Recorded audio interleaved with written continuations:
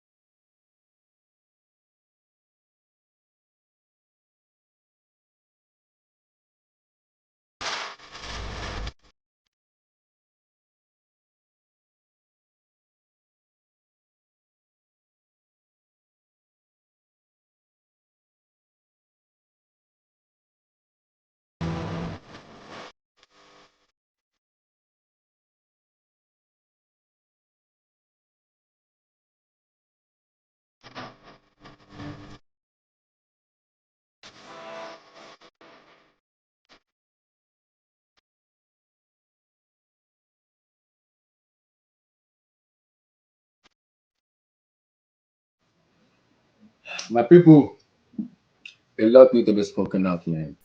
A lot needs to be spoken out. It's official. Just are in crisis, guys. We are in crisis, and I think we are cursed. I'm not gonna say unlucky, but I think we are cursed. And the reason I say we are cursed is, guys, we can criticize players as much as we have, as much as we want. We can have a go at players as much as we want. But guys, if a player is missing clear-cut chances that are very, very clear to score, there is a big problem that is going on. I'm looking at the manager and I'm looking at the players overall. Because for me, this team, for me, like I said to United team yesterday, that United team for me that I watched yesterday has lost identity. Same with Chelsea too. We have we have lost our identity. And for us to pick it up, it will take a lot of time to pick the identity up. We've lost it. How do we pick it up? I don't know because we've lost the identity where we need to pick up the identity. A lot needs to be spoken on. This team for me does not have the cojones to win football matches. And out of 100%, I'm gonna blame Poch 40%, and I'm gonna put a 60% on the players. But I'm gonna say Poch is you are the manager. You are playing Dizazi, Cowell, Thiago Silva. Cowell is not a left back. Play well. We keep telling people, we keep saying the same thing over and over again. Play players in their position. Levi Cowell is a central back. Play him as a drop one of Silva or one of Dizazi. Drop one of them. Drop one of them. Poch, drop one of Thiago Silva or Dizazi. Drop one of them. You can't be playing. You can't be playing. We are not Manchester City. You can't do it. You gotta drop one of those players. You drop one of them. It is very important. You have to drop one of them. It is important. You gotta drop one of them. You have to. You have no choice. You have to freaking drop one of them. Levi Cowell is a central back. It's not a left back. It does not overlap. So when you have a player like him who doesn't overlap, there is a problem. There is a problem. There is a problem. So either you drop Dizazi or you drop Silva. One of them needs to be dropped. Bring back Chilwell to his natural left back. Bring him back today because see, we might abuse this player today. Manutd was the best player today in that team, and Sanchez. Modric created 3 chances or close to 4 chances. We missed one to Gallagher. He missed in the first 3 minutes. He created another one for Gallagher. Gallagher cannot shoot. He created also one for Nicola Jackson. He hit the post. I'm gonna come on Jackson. I will come on Jackson today because everybody's gonna get it today. Everybody will get it today. And he also created the free kick too in the second half. West Sterling hit the post. So we might have this Modric, but it was good today. It was good today. But this is my question to Mauricio Pochettino as the fan base watching. What is the left wing doing? We always operate through the right wing. What of the left wing? What is going on with the left winger? When we have the ball, we operate through the right wing. What the fuck is going on the left wing? Would you not operate to the left wing? What's going on? Is it the instruction of the manager or the player's instruction? We need to know what's going on because this team is only operating on one link, which is the right wing. Why? We need to get our left winger involved more in games. We need to get them more involved in game. It's very annoying because Levi Cowell playing as a left back does not help. It does not overlap. So when the player does not overlap, how does it help his left winger? I don't know.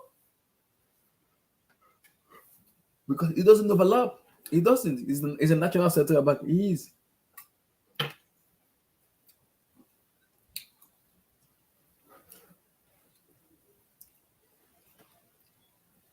Because I don't get, man. I don't get. We all have this Mikala Modekanto. Today, it was good today. We cannot argue that. It was good. He created chances. And as much as he was rusty, he created chances. Gallagher was the captain. I am confused. How? Ahead of Enzo, ahead of Silva? How? Oh. This club will not finish me. This club will not finish me. I don't even know where to start from. If I say we are cursed, we are cursed. Is he unlucky? I don't think we're unlucky. I don't think we're unlucky. I do not think we're unlucky. And how long are we going to be saying this towards the process? Poch doesn't have any excuse. He doesn't. So is Spurs telling me that now I have to wait for Christopher Lukunku in the next 2 months against United before we start winning 4 more matches? We have to start grinding out points before those players come back. Lukunku will be back in November. We have to start winning matches before Christopher Lukunku comes. Because our future in October towards November, I don't know who will win. From international break, we play Arsenal. From Arsenal to Tottenham. From Tottenham to Manchester City. From City to Newcastle. From Newcastle to Brighton. From Brighton to Manchester United. How do we win? I don't know. From United to City, we have in October to November, we have one of the most toughest fixtures. We're still playing the easiest fixture and we are struggling. We're struggling right now. If we start playing the bigger one, we're gonna get reconstructed by those teams. That's the fact. This team lack cojones. And Poch is not making a bold decision. He's being naive as a manager. And when you're naive as a manager, you tend to lose football matches a lot. You tend to, yes, I understand. Everybody understands the team is young. The team can lose in pool. I know that for fact. I'm not disputing that. I know that the team is young. It needs to improve. I know that. But Poch cannot be making a dumb decision. He has to drop players. Who does he drop? I don't know. You have to drop one of Silva or Disasi. One of them needs to drop. You can't be playing three central back because we are not Manchester City. City does it a lot. We are not City. We are not City. Man City does it a lot. We are not Manchester City. Man City are different because they have a manager who knows who has a system and style of play. Who understands the system. Poch does not understand what he's doing. He doesn't. And I wasn't surprised today when the fans booed the players out and the manager. They deserve to be booed out. They deserve to. They deserve to be booed out of the team. They deserve to. Chelsea is a club that loves to win. We have to go back to the winning mentality. It's very important. It is. We have to go back to winning mentality. We have to. We're gonna go back to the winning mentality. We have to. For me, we got to. This can't continue. Whether we like it or not, it can't continue. Like I said already, I'm gonna give him 5 more matches. Out of the 5 more matches, 4 remaining more. Burnley, Fulham, Aston Villa, and Arsenal. If Pochettino does not win that match in the next 10 match, he's out. He will get fired. I'm not joking. We're in October. We have to start picking up points. I'm not joking. We have to start picking up freaking points. We have to. We need to start picking up points. If not, this manager will get sacked. That's a fact. This is not the first time we sack a manager. It won't be the last. It's not the first time we sack a manager. And it will not be the last. It won't be the last. It will not be the last. It's not. See, vote. I've already said it. I'm giving him 5 matches more. Villa, Fulham, Burnley, and Arsenal. 4 more. It's 5. It drew today. 4 more matches. That's 4 more matches. If you lose those 4 more matches, guys, head will roll. I'm not joking. Head will roll. I don't have time for the book crap. The players need so young. The players need to do this. No. If you're not doing the job you need to do, you're going to get fired. I don't care. The fans are frustrated because we're not winning matches. And the manager is coming in and telling we need to get process. So if you want us to give you patience, Mr. Pochettino, can you please show us something? Everybody on the TL, including me, have been crying for Chilwell to be dropped or to play in his natural position. It was dropped today. Everybody was happy. Then why was Cowell playing on left back? Drop one of Disasi or Thiago Silva. Drop one of them. Drop one of them. Put them on the bench. If you want to go natural flat 4, go natural flat 4. Gusto, Badashile or somebody, or Disasi or somebody. Drop one of them. Because Chilwell doesn't overlap. So it's annoying because it doesn't overlap. It doesn't do it. So you are showing him into a how do I put it? A position he's not used to. People compare what's called this Manchester City central back. What's his name? Vadio. Guys, Josko Vadio played for Dynamo Zagreb as a left back. Go back and watch him before he played for Leipzig as a central back. He plays in left back for Dynamo Zagreb. So he understands the positioning very well. Levi Cowell is a central back. He's not a left back. So you play players in their position, not out of position. We have been crying for Chilwell to be dropped. It was dropped today. Everybody was happy. Then now drop one of Disasi or Silva. One of them needs to be dropped. One of them need to be dropped. I don't know who's gonna be. I don't want to know. I do not care. Drop one of them. We have so many central back we need to sell. Silva is gonna be gone next season, so we don't need to play all matches. You can put him on the bench. You can literally put him on the bench. We can put him on the bench. Play players in the right positioning. A lot of stuff is happening that, like I said, I'm not getting angry, but I am pissed. Why I'm pissed is, but the news is getting me annoyed. Like I said, he has 40% blame and the 60% go to the players. For me, because yes, he's the manager that put the players out, but like I said, he's playing players out of position. Cowell is not a left back. Play him as a central back. Drop one of Silva or Disasi. Put them on the bench. Make a bold decision. Do it. And again, we can have a go at other players. Guys, Manutd created 3 chances today. Gallagher missed. Jackson missed. He created for Raheem Sterling. Sterling missed. Guys, we can criticize him and have a conversation with him. Ian Sanchez, for me, was the man of the match for me today because he created chances. And I'm asking myself, Poch, why do you take him out? Why? Because in the second half, he was in the game. If you want to take out somebody, take out Gallagher, switch the formation back. Oh my God, I'm gonna speak about Enzo Fernandez today. He was nowhere to be found.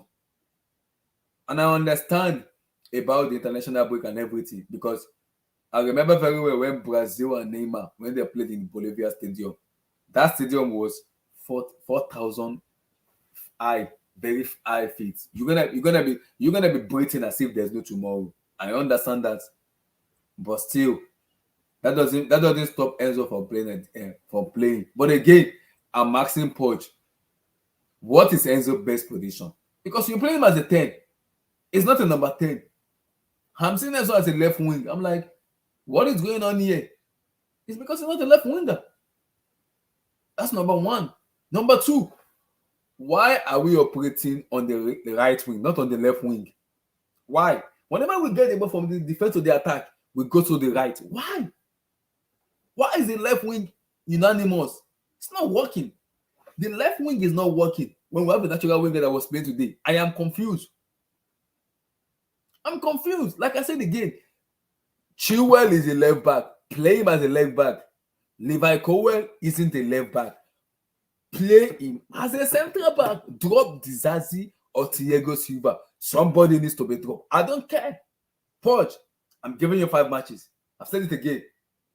You've drawn these matches. You have Burnley, you have Aston Villa, you have Fulham, and you have Arsenal.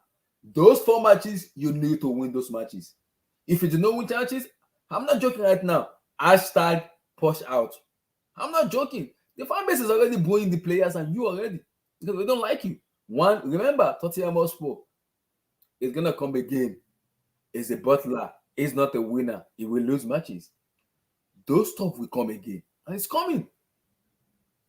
It's coming. We don't want to give excuse of players getting injured. I understand why I have a lot of players getting injured, but is Poch telling me because of Christopher Lukunku that's gonna be coming back in November against United?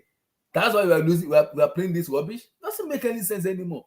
You are an experienced manager, so I expect you to use your experience to guide this team together and make them play. Make them play. It's basic. And I'm asking myself, this as a fan base, you're not a rookie manager. You're an experienced manager, and that's the question I'm asking myself. If you're gonna play Gallagher, what is the instruction you're giving Gallagher? What's the instruction you are giving to Enzo? What's the instruction? Because whenever we play, everybody knows how to play. We are very, very predictable. We have a left wing. We have a left winger. It's not useful because we don't put the wing. Then I'm asking myself, all our balls are going to the right wing. What is going on at the left? Why is it unanimous? Why is it unanimous? That's on Poch. So I'm not gonna blame Poch on those chances that the players are missing. Gallagher missed, Sterling missed, Jackson. No, oh my god, I don't even know what to say. So that's not on Poch, that's on the players. So 40% go to Poch, 60 go to the players. We have to do better. We are in total shit. Crisis is looming already. Like I said, it's not looking good. It is not. We have to start picking a point. Next week we play Villa. I'm not confident playing Villa. I'm not.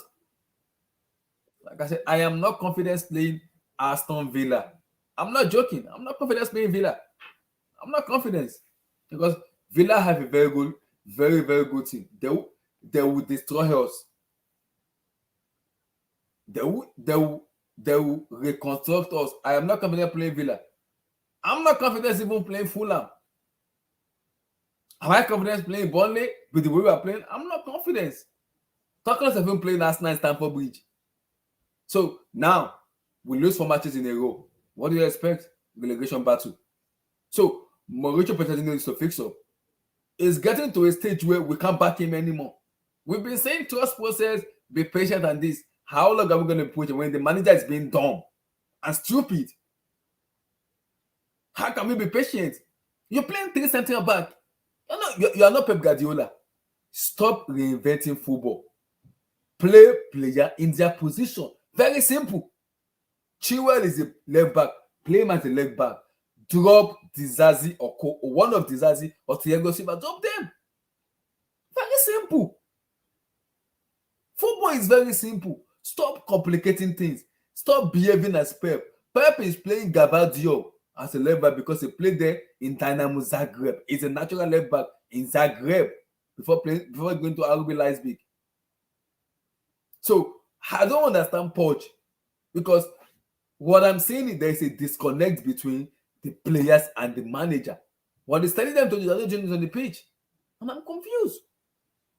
What instruction is he giving these players? Because we look lost on the pitch. We look lackluster on the pitch. We look invincible on the pitch. So what is going on? What is going on?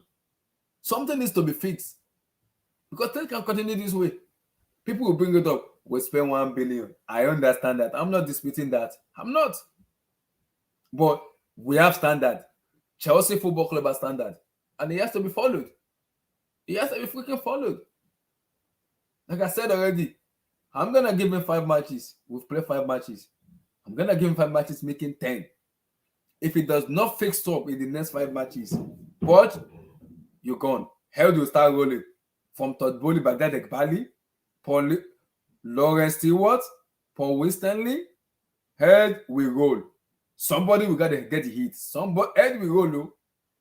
Do you think Bowley, do you know the club you bought? You bought hooligans at the Chelsea fan base. You didn't buy babies, you bought Agbero is what you buy in Chelsea. You didn't buy babies, you bought Agbero. So if you are trying to babysit us, we're gonna show you our Agbero in us. So because Poch is getting me annoyed, I'm confused. He's not a rookie manager, so stop behaving as a rookie manager. Play player in that position. Very simple. Very simple. Watch out. Please speak. Speak on Chelsea and Poch. Mr. Poch out. Talk. Oh.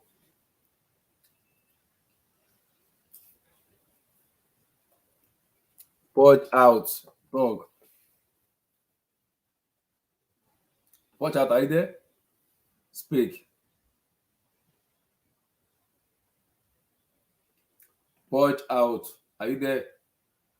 Let me come to Steven. Steven, go ahead, brother. Where do we begin? Steven, where do you begin? Go ahead, brother. Why people leaving? Can you guys hear me? I don't know if you guys are hearing me. Can you guys hear me? I don't know if you guys are hearing me. Let me know if you guys are hearing me or not, because I don't know. I can't hear the guys. I can't hear the people speaking. All of them are just coming and going. Maybe they have a problem with the network, though. Maybe though. Maybe that be a problem with the network though. The network, but I can't hear them. So you can hear me. Oh, okay. Like I said, I don't want to get pissed off because I just want to rant, and I'm annoyed because Poch is getting on my nerves. He's seriously getting on my nerves. I look at today's match and I'm like, the basic cannot be done because there is a disconnect between the players and the manager. That should not be. Mm-mm, mm-mm, mm-mm, mm-mm. Regardless of how young this team is, I understand this team is young. I'm not disputing that. I know the team is young. I know, but regardless of the team being young, the manager is there to guide these players and make them better. But Poch is not doing it. It's not. That's the question I'm asking myself in training. What are they doing in training? What are they doing tactics? Are they doing shooting drills? Are they doing positioning? Are they doing my market? I don't know what they're doing in training. Something is not working for me. Something is off. Something is off for me, man. I don't know what is going on. Something is really, really off. What are they doing in training? We need to know because I am a confused fan. And Poch is making me confused. And he will get himself sacked. I'm not joking. Mauricio Pochettino will get himself sacked. He will. Whether we like it or not, we can come on Bully. Bully has spent money. They brought in an experienced manager who can galvanize this team. I don't like what was doing this. The team is players are injured. I know players are injured. We have to have players out injured. I know. I'm not disputing that. I know. But regardless of that, it doesn't mean we should not win football matches. We look lost as a team. Why? That's not the manager. He needs to find a solution for us to win. He needs to find a solution. For me, he's a naive manager. He's not bold enough. And we can't work with that as a fan base. When the manager can make a certain decision, some player needs to be dropped, whether you like it or not. You see, manager will hurt players. It's normal. It's normal. It's normal. Every manager will hurt players. It's normal. Because you can't expect manager to be babysitting players. No. They have a responsibility too. You can't be expecting them to start babysitting them. No. You can't babysit players. No. You cannot. So, in as much as we cannot babysit players, you also have to take responsibility too, which is the managers and the players too. It doesn't make any sense. People might say, we know it's 5 matches. Guys, I know it's freaking 5 matches. I know. But I've seen our run in October. Arsenal, City, Brighton, Brentford, Tottenham Hotspur, Manchester City, Manchester United. I don't see us winning those matches. Lord have mercy on us. From October to November ending, we're going to play the top 2, top 3, top 5 team in the Premier League. We're not winning those matches. We're playing Newcastle. Let me say it again. Arsenal, Brentford, Newcastle, Manchester City, Manchester United. Are you hearing me? We don't win. We are playing. We even playing Tottenham Hotspur too in November. We're not winning those matches. I'm sorry, we're not. If we keep playing this way, we're gonna get dismantled or reconstructed as a team. It looked like because I think this is what is going on now. Is it because team has not been beating us 7-0, 6-0? Guys, it will come in October, November. Man City will beat us 7-0 if care is not taken. If we do not fix up. What you need to understand is not dealing with Tottenham Hotspur. Don't bring the Tottenham Hotspur mentality to the club here. No, this is a winning club. It's a winning club. You can't tell me because of Christopher Lukunku you can't create a formation for team to win. Doesn't make any sense.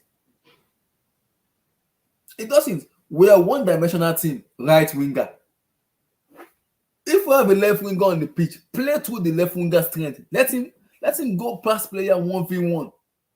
Levi Colwill is a natural central back. Play him as a central back. Stop shoehorning players that does not fit the position into the position. It does not make any sense, Poch. Listen, Poch. You are not Pep. Rather, you are not Klopp. You cannot be like Dave. You are experienced enough. Stick to your philosophy, Poch. Stick to it. Stick to your philosophy. Drop one of Disasi or Thiago. If you want to play Silva and Colwill, play Silva and Colwill. Play Chilwell as a left back. Do that. If you play Chilwell as a left back, you are playing the Colwill and Thiago Silva. I'm cool with that. Good. You can write. Somebody's on the bench. But you don't shoot. Colwill is a natural central back. It cannot overlap. It cannot. Ben Chilwell can do it because he's a natural fullback. He can go forward and come back. And as much as he's a brain-dead player when it comes to going forward, but he can go forward and come back.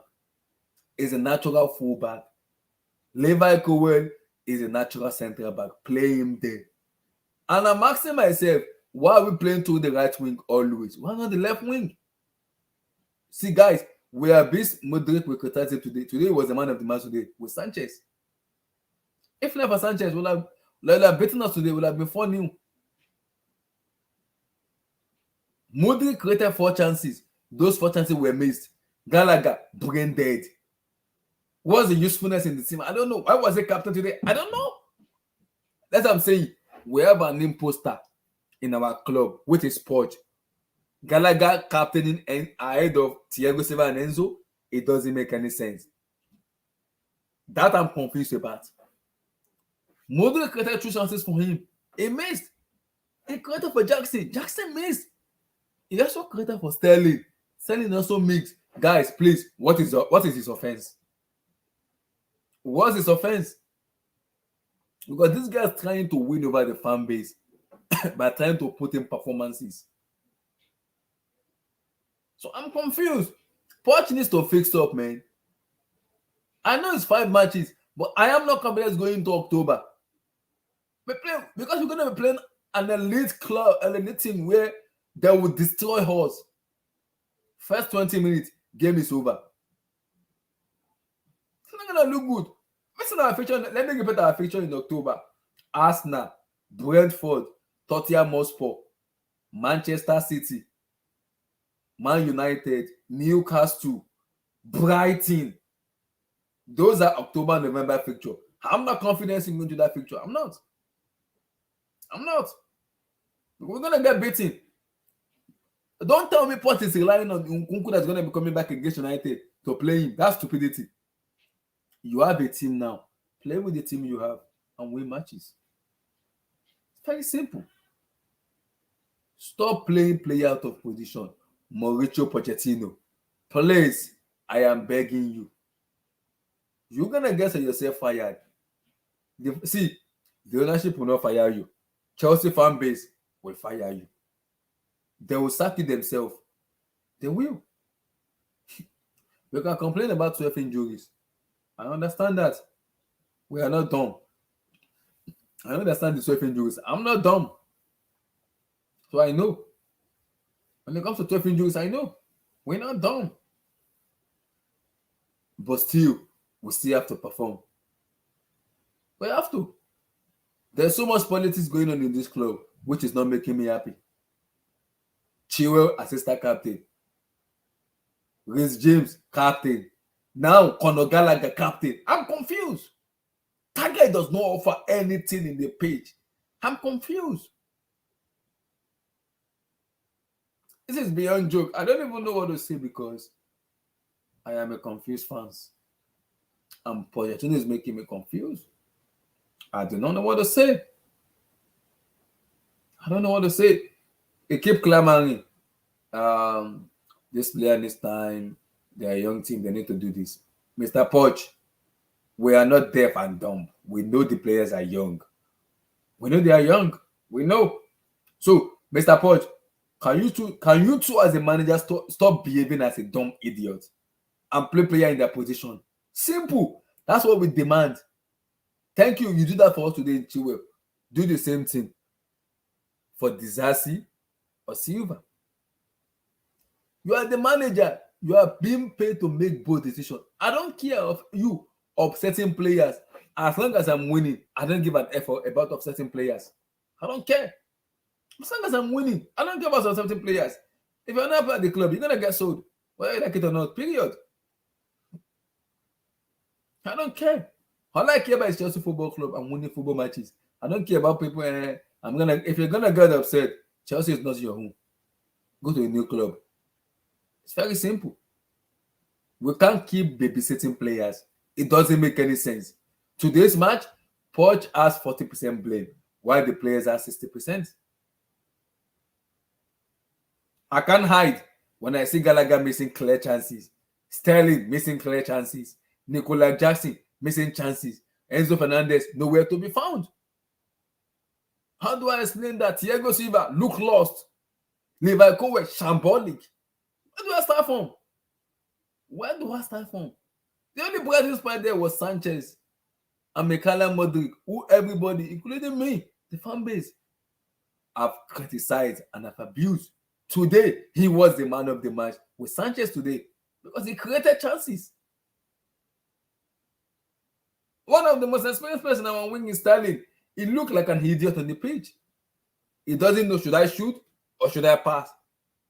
He's indecisive. That's been politics. That's politics on the manager. So that I'm confused about. So Poch needs to fix up. I'm tired. See, I don't know. I don't listen to I don't listen to his press conference anymore because majority of it are lies. I always put it off. I don't even turn on the notification because I'm tired. He said something different in press conference. We're going to the pitch. We play something different. And I'm asking myself, what are they doing in the training pitch? What exactly are they doing? Because there's something look off in this team. Something is not adding up. There is a different team I'm looking at when I was the team, and there's a different I'm looking at when I was the training. When I was the training videos and the videos, something is missing. It's not being put together. Something is missing. Maybe the players are not listening to Poch, or they are listening to Poch, or just getting to the pitch. Their brain is just nowhere to be found. We can't babysit these players. We cannot. I understand the pressures. I do get the pressures. I know. But still, you've been paid money to perform. You have to perform. It's very simple. Very, very simple. You have to perform. It is very simple.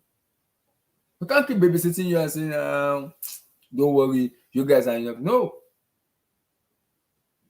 No. Because Chelsea fan base are loud, who will come out if things are not going on well. They were booed out today. And rightly so, they deserve to be booed out. Nottingham Forest, they were booed out. Rightly so, they deserve to be booed out. Because this team is not connecting. Something is being disconnected in this team that needs to be connected back. We've lost our personality. We've lost our discipline. Like I said to United yesterday, United has lost identity. Chelsea Football Club in 2023 has lost its identity as a club. That's the fact. The identity is not there anymore. To bring back the identity, he has to go to the manager. He needs to fix it. We have lost a complete identity, which the manager needs to fix. We can't keep babysitting these players. The manager needs to get the blame too, including the players too. All of them need to man up. All of them need to freaking man up. Very simple. They need to man up. I'm tired and sick of this bullshit, man. They need to man up. Poch is not the rookie manager anymore. He's an experienced manager. So if you're gonna prove your worth in Chelsea, get the F out of Chelsea Football Club. Very simple. No time to waste. Get out. Football is a result-based business. And if the result is not coming, you're gonna get fired. And that's the fact. How long are we gonna be patient with you? I already said it. I'm gonna give you 10 matches. You have a time period for me. 5 matches already gone. 5 matches today. is number 6. 4 more. Abdullah, Aston can you hear Villa, me? Fulham, Burnley, Can you and hear me? Arsenal. Those 4 matches you have to win, man. If you don't win those matches, sport, you are a gunner. You Hello, are can a anybody gunner. hear me? I can hear you, yeah. All right, all right. You are a gunner. If you do not win those 4 matches, you are a complete gunner. Very simple. Watch out, yeah, speak, brother. Go ahead. Yeah, Abdullah, what's up now? I'm good. I'm good. I don't even have much to say because I am actually under the weather. Maybe you can sense it from my voice. So, as I wanted to say, I don't know why this club keeps on getting it wrong when it comes to managerial appointments, especially when it comes to this Todd Bowley era. They've been getting, I don't know how an ownership in a very short period of time we continue to get it wrong with managerial appointment over and over and over and over again. They told us at the end of last season that they've done an extensive research when it comes to appointment of this manager. They had a list, and even we as fans, we had our preference in terms of who we actually wanted. It was, like I say, very few percentage of the fan base actually wanted this Pochettino guys to start with Yes. because we knew his antecedent at Tottenham Hotspur, how he was not, to an extent, a very confident manager, and he was not extremely competitive, especially when it comes to moments that matters the most. And when you're a manager at Chelsea, there's some level of expectation that comes with it, that comes with the job, and there's a certain level of performance or KPIs that you'll be measured based on. And over the years, when it comes to Pochettino's record, Pochettino has never matched any of those things. So I really don't understand the rationale behind hiring this guy in the first place. And you can clearly see it in the way he's managing the team right now. There is so much naivety. There is no confidence. It's like even the style of play that they actually told us that is something that is very peculiar about this guy. We are not even seeing it in this Chelsea team right now. The style of play we used to see at Tottenham, they said he used to play this high pressing, high intensity football. We aren't even seeing anything. The football is so basic. The players are not improving. There's no confidence in the team. The team looks like we are like 2, 3 years backwards now. It's like we're going back to the days of Conte. He's so pragmatic. One thing that actually even scared me with this guy was the fact that he actually prefers road runners, players like Conor Gallagher, players like Messi. If the club did not sell Messi, I'm sure he's still going to be in this team right now. You bring players, you don't want players like Joao Felix, you don't want Dybala, you don't want actual technical players that can actually improve your team, but you want road runners, players that have no creativity, that have no imagination, that have nothing, that all they know how to do is run. So I really don't understand how all these coaches will come into Chelsea and they abandon their philosophy and begin to play this pragmatic, defensive, very, very. I don't even know the right adjective to it. It's so frustrating. Look at what Postecoglou is actually doing with Tottenham Hotspur right now in a very short period of time.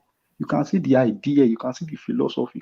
You can actually, even as soon as basic as, even if you have basic knowledge about football, just watching Tottenham alone from preseason, you can actually see this. There is an identity. The players actually understand their roles. They know where they should be at the right time. And this actual system, this platform that the coach has given them is helping the players improve their decision making. You can actually see the way these guys are playing. Look at Bissouma. There's a clear difference between the Bissouma we are seeing last season and the one we are seeing this season. That is how you improve players. These days now, it's not just about being a coach that you can just motivate players. You need to have a system.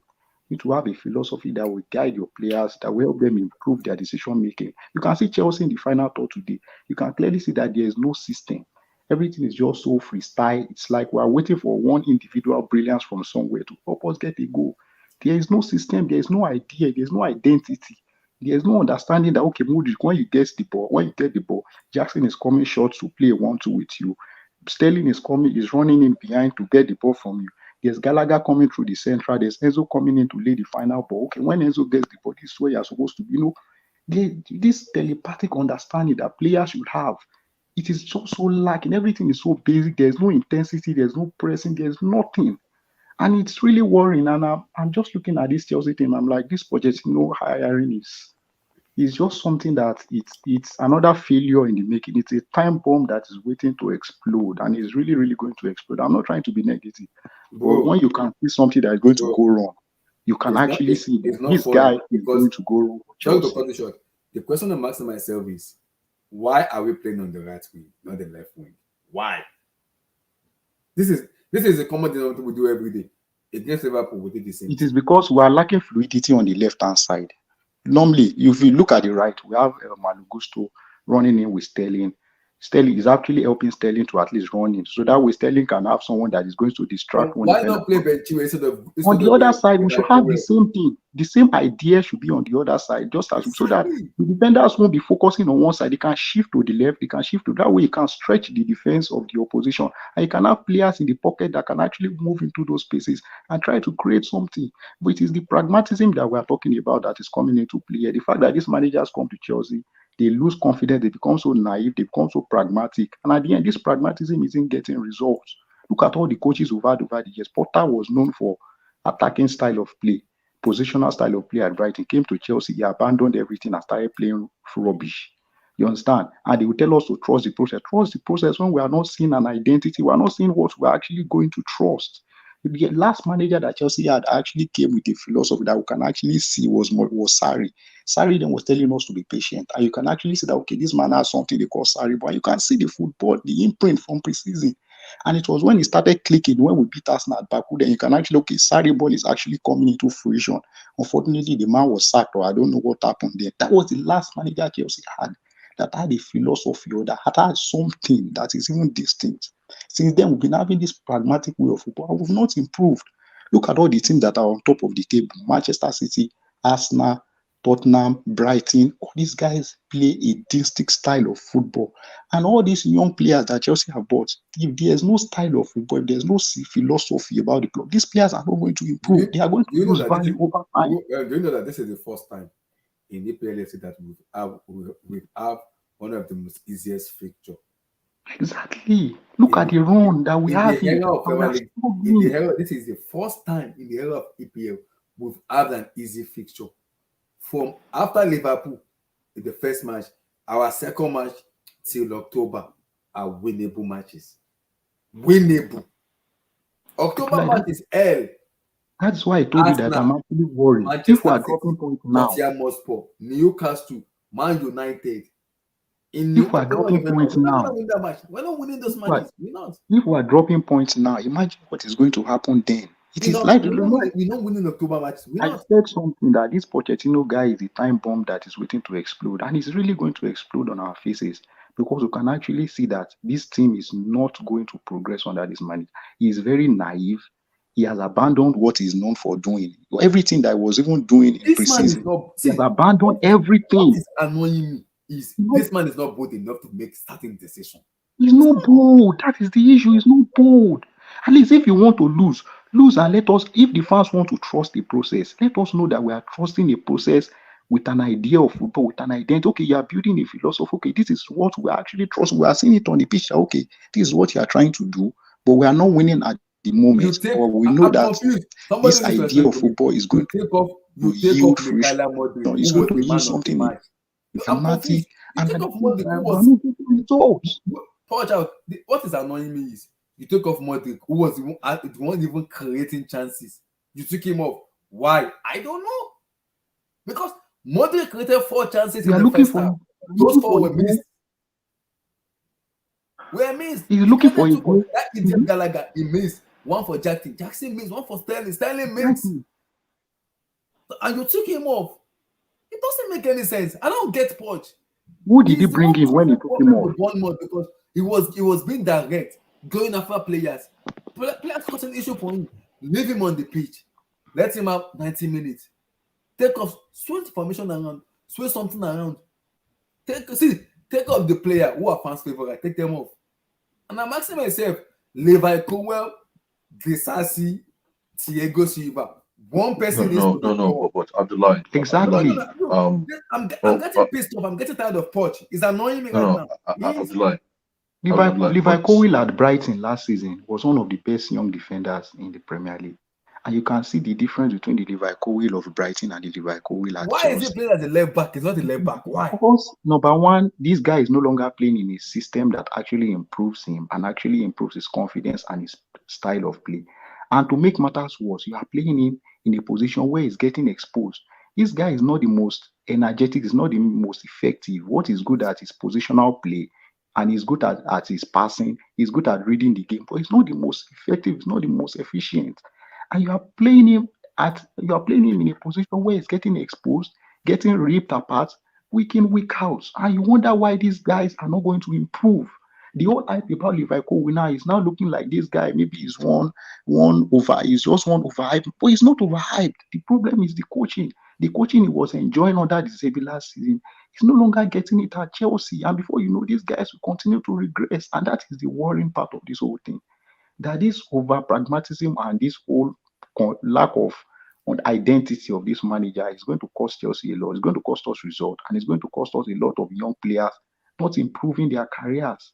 And that's what I'm saying. Look at today, we are chasing the goal. You are bringing in two left backs. You are removing your attacker that is the most creative attacker. You took him out. You are bringing in two left backs. I criticize Manutd. I'm part of the fan base, but today you cannot criticize that guy. That's what I'm saying. Your most effective attacker, you took him off, and you are bringing in two left backs. 4 chances created. Those idiots in the front could not take their chances. They are shocking. Abdullah. And you took him off. Shocking. Abdullah. Abdul, go ahead, brother. Yeah, but he had to take off Modric because Modric was on the yellow card. Abdul, I know. And if an attacker on the yellow card has no risk. He's not a defender. No. The thing is, if we went down to 10 men today, it can easily become a different result. So it was better he protects the team by replacing Modric. Modric was on yellow card. I'm not blaming him for getting a yellow card because I actually like that he gave that nasty tackle. Because what it means is if teams want to get physical with us, we can get physical back. And that shows that he's adapting to the physicality because he wasn't scared to give that kind of rash tackle. So I'm actually glad that shows growth in him. But I'm saying from the outcome perspective, you will not want us to go down to 10 men in that kind of game. And the more the game goes to the end, the more players get tired, the more they can have this rush of blood. So because he is given, I don't think he will have, even if you will have taken him out, I don't think he will have wanted to take him out that early. But unfortunately, because of the yellow card, he had to take him out. So I don't think, we can blame Poch for taking that decision. That's what I'm saying. Yeah, but Abdul, I get yeah, man, I can bet you yellow card or not. Modric was never going to play 90 minutes in that game. You know this Pochettino. No, I understand that. I understand he will not. No, I understand he might not. That yellow card is just a flimsy excuse. He will not play him for 90 minutes. You see that But how is that? When he's so obsessed with that, he was going to make that substitution eventually. Guys, let's talk. Guys, let's let me talk. tell you, this is not these guys are not nice. Let's talk. They are young. No, hold on. Have a yellow card as an attacker does not stop you from playing. No, hold on, guy. Let's talk what we've seen now, not what our preconceived, notion of the whole thing. The thing is, this guy had a yellow card. It's not his fault he got the yellow card. Nobody's blaming him. But at the end of the day, you still have to look after the interest of the whole team, because if they're going down to 10 men, the consequence might be a bit dear. So you have to protect the team. You have to protect the interest of the team. So that's why he brought him out. He might as well, even if he didn't have the yellow card, he would have brought him out at some point, but that might have been maybe like the 80-something minutes or 90-something minutes. It wouldn't have been that early. But unfortunately, he had the yellow card. You have to watch. Remember, these guys are closer to the pitch than us. So, we have to remove that from the table. It's not something to point to Poch at. That's we can't run with that kind of that kind of talk. But in my own opinion, I get it's on yellow card. But I get it's on yellow card. But see, those kind of players, you take risk with them. Why I say you take risk with them is the right winger that is playing the right wing, Sterling, isn't giving me exactly what I want in the left winger. Why Modric is giving me what I want? You take a risk by a manager. You bring him on and tell him, Mikhail, I know you're on yellow card. I need you to stay in your best behavior and your best maturity. Use your brain. Don't let them Okay, frustrate you. Abdullah, Don't frustrate them. Let me give you this example. Let me give you this example. Okay, at the Exactly start what I of am the saying. at the For God's start sake, of is an the attacker. That is 2000, where player at management hold comes on, in let me as give a you an manager. example. At the Right. end of 2000 and Get at the end into of the head of your at the player. start Let him know that at the yes, start of Mhm. 2011, 2012. let him know that Okay. yes, you're on a yellow card, Um, but you can still affect the game. This is not the first time player. If they are removing all the players that are on yellow card let's in the do game, one voice then now. what Let's are do we one saying? voice Is now. it every player that is on But yellow card that let we me have to let, suspend? let Let me me say, let's do but one. Hold let's on, say hold You on. understand? Abu, go ahead. Okay. At Go that ahead. At the point, start, at, let me just round up with this. At that point, you will have expected him to keep Modric, keep Sterling, and bring in Cole Palmer and Jackson in attack. Play to Enzo and maybe one of Gochuku or Gallagher. Take up Gallagher. Why was the Gallagher the captain? And let's give the game to the opposition. But you see, this scare tactics and this fear mongering and this Yeah. pragmatism is not going to lead Chelsea anywhere. And I'm sorry, I'm saying it again, until we get a manager with an identity that can give Chelsea Football Club an identity. We're not going anywhere. I'm sorry to say. The next person can speak. Thank you, Abdullah. I'm just speak. so the thing is, if you look at it, if Modric gets second yellow card and he gets a red card, that's not the end of it. He's still gonna miss. Officially, he has to miss the next match. Okay, and he and then there's the possibility of us losing the game, and then he has already been playing well. That might not be. That might give a negative impact on his psychology. It can have a negative impact on his psychology. Somebody who is we already know he's fragile. Okay, then cause the team a loss, and then he has to miss the next two games or so. Okay, so that's why sometimes you have to not only be pragmatic on the physical side, but pragmatic on the psychological part. Okay, bring him out when he's on a high, when he's playing good. Okay, so the high possibility is he plays the next game and the next game and the next game, and you're building him up. But if you disrupt that progression, okay, or you don't cater to that progression, he gets a red card. He costs the game. He costs his team I mean, a win. He cost his team by his team losing. He misses the next game. He misses the next game. The next time when he returns, he has to start all over. It's like starting all over again for him. And I've seen it happen to Fernando Torres in 2011, 2012. He started the season very well. And I think maybe before the international or after the international, he gave a nasty tackle. He actually scored in that game early. And then he made a nasty tackle and he got a red card. And he could not settle again till December or so. So you have to cater to these guys as well, not just from the footballing side, but from the psychological side as well. So I don't mind him taking him out. Okay, he comes in again. He's on the high already. He's building his confidence. He's making progress. He comes in again, starts again the next game. That's how you build him up.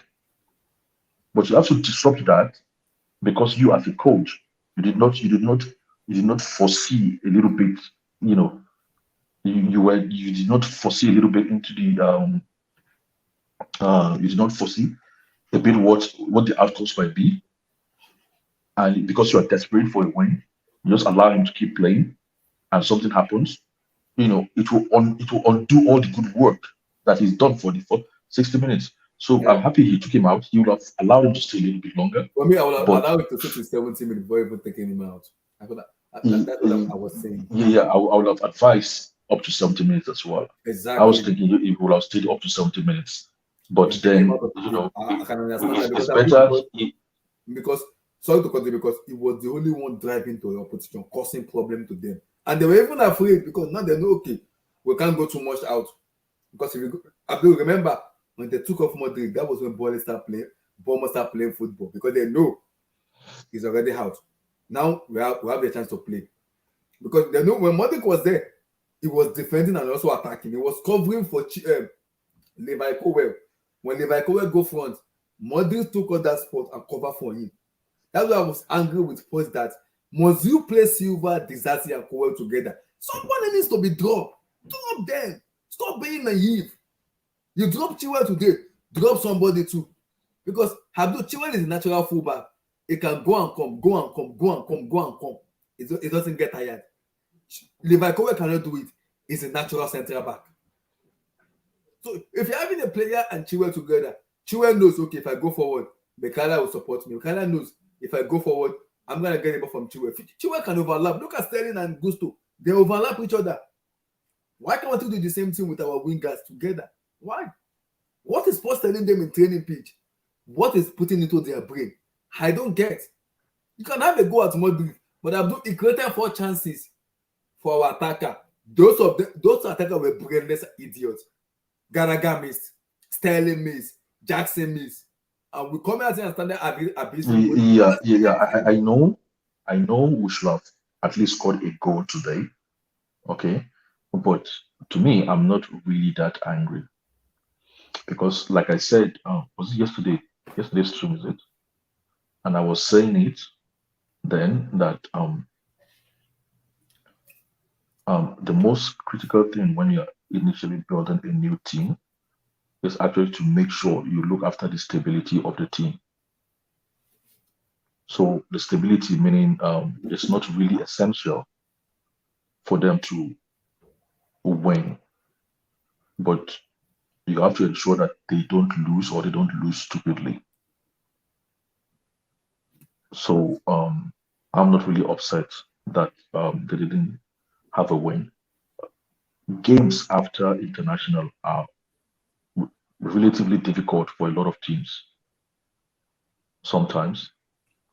So and we didn't play badly. I couldn't point to anybody and say he played badly.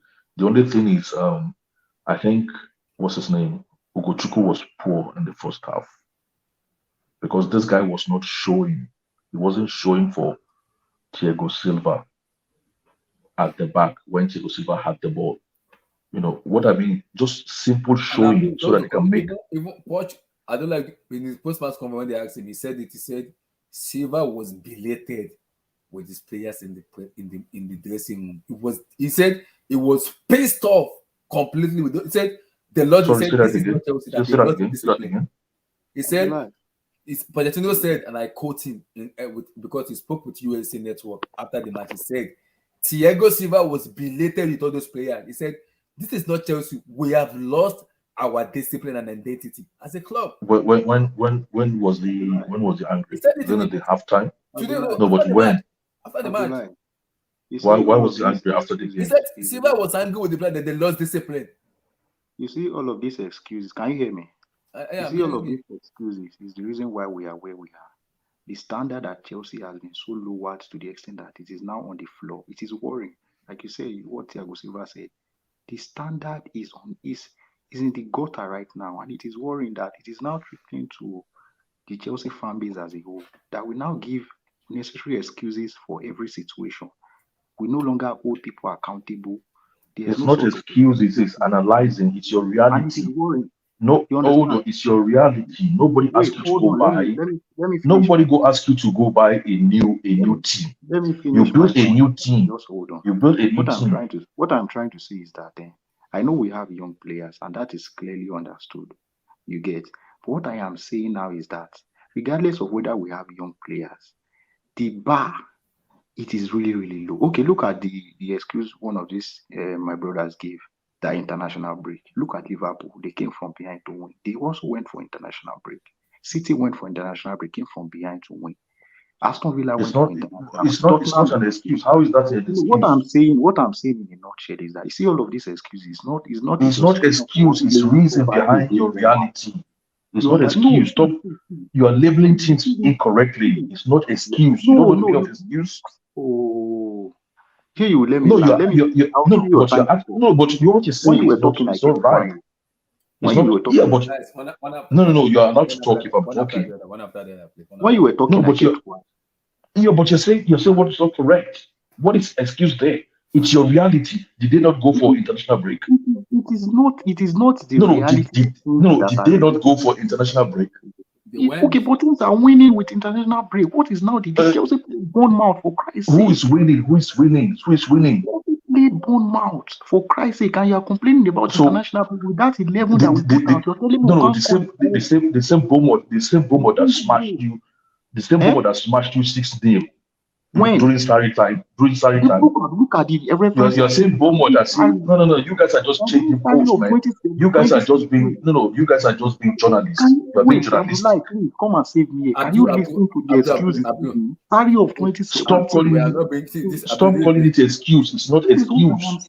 This Bournemouth team has not won any game this season for Christ's sake, and we are struggling. Tottenham but it's still the same you. It's still the same you who would say every team is strong in the Premier League. It's still the same you who will say all teams are strong in the Premier League, and now you're saying Bournemouth. Brother, there are weaking boys in the Premier League. All teams are not. There are weaking boys.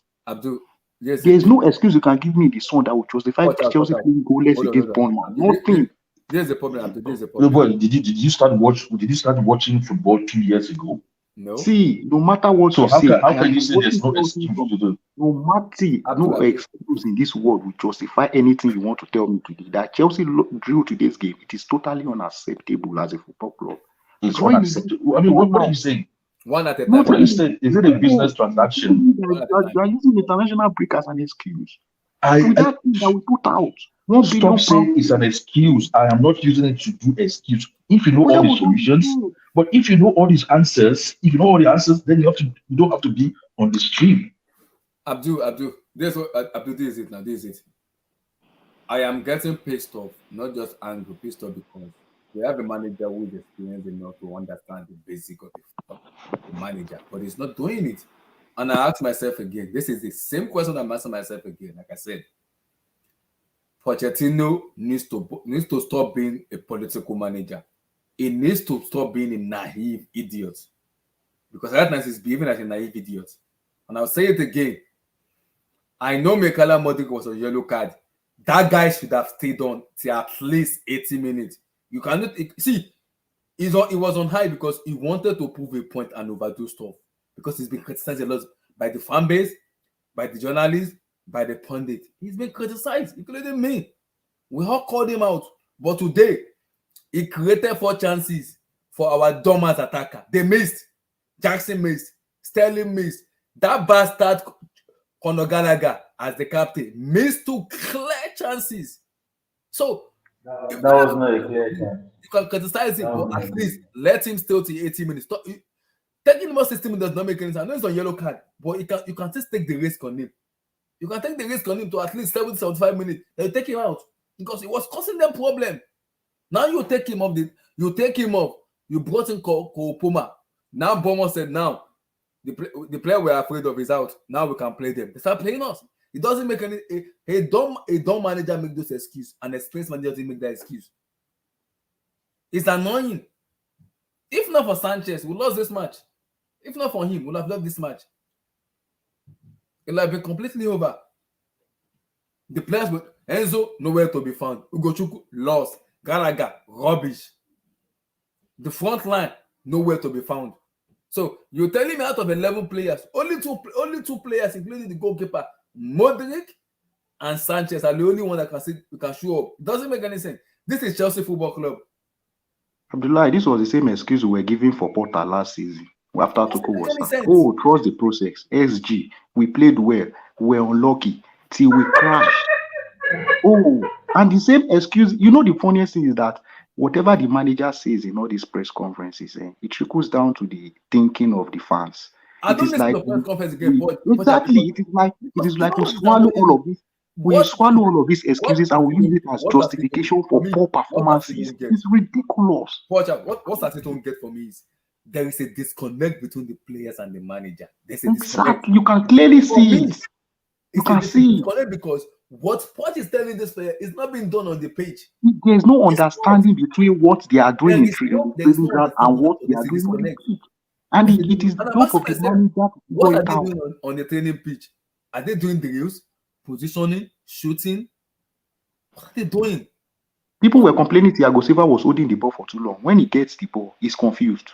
Who do Nobody you is pass making to? It the doesn't angle touch. to It pass doesn't to. touch Chukwu. It doesn't touch There's no Onagalaga angle. There's unless nobody making the pattern for him to. There's no triangular pattern for them to build that. Okay, saying you are playing with it, you are building from the back with the three. The three flats, the three defenders you keep using because you want to build up from the back. You can't see the idea behind how they want to build up, how they want to play from the back. It's like this thing is they get the players get the ball and they are confused. And that is what we are saying, that we don't want the repeat of last season. And we can see the same pattern of what happened from the beginning of last season. And people like us are now beginning to cry out that, hey, this is the same thing we did last season. Now we are beginning to see it again. Let us start complaining. Let us start shouting now. And people are still saying some other things. And these excuses from Potter last season, you can say Poch telling us that, oh, they played well today. The players played well today. We're unlucky. We are this, we are that. So injuries and all of these flimsy excuses. Gradually, we are turning to us now. It is already 7 to 8 years now. We've not had any meaningful. We've not even competed in the Premier League for the past 7 or 8 years now. We are gradually slowing into our Arsenal period now because all of these excuses, lack of accountability, lack of expectation, lack of pressure, not holding people accountable to what they are supposed to do is the reason why Arsenal went for over 20 years without achieving anything meaningful. And Chelsea fans and the Chelsea fan base in general and the ownership and the players and everybody are now gradually sliding into this period. And the players from the outside, I'm talking of opposition players and fans, they can clearly see these things. But it's like Chelsea fans are blinded by trust the process. You can't see the things. You know what I love about this fan bases? We already saw the history. We know the history of this club. They won't let that happen. They will call him out. And see, he's been booed already from Nottingham Forest. They have been booed. And I'm telling you right now, I'm going to give him 10 matches. He has 5 already, which I'm not impressed, and I'm getting pissed off. The next 4, he needs to win those matches. Burnley, Aston Villa, Fulham, and Arsenal. If he does not win those matches, Poch, head will roll. I am not joking. Head will roll. From Todd Bowley and Baghdad, head will roll. I'm not joking. 10 matches, you need to give me a freaking win. Put up a win together. Please. If not, you see this Poch out, it won't go into Poch out. It will be Poch boxing. We'll fight each other in the pitch. I'm not joking. We'll fight it. It will become violence. It will become violence. It's not going to be Poch out anymore. It will become violence. I don't know how long we're going to take. I don't know how long we're going to take. Accountability at all. No one. Nobody, my brother, nobody. Right now, you can see the difference between what he was doing in preseason, and that shows a manager that is naive, that has no confidence in his ability, that is cowering to pressure. You see, when you talk about managers that have no big club experience, managers are like Poch are the reasons why clubs don't like hiring coaches that have no big club experience. You can look at what he was doing in preseason and compare the football we're playing in preseason to what we're doing in the Premier League, starting from the game against Liverpool. You want to see a manager that believes in his philosophy and his tactics. From the game against Liverpool, you can clearly see he abandoned everything he was doing in prison and just went totally pragmatic, playing 8 defenders against Liverpool, telling us that, okay, well, you even understand that, okay, fine, it is Liverpool. But how about Luton? How about Bournemouth? How about all of these mediocre teams that we've been playing for the past 3 or 4 games that we've been struggling? Playing extremely pragmatic football.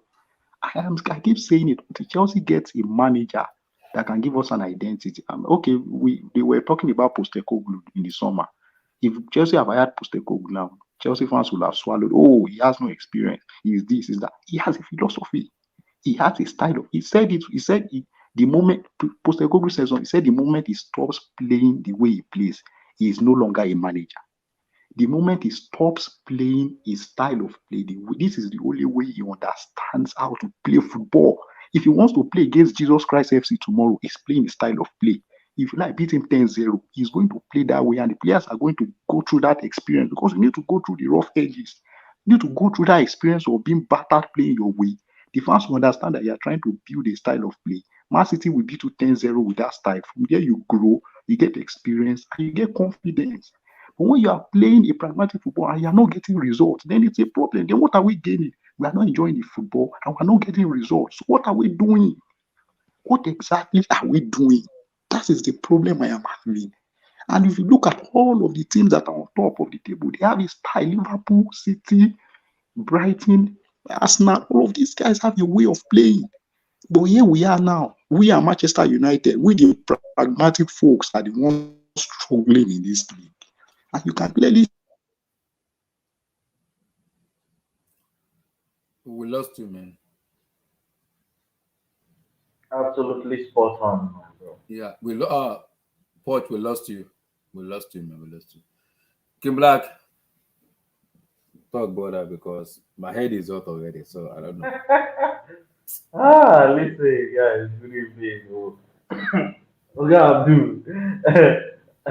I came into an argument. I was like, now wow, this is where we are. Okay. First of all, I'm so happy I didn't get to watch that game. Honestly, because my head is hot already. Because I need Chelsea matters.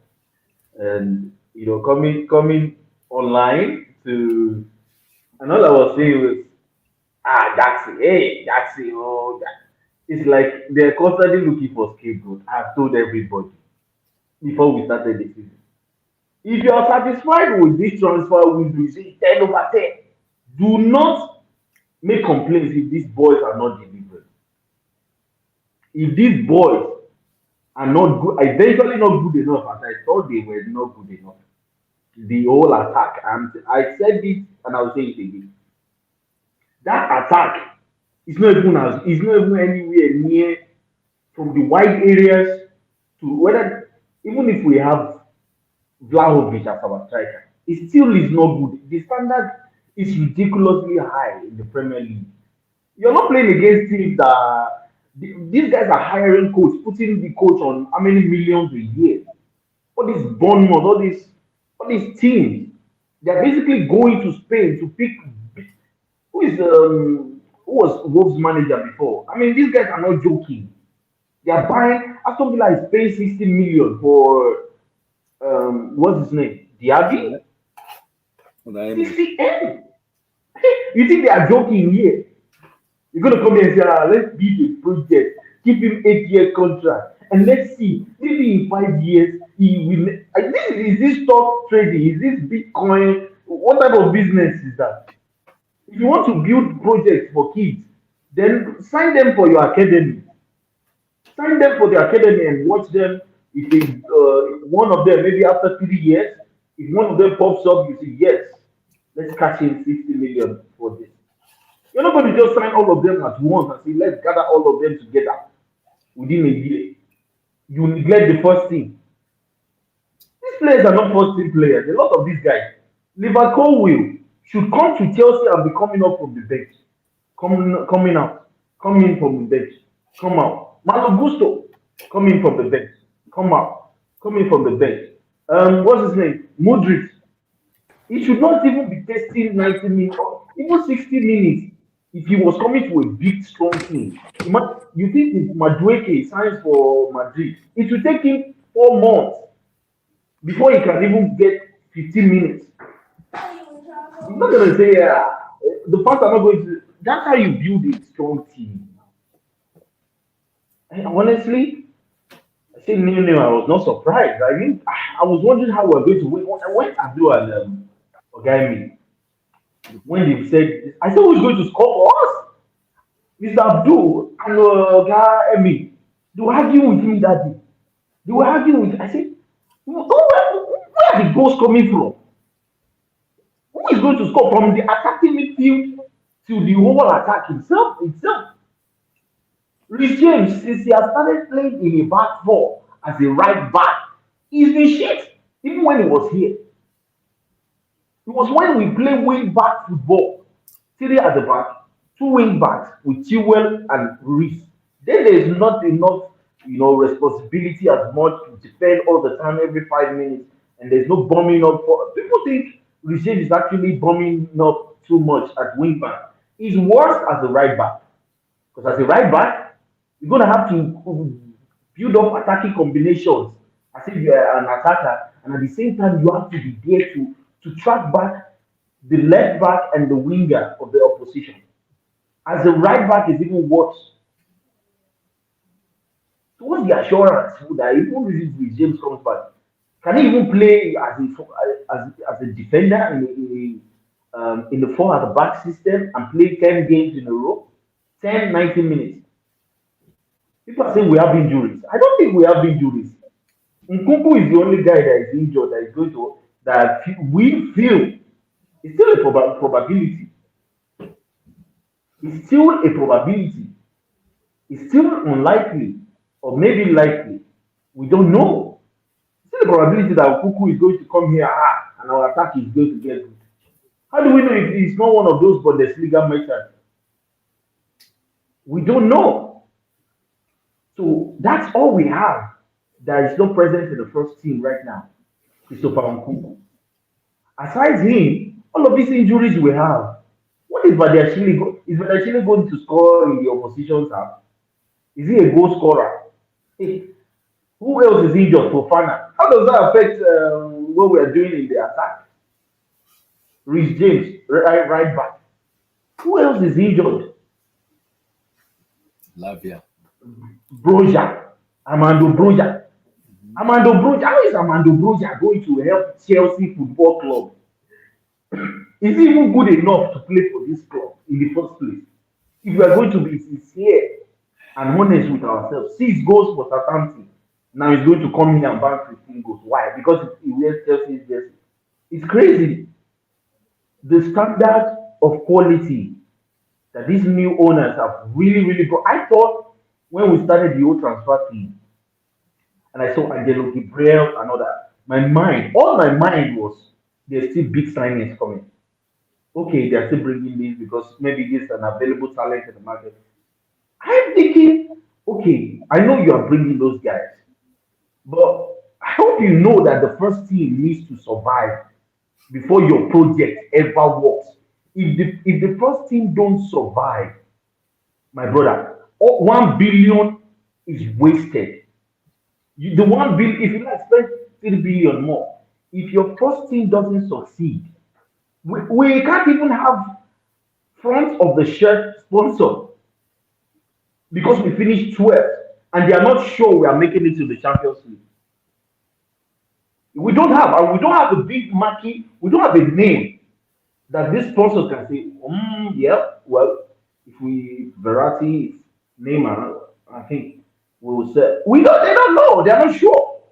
Infinite athletes are looking at 1 year that in case we make it to the Champions League, the Qatari air, like, okay, then we will go in for them because we want to be shown globally, not just England and just no, we want the shirt sponsor to be shown globally. We want them in Europe, we want them to travel all over the world with our shares, with the name of our sponsorship on the shirt. And this guy is totally ignored the first team. Basically, this is ignoring the first team.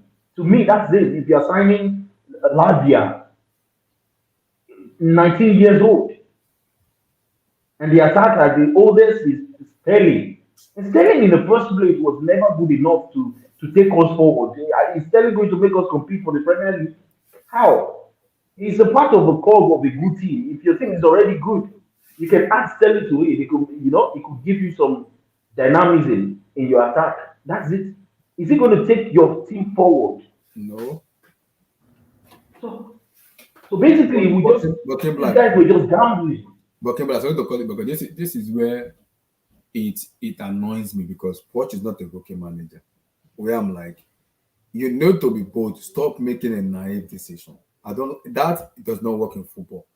I don't really see the naivety.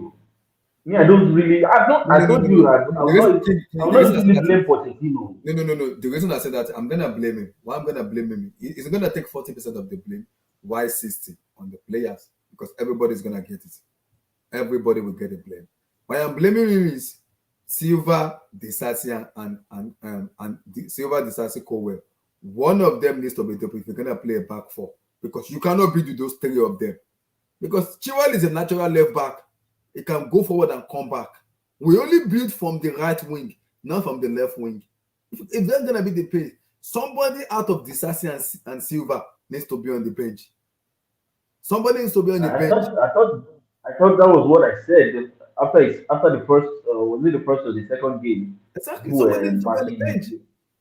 I said it doesn't make sense if there is no defender on the bench and you are not going to use Chalobah, then why are you playing all your centre backs at once? I'm I said confused. it the last Exactly. time. That's Even, naivety. even That's naive. That's naivety. this is what I don't. This is what I, the only my only criticism on Pochettino is what exactly was that preseason all about? Was he just was he just trying to get the fans on board, or that's what he wanted? Because I saw Cucurella inverting to the midfield. I mean, I'm not sure I'm the only one who saw it.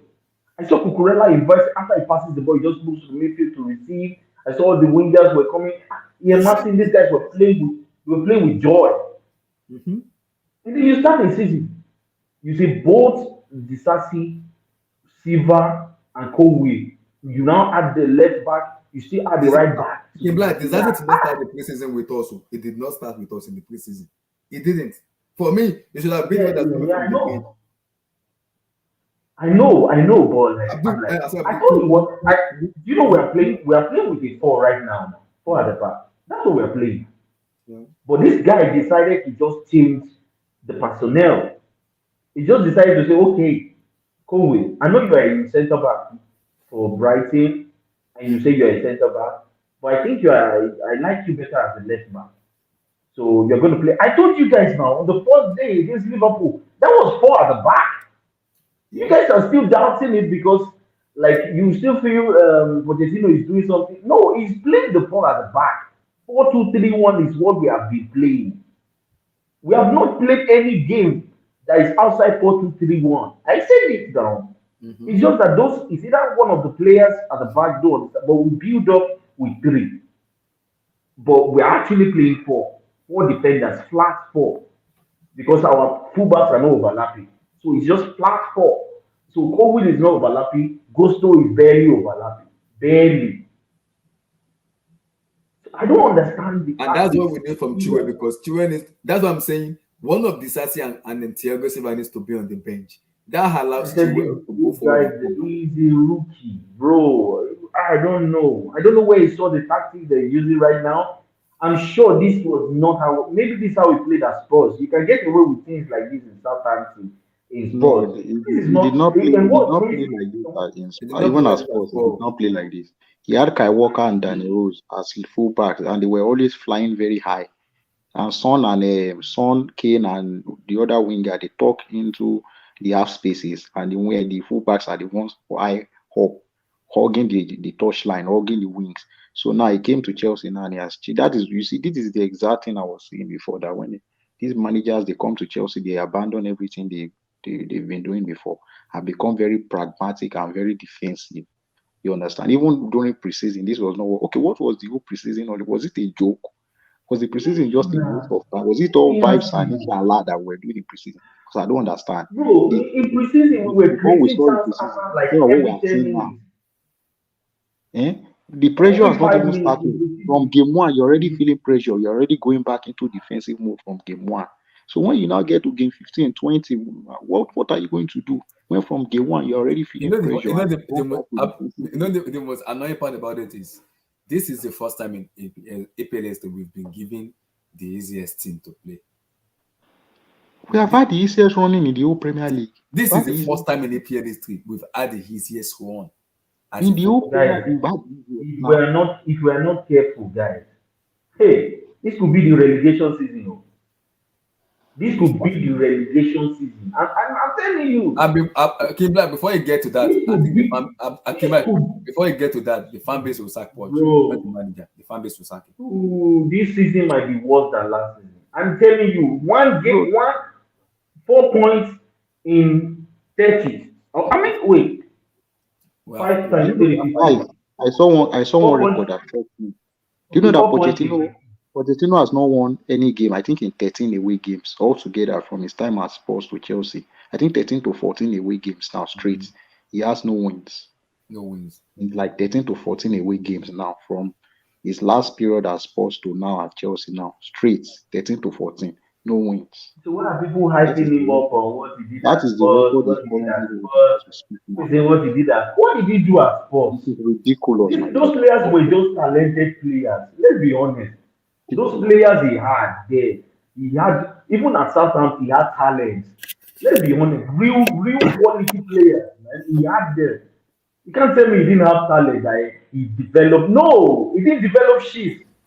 He didn't develop shit. There was no bomb that became a star boy under him. There was no bomb. You can't tell me Harry Kane was a bomb before Pochettino. That's a lie. That's a lie. I will prove it that it's a lie. Pochettino did not develop anything. He found what he found, and those players that he found they were good, and they bought into what he was, and they had the talent to execute it. If they don't have the talent, they don't have the talent. They would have failed. There's nothing like a developed it. Was he a total bomb? That's the question.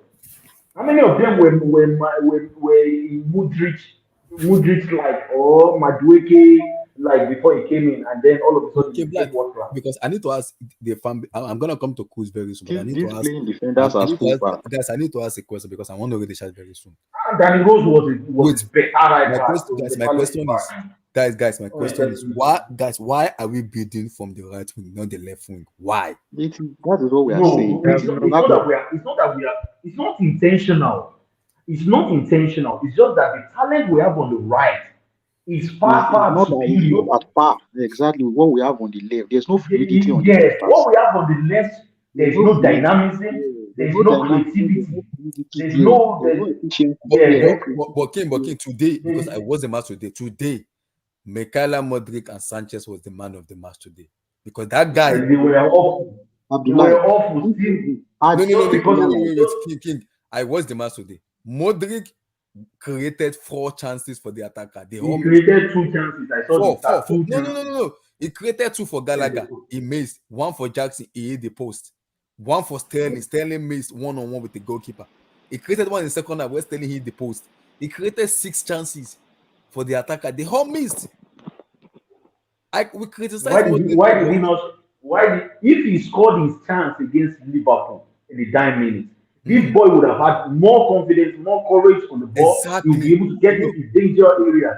But he missed that huge chance in the last minute of the game. If he scored that by now, he would have had like 2 more goals. He would have had more belly. He would have been more fire in his belly. Exactly. Now he's dancing around. Say he's creating chance. I should praise him because he passed to the guy that took a shot. He passed to. You see the awful pass he gave to Gallagher. They said he created. Is that a chance? No. See. Abdullah. Like the guy was beside him. He just crossed the ball anyhow, and the ball hits Gallagher on his lap. No. I think the problem, Kimberly, you are right. The problem is Modric see, he's lost confidence, and it's for me, he's overdoing things, and that's on the manager to talk to him and improve that ability in him. But for me, I think he needs a consistent run of game where he needs to build up his confidence. When a player is lacking in confidence, that is where the system of the manager comes in. You know, I said something at the beginning of this conversation that when you have a system that helps the decision making of players, it helps them to improve their confidence and they improve as a footballer. When you don't have a system, when you are playing freestyle football and it's all about individual brilliance and you have a player that is lacking confidence entirely, there's no way the player is going to be effective. And to make matters worse, okay, he said Modric was our most effective or creative player. I agree, he made some 1 or 2. I can tell you that Modric would have done even more. Imagine if you have someone like Martin playing that role that Levi Cole was playing, and he can, help Modric to draw. Maybe where he was having 2 players, he has a Martin that is flying, overlapping him, and is able to draw 1 defender towards him. And Modric can use his space 1v1 against, isolating him against 1 defender. He can use his space 1v1 to drive into the box, create some chaos. You understand? But when you are playing Levi Cole that is not even going forward, stagnant at the back, and it's just Modric left with 2 or 3 defenders to dribble. You are creating more problems for the players. Players are meant to have a system that helps them with solutions, not giving them more problems. So you see all of those things. I understand the system. Wait, bro. I understand the system talk, right? But I think this is where I'm behind them. I'm playing the devil's advocate for Pochettino here. he does not trust us with Silva and Disasi or just centre back of Kobe and Silva He did it in the against his preseason. big. Kim Black, he trusted them in the preseason. He played them in the preseason. He Bro, trusted this is them. where I'm confused. This is where I'm confused. If you trusted them then, how We come you play doesn't Brighton. trust them? Kim Black, we play Brighton, Newcastle in the preseason. He trusted those central back to play to. Disaster did not play a preseason with us. We signed him when the preseason finished because of Wesley Fafana's injury. He trusts those peer, those peer of Silva and Cole. Why is he shoehorning players into? I'm confused. Play player in their position. He played 3 central midfielders to make it worse. So it's not like you are trying to expose. Maybe the fullbacks, if they go up, the defenders will be exposed. He played Gallagher, he played Ugochukwu, and he played Enzo. These are 3 central midfielders. The majority of the time, if you look at their hitman, Gallagher and Ugochukwu, they were basically at the center of the pitch more than going forward. Mm-hmm. You understand? So you have 2 central midfielders, you have protecting the back 4 already. Why can't you just give a little bit of leeway for the fullbacks to run forward a bit and come back? These guys can go up and down at least. You're already playing 4-3-3. It's not like you're playing 4-3-3. Bro, This guy is that is the over pragmatic thing we're talking about. He's coaching with handbrakes on. Coaching with handbrakes. The fear of losing, and you are losing. You know, when you are scared of something and that thing is happening to you, you are scared of losing. You are playing fear-mongering tactics. And you are not still what scares me? You know what scares me most is if we're saying he's being pragmatic now, Luton Town, Nottingham, and Bournemouth. If he's being pragmatic against those teams, you think he will not play freely? He will not put Stillwell at left back if we are playing Man U the next game? It's 8-2-0. 8-2-0. I see us taking a lot of draws. And we're gonna get constructed a lot by other teams, man. But Brighton's gonna beat us. Man City will dismantle us. If we lose against Brighton, that would really turn a lot of fans off.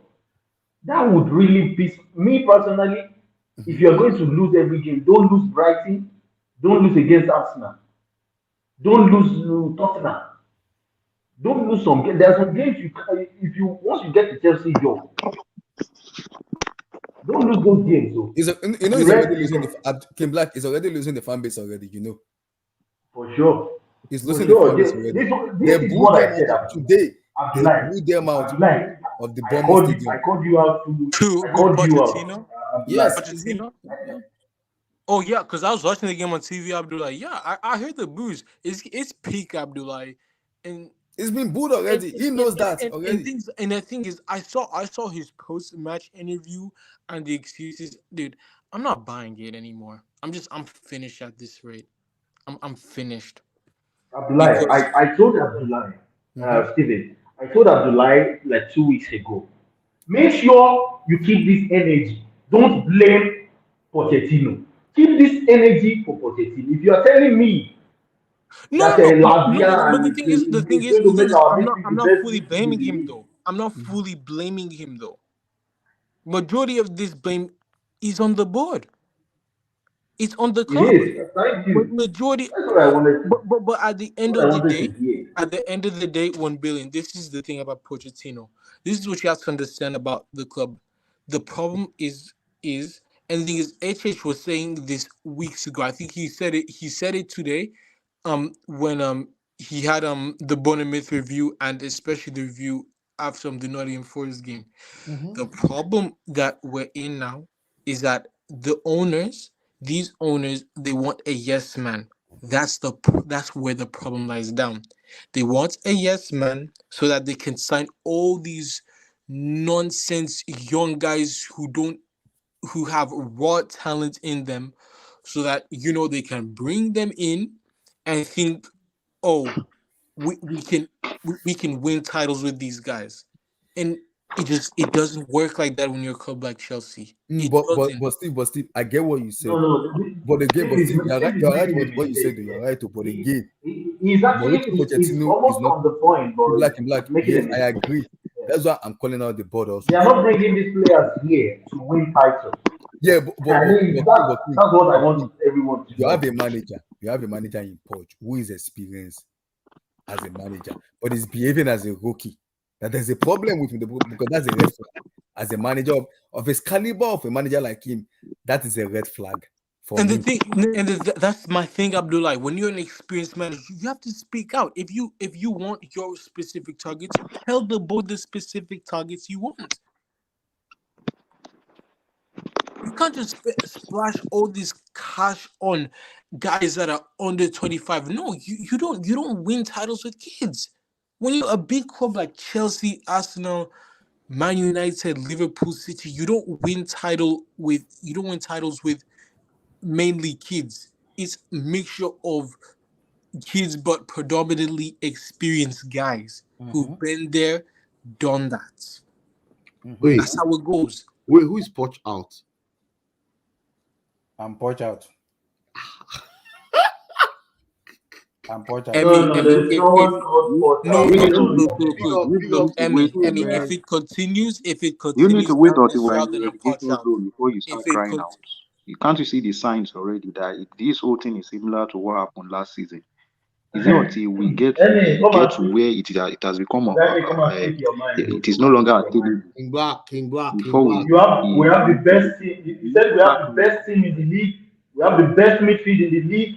We will smash anything.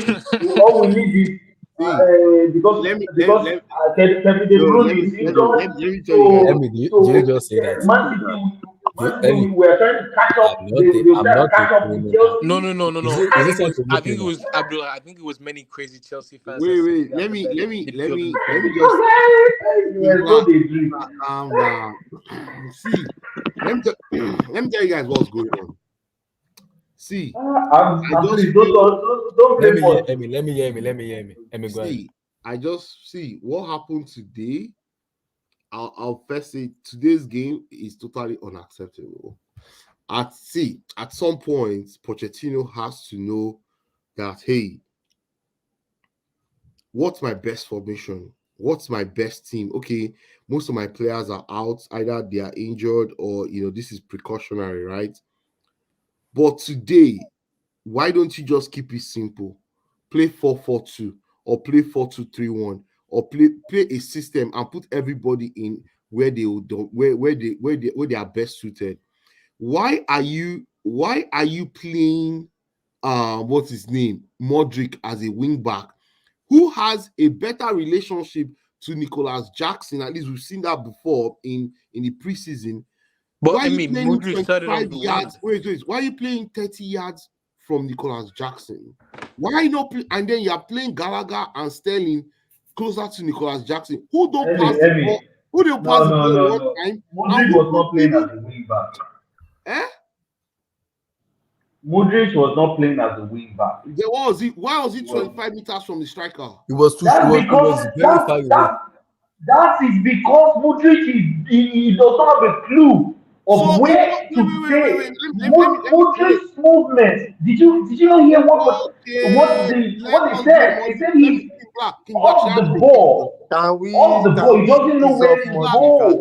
Wait, King Black, let me just say this, right? Everybody will talk. Let him land. Wait, see, if you say Modric was playing in his own instruction, why did Poch, who is the coach, on the side? Remember, in the first half, we were playing on where Modric was, right? So sorry, Poch was on the line where Modric was. This first half or the second half, they were on the same line. Why didn't he tell him, why are you playing there? Why don't you move forward? You're supposed to be a winger. Poch's job is to ensure that the players are playing at their right places and actually. How do you know he's not doing it? How do I know? Okay, why does Klopp easily get people to play where they are supposed to play? Why is Poch not doing the same thing? So why do you think he's been using Chilwell over him? If not because of position. Oh my God! What I'm asking, he does not know where to stay. He has been told where to stay. So you think Modric does not know where he should play? Okay, positional play. He does not know. He needs to learn that fresh, and that one will take him some years. I'm telling you. No, I won't take that from anybody. Pochettino I'm telling you, is the manager of Chelsea Football Club. You, as a manager of the club, you set up the team, you choose the team, and you actually let everybody know, hey, this is where you are playing. This is the zone I want you to play. And this is where you should occupy every time we have the ball. This is what I expect from you. Are you telling me that Modric is deliberately not occupying the left wing position? It's not deliberate. It's not intelligent. But that's not Intelligent. possible now. No, it's not lack of intelligence. This thing is you. This is when you are Pochettino. playing. King, hold on, because please hold on, because today, if it's other matches now, I'll keep right on Moody, but today it was very far away from Jackson. And the first time, okay, you saw it.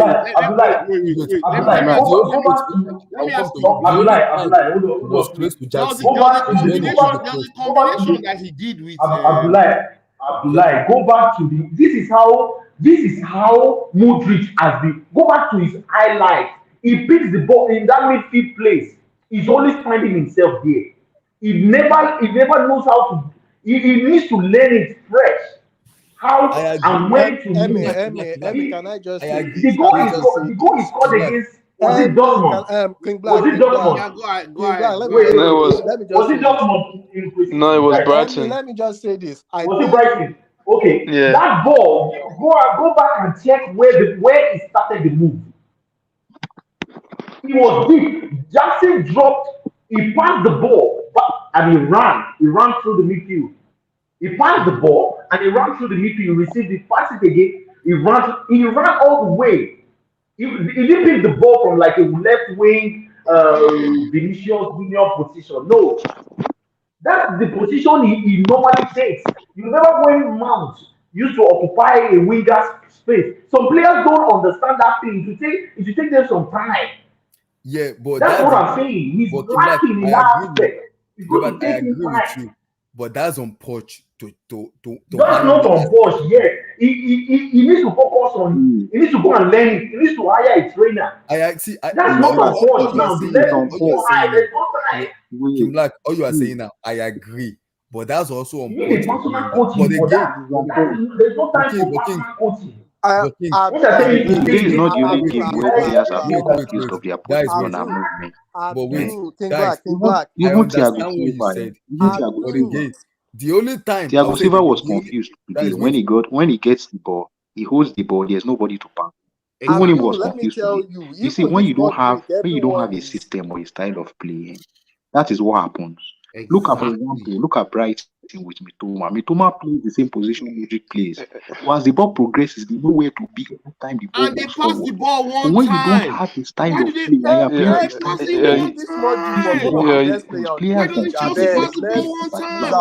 doesn't Chelsea is not a well-coached team. That's the problem. Exactly. That's why I'm telling everybody. They're not a well-coached team. Yo, wait. The thing is that. Okay, so I let you guys first. But the thing is that some of these players that you guys the fact is that some of these players that you guys rate so highly, they're not at that level yet. Yes, they're not. Wait. Wait. When we bought them, Wait. No, when we bought them, when they were not at that level. When we bought them, we bought potential. You never let's be real. None of you watched that. Wait. Caicedo hasn't played. Caicedo just played with his team. This is a new player. The thing is that what you know in count is that these are new players, so they're gonna need time to gel together. And the thing is that a lot of these guys, like I said, they're barely professionals. And these guys, for the past year they've been here, they only known Chelsea who've been poor. And like I said, a lot of these guys, from what I've seen, Modric right now is an average Premier League player. Nico Jackson right now is an average Premier League striker. As Disasi is an average Premier League defender. A lot of these guys, they're average. And we can put the blame on Pochettino all we want, but none of these. Most of this, at the end of the day, in this team, you need certified. Wait. wait. In every team, you need consistent performers. Kenny, should I ask you a You need question? wait, Let me ask you a question. quickly. In every, like I said, in every team, you need consistent guys. You need guys that you know week in, week out. They'll give me certain. They'll give me something. None of these players, except maybe Thiago Silva, there's no players that you can bank on 1 week or next week. Kenny, He's should going I to ask give you me a a performance. question? All these Let me guys, ask- wait, all wait, these let me guys ask right you now a is yo-yo. Let me just say this, right? Let me ask you this question. How much did Bayern paid for Kim? 50. 50. How much did Chelsea pay for Disasi? We're not 30 or 45. 30, almost 40 million. So who's actually Yeah. buying who's actually buying these players? Correct. That's the issue. The real Who's issue buying is these players? Everyone that's come on here saying Modric this, Modric that. no. Let's I focus. don't. Did you watch Enzo today? Enzo was poor. Especially first half, the guy was a ghost. He was a ghost. Enzo just came back on Thursday. In fact, I'll not make excuses for Enzo. Sterling but had one good game against no, bottom of the team. but the thing is that's what I'm saying. A lot of this, every time a Chelsea buy a player, fans hype them up as if they're these great talent and they're world class. None of these guys are Enzo is a good. Enzo is not world class. This guy has six. Wait. Let me ask you a question. None of this. Wait. None of wait. Let me ask you a question. No, but the thing is that quickly, because every guy, people will be blaming Enzo or Mood because you guys see the number for which they were bought. All these guys that say we have world class players, I said because of the price. To be world class, you need at least 2-3 seasons of consistency. Most of these guys that will buy, they don't even have 1 year in professional football. They are using all these guys to money launder, my guy. The thing is that you call Enzo world class. Enzo had good 6 months and a great World Cup. They are doing money laundering, my guy. There's no way they're buying, looking at Disasi for 40 million and there's Kim over and the there. thing is that a player can look good in a certain environment or in a certain league. As long as they haven't played for you on the same environment, you don't know who they are at the end of the day. Let me ask you. And right now the Chelsea. Wait, let me finish. Let me finish, right? Let me just make this. Let me go. I'll drop the mic. See, when I look at a team like Brighton, right, under the Zerbi, it did not take up to 2 weeks or 3 weeks under the Zerbi for everybody to see how they move the ball from their goalkeeper to their attack. The Brighton team is totally average, apart from maybe 1 or 2 players. Maybe you probably stand like Mitoma. I mean, I like this point that you said. I want to finish my argument with one of my friends just now. Actually, use Brighton as a case study. Brighton is well coached. You can see that everybody knows the segment and position on the field they should occupy when the ball is in a certain area. Nobody is sucked up to the ball, and everybody knows where they are going to be, and the ball gets to everybody. Now, wait, hold on. I'll actually send you a quote of what their captain said. They said their play is well rehearsed. They know the angle of the pass. They know the press. If they press from this place, what they are going to do. I will send you the quotes. The captain came out yesterday. Let me just finish what I have to say. The guy said the first few weeks it looks like madness. Modern football, like every single angle, the angle, so the angle of the pass. Yes, the angle of the pass is calculated. Emmy, how long has they? Wait, quickly. First of all, first of all, this guy played 2 years on the Paul, which plays similar style, and then they moved from the Zerbi. There was a clear plan when they chose the Zerbi that plays a similar style than Potter, so that the players they're already used to it. And the thing is that these players they were used to Potter, and now they're playing under the Zerbi. These players they've played a similar style for the past 2-3 years. No, we went from. What do you mean? What do you mean? That's true. That is true. If you look at Kenny, we had this No, argument. it's not. Wait. Potter's style of football. I think people don't understand. Potter's style of football is different from De Zerbi. No. And De Zerbi and Potter don't play the same type of football. Yes, if It's not the same. I'm not saying it's the same. I'm saying it's similar. I'm saying you don't go from. It also takes different shapes. See, let me tell you something. But it does take different. No, but at the end of the day, the philosophy, the main goal is the same. The They want philosophy, that not really. It's very the same. Very similar. Yeah, the philosophy is there's a reason why they went for De Zerbi. They planned the new Potter. There's a reason why they didn't just. De Zerbi is not that far away from what Potter was doing. No, yes, but it's true. Just no, but you see, you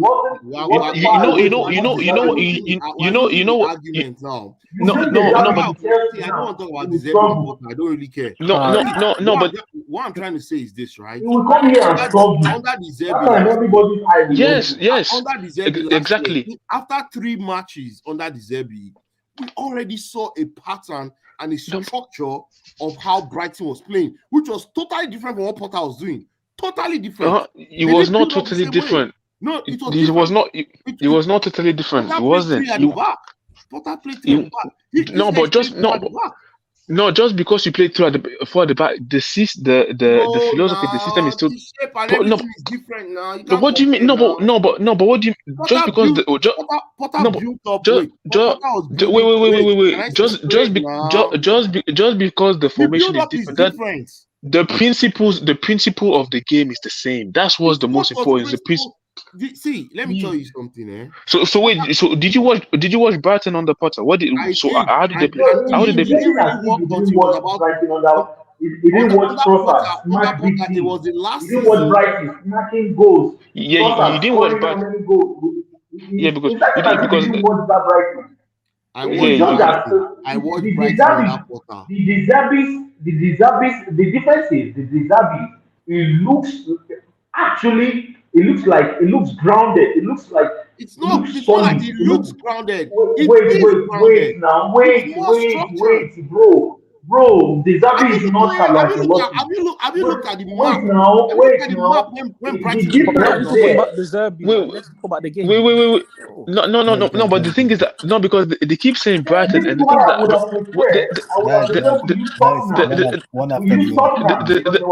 the thing is that you keep comparing to Brighton had the same group of players for the past 3, 4, 5. Wait. I'm telling you guys that Pochettino. This is his how many? He started in July, right? This is. But you are still the same person that trying to sell Pochettino to us. No, guys. I think you are not. I think they will cook. No. But I always said my man was that. Now you are telling us De Zerbi. If we get De Zerbi now, Ancelotti will cook. I beg you. I was never Pochettino kind of person. The thing is that the issue. Wait. Let me just put something straight. I was wrong on the mic. See, I always said that Pochettino's biggest issue is that he doesn't know how to react. I always said it.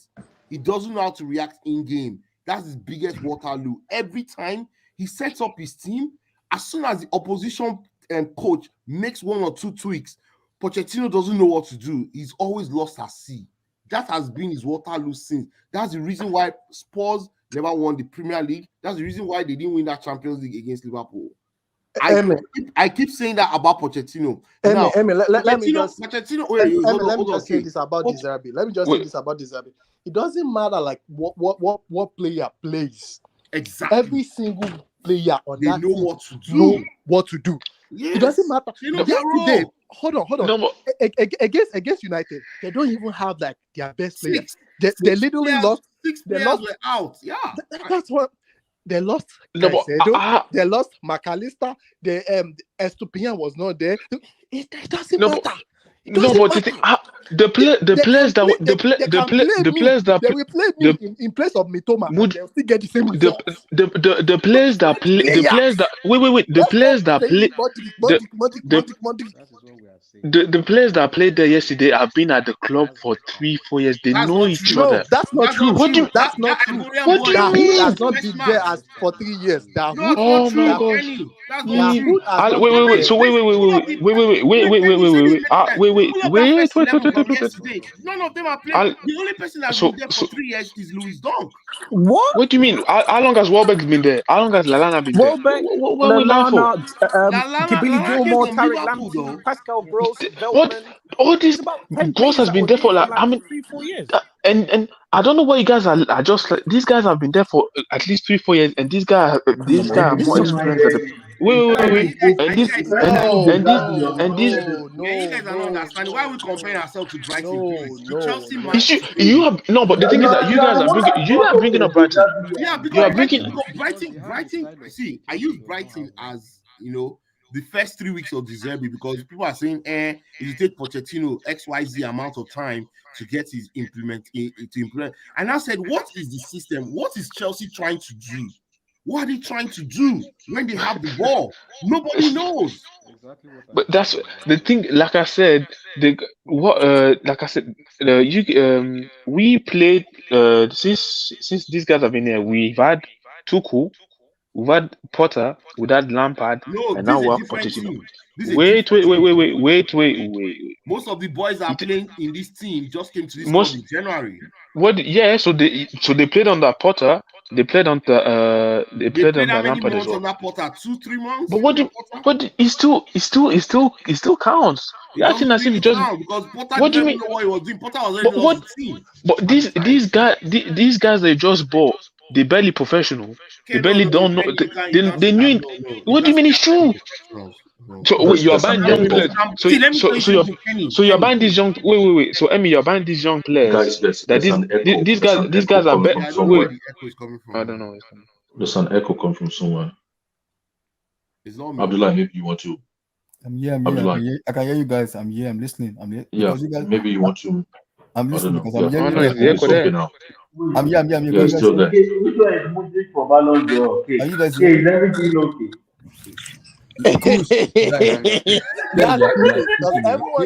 an echo coming from somewhere. Is Diego still there? Guys, one after. Guys, relax. There's an echo from somewhere. Guys, is Diego still there? Let Emmy finish because I want to jump. I want to go after Emmy. I wanted to finish as well. Let me finish about the game today. There was a point at the match today, right? Am I still echoing? No, you're not echoing. You're good. That's better now. So there was a point today. I was like, okay, Pochettino, show me that you're playing away to Bournemouth and you're ready to go and win this match. Make some changes. Your team is moving the ball slowly. It looks like they did not train. It looks like, but this guy, Thiago Silva, hold the ball. He doesn't know who to pass to. Nobody's showing up for the ball. When he passes the ball to Disasi passes the ball back to him.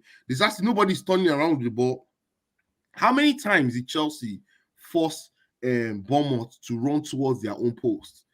That's how you know whether you're playing better than the opposition team. The number of times you actually do that in a match shows that, okay, you're putting pressure on the opposition team. Bournemouth were very comfortable facing us with the ball. Like, when we had the ball, they all faced us. They all faced our post because the ball was played in front of them and it was so easy to defend. They just stood there and just waited for us to make a mistake, and they just closed us down and collect the ball. There was very, very, and that's what I don't understand about Pochettino. Are you playing 4-2-3-1? Are you playing 3-3-3-1? Are you playing, what are you playing, for Christ's sake?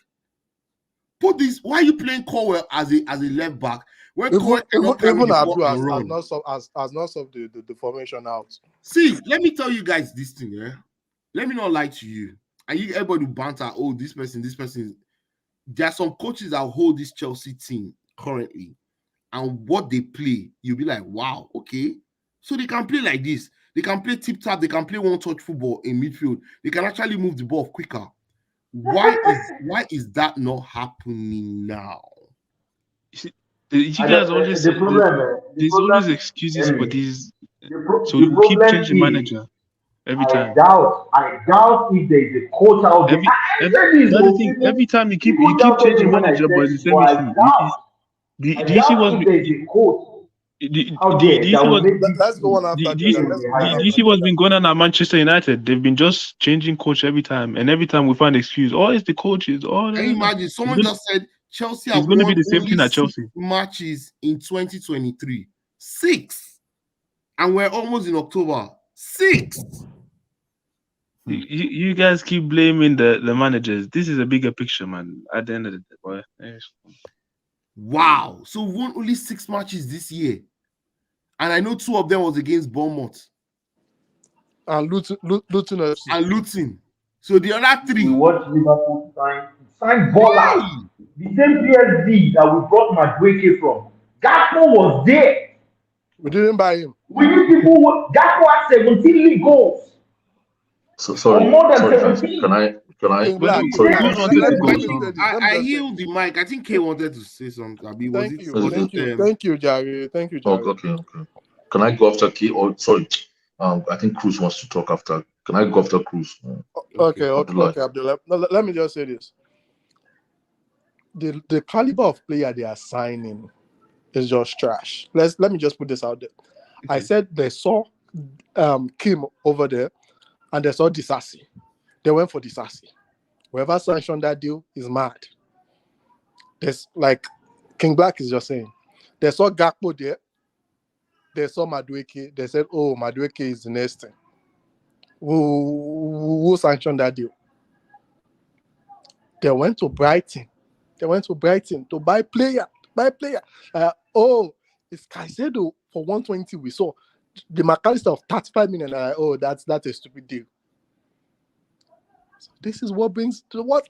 That's why I'm asking this question. Are you sure these guys are not laundering money somehow?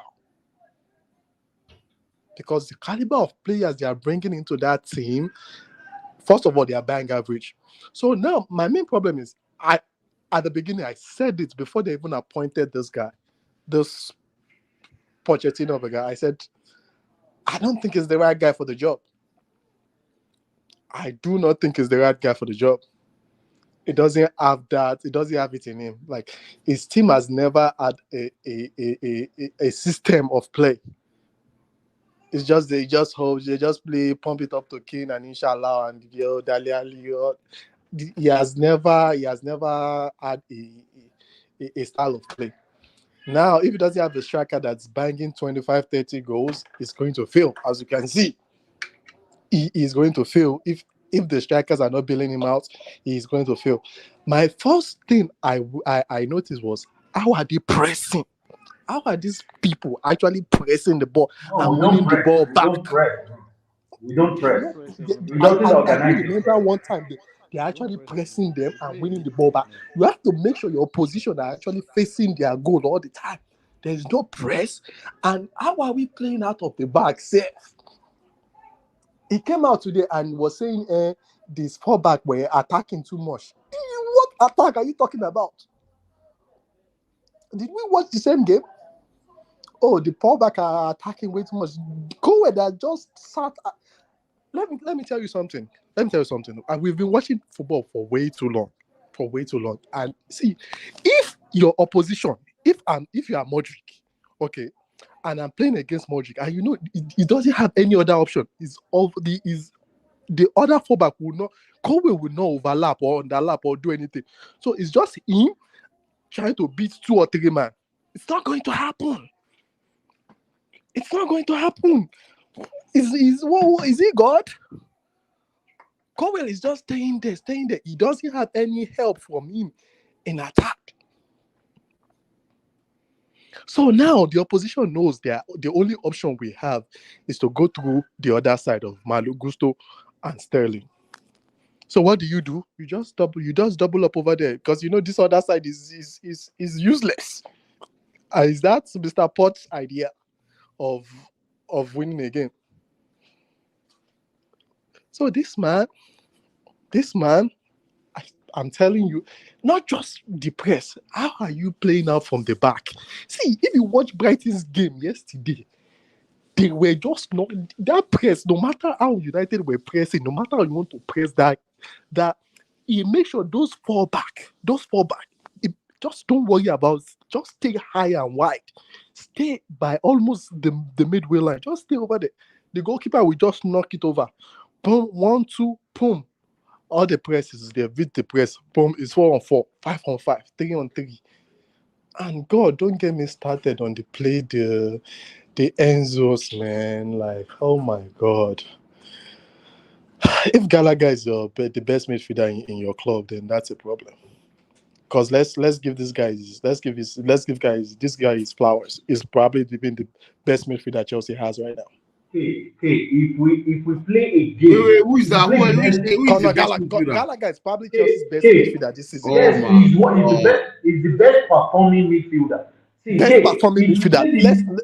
Let's remove. Let's not be. Gallagher the best talent, the best performing midfielder in the team. If Gallagher, I'm not a fan of Gallagher. If Gallagher is the best performing midfielder, then there's a problem. I'm sorry, there's a problem. The standard of Chelsea's play right now is so low. We watched the legends play the other day. I saw Cross. I saw how SCN not the ball. I'm like, did you see the cross from Ramirez? The Ramirez cross. I'm like, Did you see what Mikel? Did you see what Mikel said after the game? When Mikel said they should probably bring us back.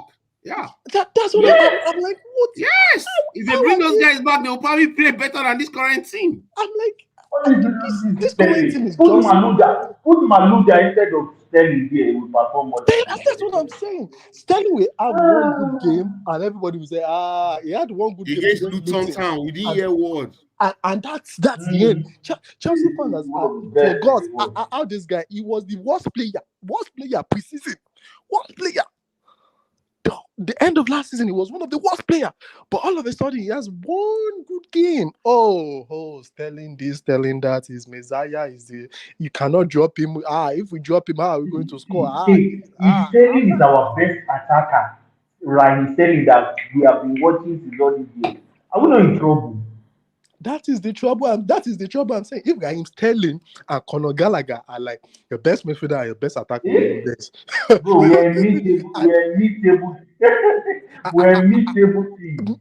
Not even mid-table. They will struggle for to that 12 this year. They will struggle for that 12 because I'm telling you, even by now, Thiago Silva should be hitting the deck. Because God, if Thiago Silva is playing for Man City, they will have stoned him.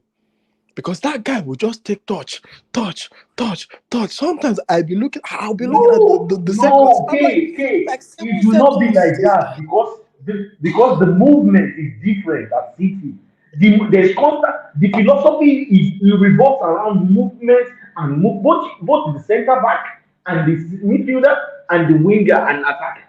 It revolves around movement. Once you pass, you move. Whether you move to the left or you move to the right, you look over your shoulder every second. That's how you play in Man City. If I have a pass, look at Rodri. If he has the ball, there's always option. See, I'm just going to say this, and I will drop it for someone else to go. Let me tell you my main concern. If Poch had 2 weeks to prepare for Bournemouth, because they said, you know what, Chelsea only have 1 game per week this year, so they are going to. There will be miracle. They'll be gunning for the title. They don't have Europe to worry about. I mean, even the most delusional fan here knows Chelsea won't make the top 4. We know. Let's just get that out of the way. Should I ask another question? Can I ask you a question real quick? Let me just ask the team a question. Why did Chelsea play so well during preseason using the boys that they used? And then during the regular season, they loaned out the good performers that were there in preseason. Let me go. I'll tell you. The guys that were not performing for the regular season, and those guys are all injury prone. That's all help me understand that. I don't know who make those decisions. It is this board. They want to get 500,000, 1 million from loan fee. That's what they are doing. All these They're trying to get 2 million here, 1 million, 500,000. You know, they say, yes, this is a good loan. My That's guy, exactly what they are saying. There's no I footballing said reason why they should Wait, investigate the this loan and this ball. transfer. because I don't understand. They should investigate this ball. Today, we have all kinds of injuries, and now we are bringing kids from academy that have never even played in the Premier League. Why did we And now then loan you out know our the worst part of players it. that we spend so much money on? Players like Cassidy, players like Santos, players like Angelo. Do you know Angelo? Those boys were playing direct football during let me preseason. bust your brain. Why did you not loan them? Why are you loaning them out? Let me bust your brain. Angelo has only played 64 minutes. They are benching him there now. He has only played 64 minutes. And you are telling me he's going to go there to develop. I told you that there's no development in Strasbourg. He has only played 64 minutes. So now, what development is that guy going to get playing 64 minutes in four or five games? That's what I'm saying. Like, there was no need to get my people. There was no need. I've come to this conclusion. They are laundering Angelo money. had 2 assists yesterday. You guys are not watching him. Which assist? He had 2 assists yesterday in their match. No, he had 1 assist. Yeah. He said he had 2 assists yesterday. Who? You better check by yourself. Don't mind me. Who are you talking about? No, it's true. Angelo started yesterday. Or today. Before that. No, Angelo started is 19. Like, what do you like? This is still a professional club. You think just because he comes from Chelsea, he's an automatic star? No. He started the game today. He started. They had one. Wow! But the guys are saying before that, like, you expect him to start. Exactly. That's you can't assume like that. Angelo Gabriel, he played from the right today. Look, but make these things. Look at he started behind the winger today. So behind the striker today. Yeah, the striker today. Yeah. No, but you can't expect him to start every game at the battle. Like, these guys, they still have a league to, they have players there. Just because he comes from Chelsea doesn't give him a divine authority to start. No, but he's their best. He was their best pick. Kenny, you're not understanding. I don't think you understand what's going on. During preseason, you had a good bunch. This boy came in and dropped an assist on a plate. He dropped an assist against Wrexham. Let me dissect. He dropped an assist against Wrexham. Wait. Angelo dropped an assist against Wrexham, and he played like 30 minutes or 40 minutes in the preseason. But today he gave 2 assists in Montpellier against Montpellier in the Ligue 1. But what I'm saying good. Is that's good. But we don't have we don't have that profile of player in our team currently. So now you're comparing Montpellier to the Premier League. That's what we're doing. We're comparing. No. Sometimes I think Chelsea fans deserve what's going on. Listen, there's 12 players out. So these players had to go on loan, because if everyone was fit, who's going to be on the bench? Who's going to be playing with That's what I'm saying, Cruz, what I'm saying is this, right? Cruz, what I'm saying is this, right? Some of those players shouldn't have been gone on loan. The ones that would have sent on loan were the ones that were injury prone. We kept the injury prone players and like who? Our most fit players out. So we want to send Madueke on loan. What? Who do you have sent on loan? You want to send Madueke on loan then? Who do you want to send? Send Sterling on loan. Send all these bastards on loan. What are they doing there? Cruz, speak about what are they doing there? Let me be quick. They're not doing anything here. Let me be quick so I can let Abdul go. Look. The reason why what's happening is because of the ownership. Let's Poch. These same banners that we all have in Poch out, 1 billion spent, all this stuff. This was Potter how many months ago? And none of the fans. We always go into the manager. I guess it's an easy route, and it's like the most. It's just the most easy. When you look at the TV, you see the manager, you say, yes, that player is good enough. Why is he not playing good? It's the manager, and the manager Pochettino is a problem, but he's a symptom of a bigger problem. He's not the be all and end all of the problem. The same reason why when Potter was here. And people are like, you a great Potter out. Of course, I'm Potter out. It's a given, because these stupid owners hired the wrong guy. But if you ask me, is he a bigger problem? then the people that employed him are saying no, because actually this guy's proven that he can manage a team. He only got the Chelsea job because of the good job that he was doing. So these managers are only turning up at Chelsea off the back of what they've already done. They're not just winning the raffle or winning the lottery and turning up at the manager of Chelsea. Like we're saying about the players, these players have been good at other clubs and they end up at Chelsea for a reason. We're not buying people who were playing Sunday League or playing local football. So these players and managers are ending up here for a reason. The preseason, I think personally, the preseason and the formation and the way Pochettino done it was to showcase the players that we wanted to sell. If you look at it, Bashir Humphreys was playing every minute of every single game. That's not preparing us for the season. Bashir Humphreys couldn't get off the pitch.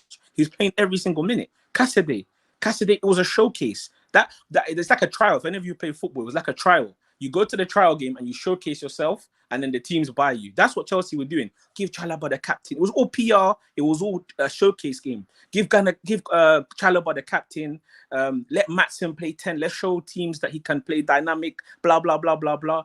Because let's go to the season now. He's not using any of these guys. We're going to onboard the Sassy. We said, we let Chalobah sign a 5-year deal. We tricked him. Sign a 5-year deal. And now I'm hearing Chelsea fans saying, oh, why didn't he go to Forest? It's his fault. Let him rot in the reserves. That's tremendously poor squad planning. How can you let somebody sign a 5-year deal? Sorry? Wait, Cruz, sorry. You mean like Pochettino, he planned it with the board to do that? It was the board. Listen, he planned it with the board, because if he said no, they would but King Black, that brings me now to what I'm saying about Poch. Poch is a yes. I don't know what people are so. That's why I never wanted him in the first place. Now we're going back to what I was saying months ago, and I was arguing with people months and months ago, and I was saying this guy is the wrong guy. But everyone wanted to say no, he's developing young players, blah blah blah. Everyone is changing. Some of you Nigerians, there's a saying, you begin to talk out the other side of your mouth. Everyone is now saying Pochettino out, this one, that one. Pochettino was never the right guy. This guy is a manager who worked 9 years almost under Daniel Levy, the most formidable person who does not back you with transfers, and you have no say so. You get up in the morning, you go in and you shut your mouth and you manage what you're given. So why did we expect Pochettino to start playing players and not take the captaincy of Chilwell and play this person here and improve? This is what I've been saying from the beginning. Even at Liverpool game, I was saying, yo, this is rubbish. This is nonsense. People say, no, it's the first game. Trust me, Pochettino, this is not. Pochettino does not pick Chelsea's first team. I can, in my heart of heart, that's what I believe. I do not believe he picks Chelsea's first team. Wait, Cruz, you weren't impressed after the Liverpool game? No. Nope, I wasn't. If some of the guys were here, I mean, I kind of was. I said I wasn't, my guy. I wasn't. Everyone's acting like we won. I said everyone was acting like we won.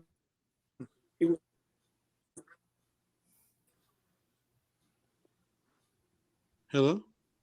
I don't know who was here, but I was saying, is everyone was acting like we won? Everyone was there. Oh, we played really good. 2-2. Your Cruz, your internet is broken. One of the worst Liverpool teams. They're not ready for the season. Another season when we were Wimbledon and we beat all these small teams. Terrible.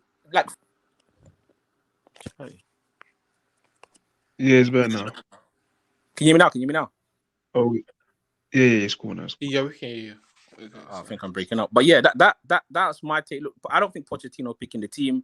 I think preseason was a sham. I think that's why we're not seeing everyone saying, why would you not? It's common sense. If Matson was playing in the 10 and Nkunku gets injured, why are we not seeing these players playing? Madueke, why are we not seeing these players? He doesn't rate some of these players. I think Madueke picks up an injury before the game today, didn't he? Didn't he pick? No, but in general, the first few games he wasn't. Let's be. I don't know. Maybe that Madueke is a bit of a. Guys, Poch confirmed already that he has an hamstring injury again. Yeah, but the main thing guy has more injuries than goals than goals and assists. The main thing for me is that I think you guys, Poch is a yes man. That's the first thing we need to understand. That's exactly what I said, bro. They wouldn't hire someone they couldn't control. Cruz, it makes sense why they didn't hire Nagelsmann or Enrique. So anything you're seeing, you're thinking, hold on, you're not doing that. It's because it's.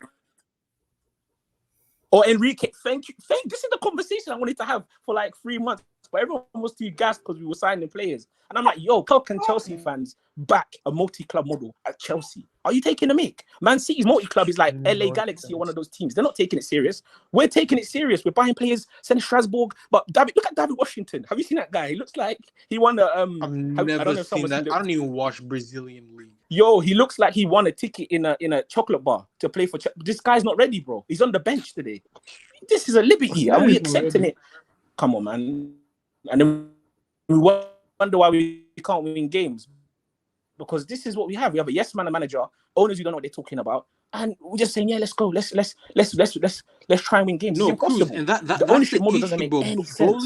Bowley and the rest of these owners, they don't give a damn about Chelsea. They literally brought our club just for a commercial purpose. They don't give a damn about soccer. They don't. This is where it starts. It starts. They're from laundering here. money, my guy. It's not. Yeah, that's all I got to really say, man. About the game, I'll finish up. About the game, Mudryk for me. Look, he had. I think people saying he had a good game. For me, yes, when he's on the ball, but his off the ball IQ and movement and overall contribution is minimal. I don't think he knows where to run. I don't think he knows how to run in behind. I still think he's got a lot to learn, man. But it makes sense because he hasn't played that much men's football. And the potential. I know Kenny was saying that. Yeah, it's, you know what it is. The potential that we've bought is actually, like proper from the earth potential. It's not like Jude Bellingham when he went to Real Madrid was still potential, right? Like he's still potential. Like Sancho was still potential. Do you understand? Like, but we buying potential, like from the root, and it's a big risk. And now we're seeing the Premier League is competitive. This is what we're not realizing. That you think you go to Villa next, Chai, Emery. These are. We're getting crucified, Cruz. Because have you seen our schedule? Have you seen our next? No, but that's what I'm saying. Every time we always say, "Oh, we have that best squad and players." Like right now, this it's always sorry, guys. Can I talk, please? Can I talk? Okay, guys. Can I speak if you don't mind, please? Yeah. So yeah. So thanks, Cruz. So the thing is,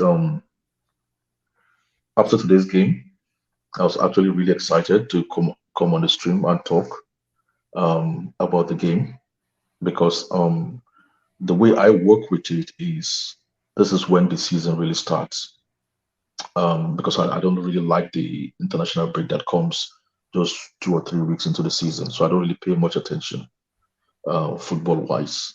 So to me, it's more or less like this is where I start my analysis, and this is where I start working out what's really going on and things like that. So I was really excited to come on the stream because I wanted us to really have a good conversation about what's going on the pitch. But like 70% of what we've talked about is more or less like away from today's game, which is understandable because we're all fans. And but the thing is, we have to be careful not to become all these tribal fans, or what do you call them? Is it ultra fans, or what do you call them? Where when we lose or when the result doesn't come our way, we get extremely sad or extremely angry. And when we win, we get extremely over happy and really hyped and things like that.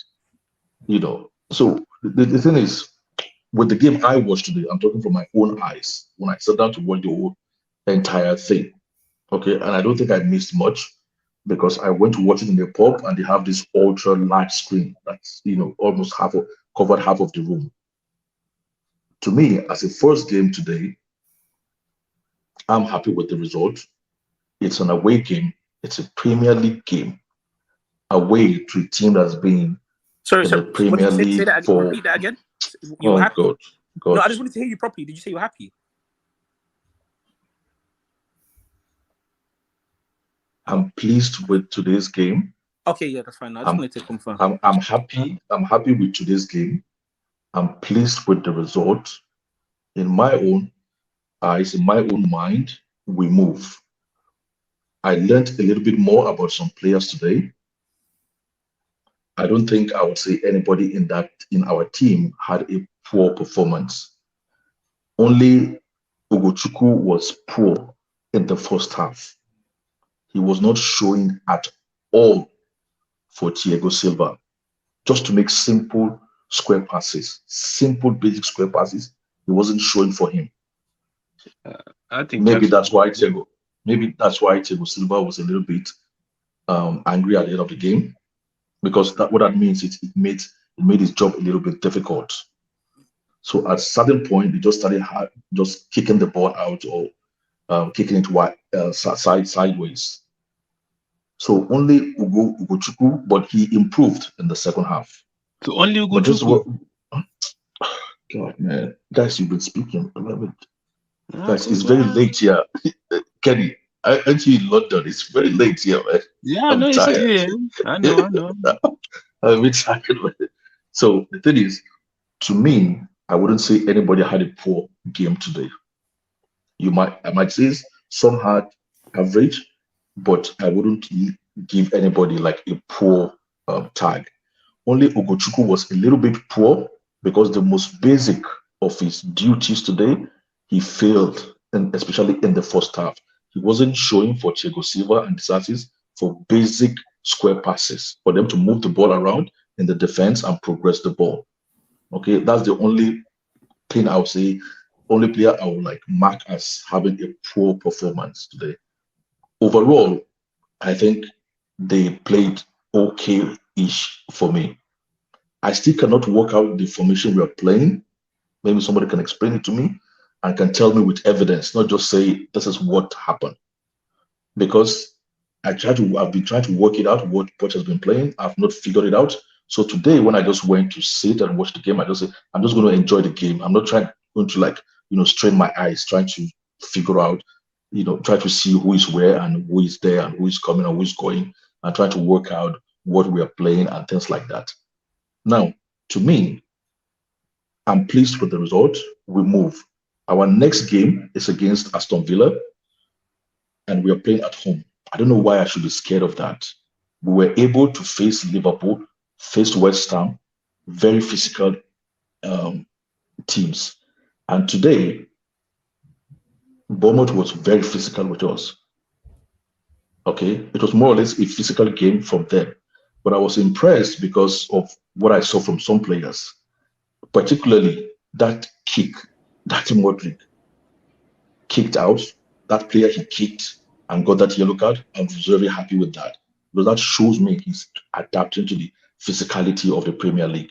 So if they want to bring it physical, he's ready for it, or he has no fear to do something like that. So I was happy actually with that foul. I'm not happy with the yellow card, but I'm happy actually he was able to get physical.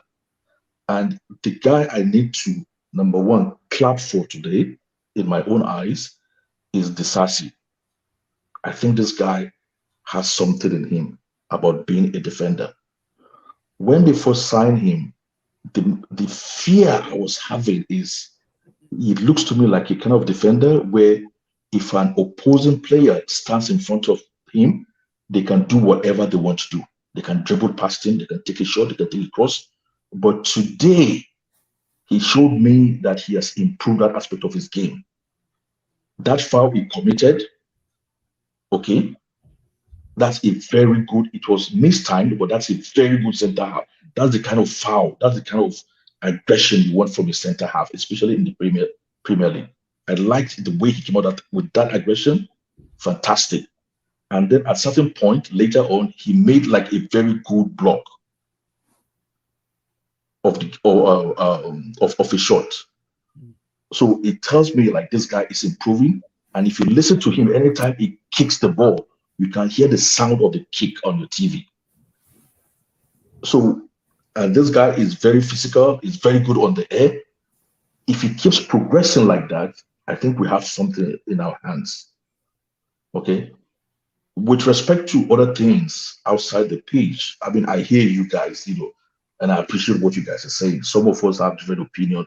If you were in charge, you would do certain things differently, you would do this differently or that differently or whatever. In my own eyes, I'm convinced we have a good team. It then boils down to how you coach them. You cannot take away coaching AB, you No really matter how think we have a good, good team? I said in my own eyes, I believe we have a good team because I had nothing. We hardly heard negative comments in the preseason. Okay, I understand now is the real deal, and people have varied opinion. But like as I've said, today is the day my own season starts, and first game to me, early game in the season, good away result. Somebody was saying earlier on, I can't remember his name, that we should have no reason to go to Bournemouth and get a draw. Are we kidding? This is the Premier League, man. Every game is a fight. Those guys will have easily won today in some other scenario or circumstance. So anyway, I don't want to over talk. Let me drop the mic. King Glad, you want to go after this? Because I want to say something. No, I just wanted to say, like, Hold just on, I because wanted it's to the get something Premier off my League, chest real quick. yeah, I'll come to you. Just because it's the Premier League and all the games are hard, it means you should lose the rest of the games because the Premier League is hard. Please. Is that what I said? No, is that what I said? You said, yes, there's no right for us to go to Bournemouth. And No. Hear me out. draw. No, hear me out, King Black. Hear me out, King Black. Before I made that statement, I said, beg your pardon if I can't speak the name properly. One of the guys earlier on said we had no rights. He said we had no right to go to Brighton and not, something along those lines. And yes, we have no right to go to Bournemouth and have if the goal, draw. Exactly. So that win is the league and to no. make top four. That is why I made that. What I'm saying is that is why I made that comment. I'm not saying I just dropped that. If the goal is to make top four, is to go to Europe, you can't be going to Bournemouth and be dropping points. I'm sorry. Thank you. If that is your new standard, if that is your new standard, guys. One voice. Position. Oh, okay. So this is the thing. Okay. If it's the 5th game of the season, and in my own eyes, this is when the season is just starting, then there is you can still make your end objective. Okay, this is not where it's not the time to start to panic or to start to think that your entire objective for the entire season has been fully derailed. That's what I'm saying. I don't think this now. What you are saying, but what I'm saying is they are already 10 points behind the leader. They already. It doesn't matter where the leader is. They are already 9 points behind top 4. So if their goal, listen, if their goal is to make Europe, even if the other teams don't play the next 3 games, Chelsea will still even catch up with them. That is what I'm saying. Okay. So now, what I am saying to you now is, let's not mince words. Okay, let's not mince words. Let's not beat around the bush. Okay, you and I have been interacting about Chelsea for like up to a year now. I know you don't agree with a lot of things that is happening at Chelsea. Okay, so obviously, if the result is negative, I know you'll become more vocal and your voice will get louder.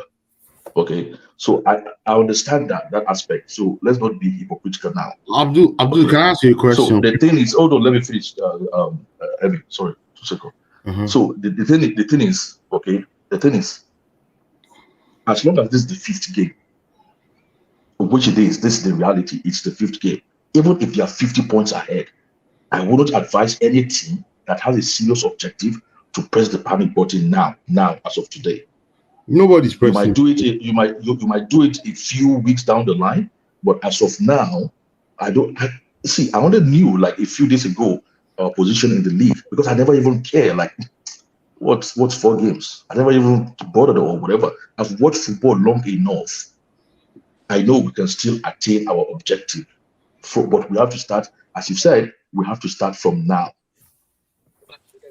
Okay, we have to start from now. Go ahead, Amy. Yeah, I wanted to ask if, since this new ownership entered, right? Have they really made the best decisions No. for this club? Nope. No. Emmy, they don't want the best. They don't want the best from this club. But when I say the best decision, I mean the best footballing decisions. I'm not saying. Oh, God bless you. God bless you. I like the way you rephrase that. The best footballing decisions. Yes, they haven't. Let's talk about that first. Let's let me talk. Let's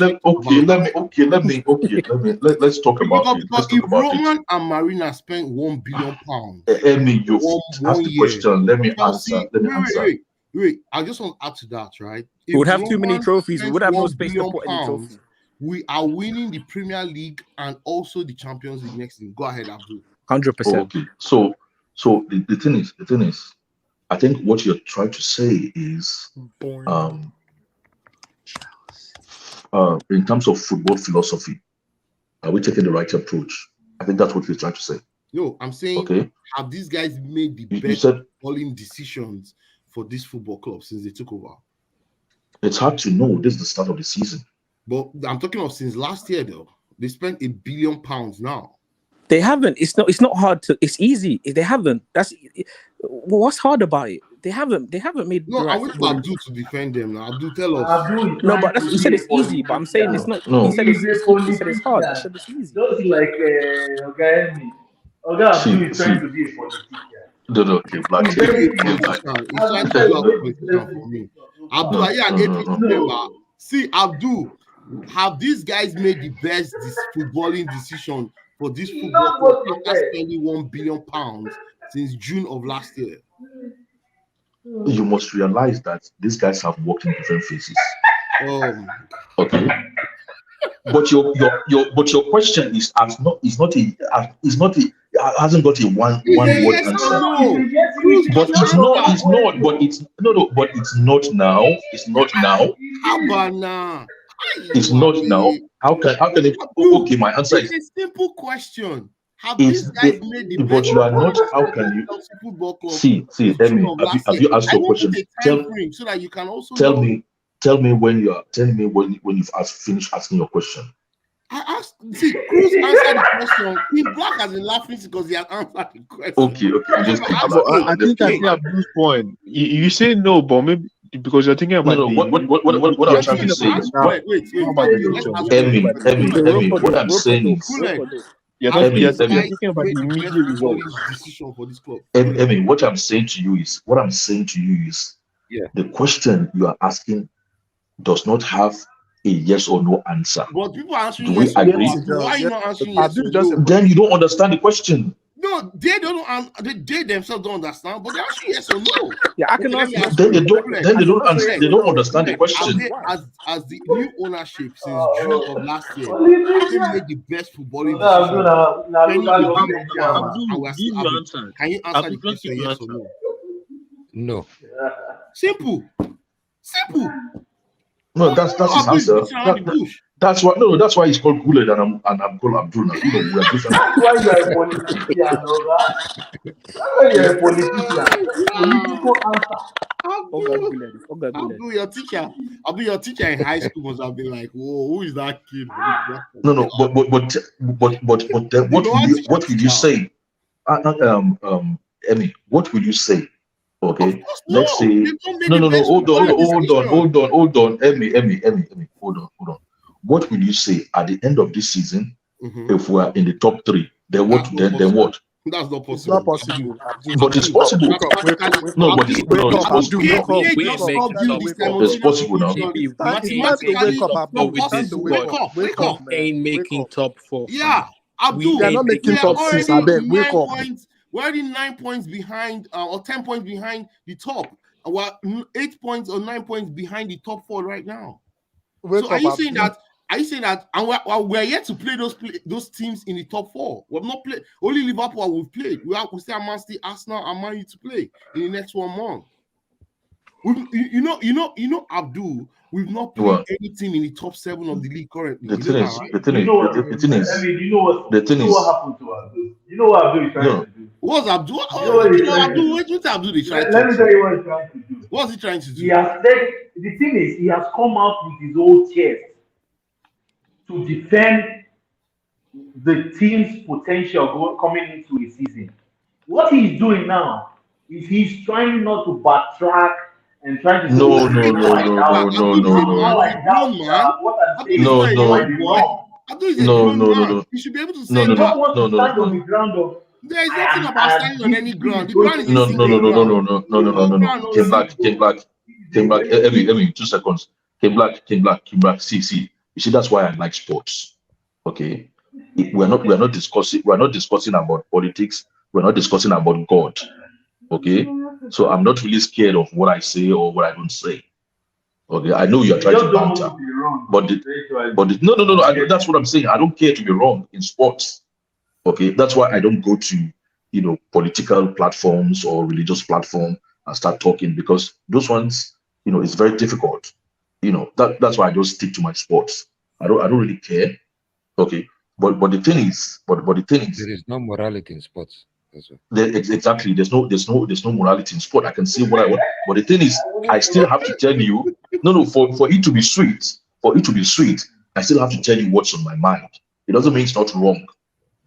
Okay, if you say I should start pretending, if I start pretending in sports in terms of my opinion, or I can't say my so opinion in Oga, can sports, I ask you a then question? Abdul where can doesn't you even where believe can you what be he says truthful? sometimes. He doesn't Can I believe ask it. you a Deep question? down, you don't believe what you are saying. I That's don't all. Abdul like Okay, Abdul. No, no, no. It's like what is on Let's my hear mind now. let's hear It's Gulet's just what's take on on your the mind, match. but you don't Jare. believe. Gulet has not You don't spoken. actually. No, it's not a matter of belief. It's not a matter of belief. That's what Abdul I'm is saying. If you okay. don't believe Is what you are okay. saying, you are just saying it. Then Let Gulet No, speak. but you know, Emmy's question. If it's not yes or no, just can you expand on it? Just a few sentences. Exactly. Two Just a few. sentences. No, And so if no, he so should he should give me a that's what whole I'm saying. offer Because I think it's of interesting. No, I that genuinely is want to know. no, I that is genuinely why want to know. I'm saying it. That is what I'm trying to say. That we have to be conscious of separating last season from this season. Like somebody brought out one quote now. He said, "This somebody let's see echo. Okay, thanks. Somebody said earlier on. I don't know, maybe it's in the chat or something. They said, "Oh, we've only won 6 games in this year." 2023. Yes, it's a Yeah, fact. what has that got to do with this season? It In is all this season honesty, too. It's a but we fact. have a No, but no, but one we have second, a one different second. team The now. question. But Emmy, It's We a, have it's a a different fact. team. You don't run the away from the question is fact. the owners own this football club this whole year, right? Yes. Is no So that okay, is still the same That's the analysis. reference no, exactly. no. Oh, Abdul, just please, answer the please. please, Abdul. I want to hit. Please See, answer. Abdul, oh, no. I'm so about to you say guys another have to question. be patient See, if you Abdul, guys want us to enjoy this conversation. Hold on, Emmy, hold on, Emmy. Somebody said we've only won 6 games in yes. 2023. Okay, Two and matches against Bournemouth, one game against Luton. I Those are the hold three on, games. and Oh. I'm Then the other okay, three and I'm saying, are almost let me. against Leicester, I think. Yeah. I've heard, I know, All but relegated what I'm teams. trying to say, no, my point is, what has that got to do with Chelsea this season? It means that Because Chelsea Football Club it's what is I'm trying. Oh, Emmy, not let me competitive finish enough now. to Let me actually finish so you be can in the talk. top. You see what that means? No, Let me tell you let what me that means. That's finish. relegation. Let me No, I'm finish telling it. you, Let I'm me telling you that finish. that's relegation form. Allow Let us to him land. finish. There's more than one voice here. There's more than one voice here. Allow people to complete what they're saying so that other people can talk.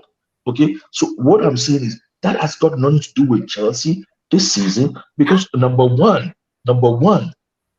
we have a new coach this season. Number two, we practically have a new team this season. That's Number only one three, match. hold on now. But Hold on Abdul, now. you've proven you don't Number understand the three, question. You've proven you don't number understand it. So three, I'm not gonna lie to you. Yeah, exactly. number three, You didn't understand the question. number. Okay, continue. Keep talking. Maybe that will make I you let feel bigger. And Gulet, But please there's take the nothing mic. wrong in Right from saying Abdul. you don't know Gulet, tell us about the game or today. yes or no. Yeah? No worry. Gulet, tell us about what Bullet, you go think about the ahead. game. You had the match, right? Were you at the game? No. God, thank God. I told you, this season I'm a backbench holder. I'm not going to any game. Oh, you're not really going to any game. I Okay. didn't You watch forgot the that. game You as forgot. well. You forgot that Nana took my place. Actually, watched Oh yeah, Nana always goes to the game instead of you this season. Okay. Sorry, tell us what you felt about the game. Man.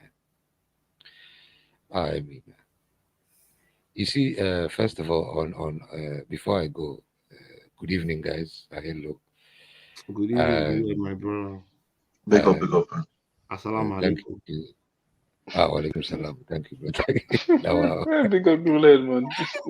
Don't mind Kenny and Abdul. No, it's okay. No. To be honest, let me defend Abdul for a second. Okay, I You defend Abdul. you see, Emmy, you're forgetting that you're asking that question to a scientist. Oh, and a scientist never has a black and white answer. Man, that's why we're where we are in this world. Go ahead. I'm telling you, Abdul knows. Because in science you have to observe and analyze everything. Correct. So they will never give you a yes or no answer. So you can't ask a yes or no answer to Abdul. Like you will not get that. But you answered yes or no. You said no, right? Yeah, because I'm not a scientist. That's all. I don't think. Thank you, Gullet, Jerry. Thank you, Gullet.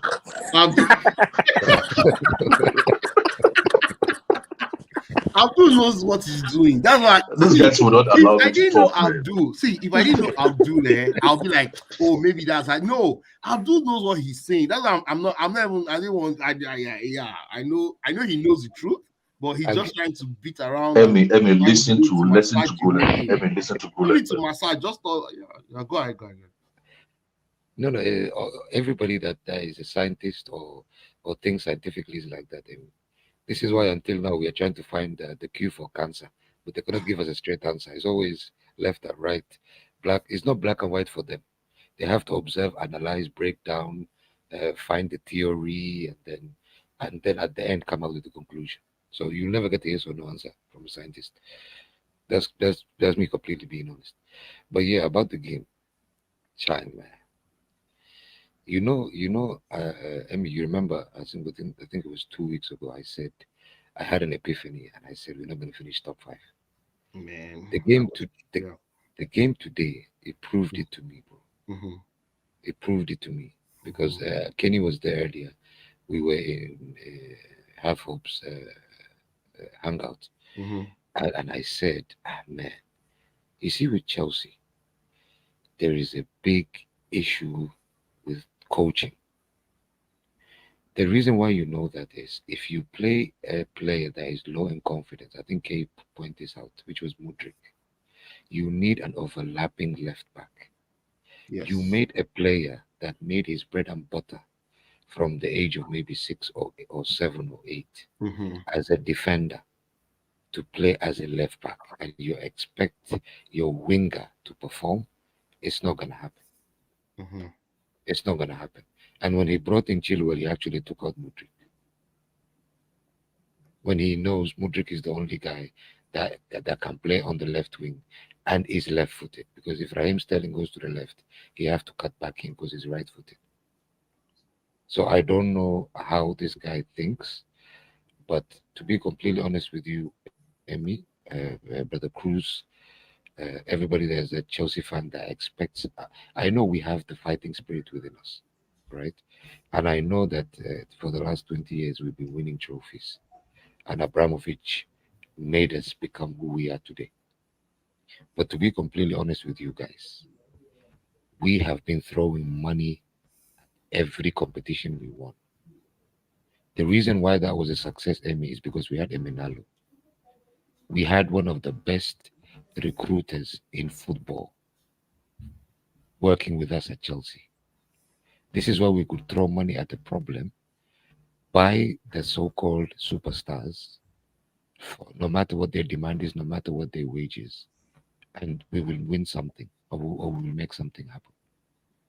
These guys, to be fair to the owners, I know the owners are not like in our best books, right? But if you think about this logically, and we put our emotions aside, they tried to do the same thing, Emmy, at the beginning when they joined. The same thing that Abramovich did? Yes, they tried to throw money at the problem. They No. One second. Let me tell you the difference. Okay, go. I want to tell you the difference what Roman did when he came in 2003. He went and brought the best director of football in the country in Peter Kenyon, right? And in Peter Kenyon, he gave full assurance and said, hey, I want a team that would win the Premier League the next season. And he gave him a blank check. Buy whoever you want to buy. And the rest is history. Go ahead. Yeah, no, I get that. And I know that. But the difference is, Emmy, we know that there is a lack of amazing sporting directors in this league, because the ones that are so-called good or very good are already taken. Thanks to Man City, right? They wanted Michael Edwards. Yes, but Michael Edwards as well is 50-50 cake, to be honest with you. I know he's good sometimes, but he's hit and miss, bro. Yeah, Michael Sometimes Edwards has also signed horrible players. Like No director, no sporting director is unblemished. Let me ask No, a no, no, question. no, no. The issue is not with the sporting directors that are available. His decision, If the it's a owners, structure. It's a the structure. the structure is not for sporting directors to go and get the best for us to compete. No, it's to get the best potentially so that they wouldn't have to spend, big in the future going forward. No, I They see understand. they see the value. They see the value that these players are in the market, and they're like, what?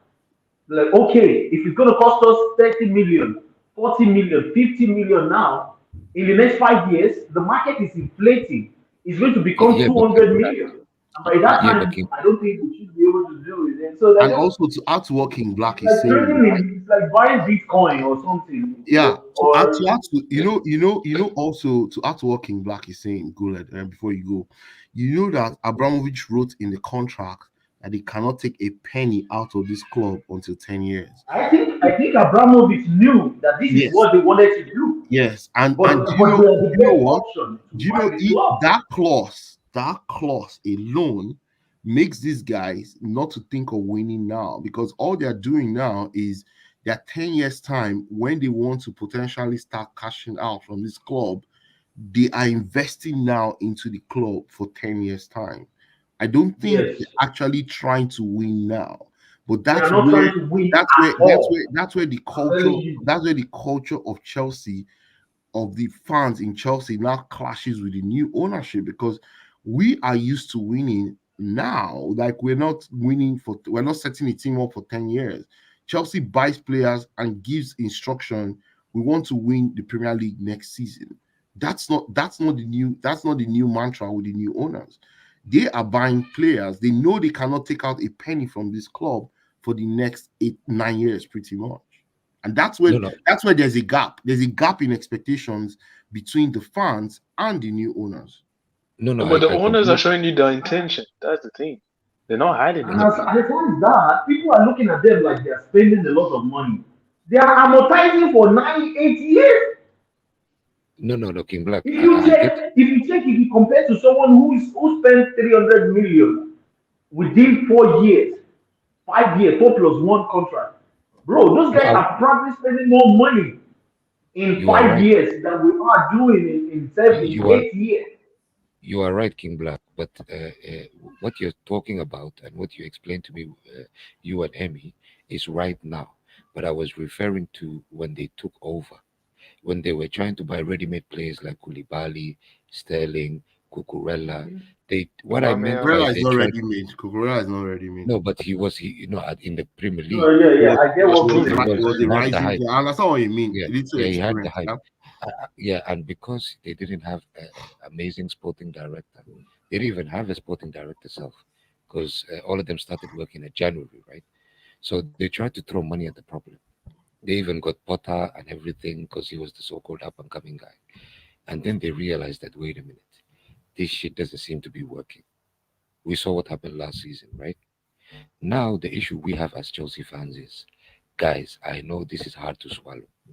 I have accepted it. I know it took me maybe 6 weeks to accept it, but I have accepted it. We are not going to sniff top 5 for maybe the next 2 to 3 seasons. I have to be honest with you guys as brothers before anything else. And again, Guled, what you just said, we're not going to sniff top 5 for the next few seasons. That just shows again how our standards as a club have just dropped. Massive. I will explain why I say that. It's not only the standards, Stephen. There is a deeper issue that people tend to ignore, and everybody here will know as soon as I point it out. We, like I said, because we were throwing money at the problem, and we had a ruthless owner like Abramovich, who said, "Win or lose your jobs," right, to the coaches. This is why we became who we are. But guys, remember one thing. When these guys took over, and they tried to do the same thing, even though they didn't have I would say the quote unquote the manual to do it and the right sporting director and so on. They realized that the books are unbalanced. What they're trying to do now is what Man City went through before the Arabian takeover, when Mancini, before Mancini and Pellegrini. You guys remember when Man City came to the Premier League, they had a certain philosophy. The philosophy was always possession based. You guys remember when they tried to buy the likes of Adebayo, Robinho, and all these so-called players, even when Stephen Ireland was playing there, and Shea Given and so on. So they had that ideology, and that ideology took time to work. Because when the Arabs bought them, Pellegrini came in, it was possession football. Mancini came in, it was possession football. That's why when Pep came in, it fit him perfectly because it was the same base ideology, which was possession football, right? But with us, the issue we have now is the fact that now that they balance the books and they bought youngsters, they are trying to set up a new philosophy. But the issue we have as Chelsea Football Club is that, and I'm scared of this personally, and you guys can tell me if I'm right or wrong. Chelsea Club might not be the right club for a philosophy. This is the scary part for me. If you remember when Abramovich was here, what was our DNA? We built a solid defense. When we build a solid defense that nobody can pass through, then we can start working on the midfield and the attack. And then if nobody passes through, somehow, some way, we have world-class players in the midfield positions and in the attack positions to figure things out. This is why it worked for us, right? But now if we are trying to build a philosophy and we are bringing in coaches that are known to take time with their philosophies, like the Potters or the Pochettinos and so on, it is definitely a 50-50 gamble. I am saying right now that it might take us 2 to 3 seasons to make top 5 consistently, like how we used to. But on the other hand, if this fails because it's not in our DNA, then we as Chelsea Football Club are in big trouble. Case in point, today when they asked Pochettino in the press before the press conference, in the post-match interview, the one that short one, the 3-minute one, right after the Yeah, I game. watched it. Yeah, this guy, they asked him, you know that the fans were behind you all throughout the game, but at the end of the game, they booed you. Of course, you can see that the fans are frustrated. Pochettino, that we know he's not an alpha man, and I repeat, he's not a guy that is known to make hard or difficult decisions, just like Cruz pointed out earlier, right? This guy had the audacity to say, I don't care about the fans. I know what I'm doing. I know what my team is doing. Oh, who I said know that? Pochettino. He said that today. He said that today. Oh yeah, He yeah, said he that. said that though. Oh wow, Yes, yeah, I he said remember. that today. Because when he said that, I was like, is he? Cause yeah, I said Does he I really hope he's mean what he's joking. saying? That he doesn't care about the fans? Yeah, he said it. And you know why he said it, Why? Emmy? Because if you remember Paul Winstanley and Stewart's interview, they said they used the excuse of balancing the books, which is fair, right? That's one part. The second part they said was their plan was to build a team that gets to 100 points, right? So you, as a logical human being, have to ask yourself, if you're building a team that's gonna get to 100 points, why would you buy premature kids that don't even have 6 months to a year experience in one of the top 5 clubs, and you expect to reach 100 points? It That's does what I'm not make saying. sense. It does not make sense. But the reason why Pochettino had the confidence to talk like this is because I am sure, and I can guarantee you, Ekbali and Todboli know what they're saying to him to actually say to the fans. He is selling us a dream. This is why everybody backed him at the beginning of the season. Why? So Because he why was is he saying now the saying he right thing. doesn't care about what the fans feel? Look, you know why? Because right now, you know what they say? When pressure comes, that's when you will know the true character of a person, Yeah, right? sure. When, at the beginning of the season, when we had a great preseason, This guy was saying, I need to compete on all fronts. I need to win the league, so on, so on.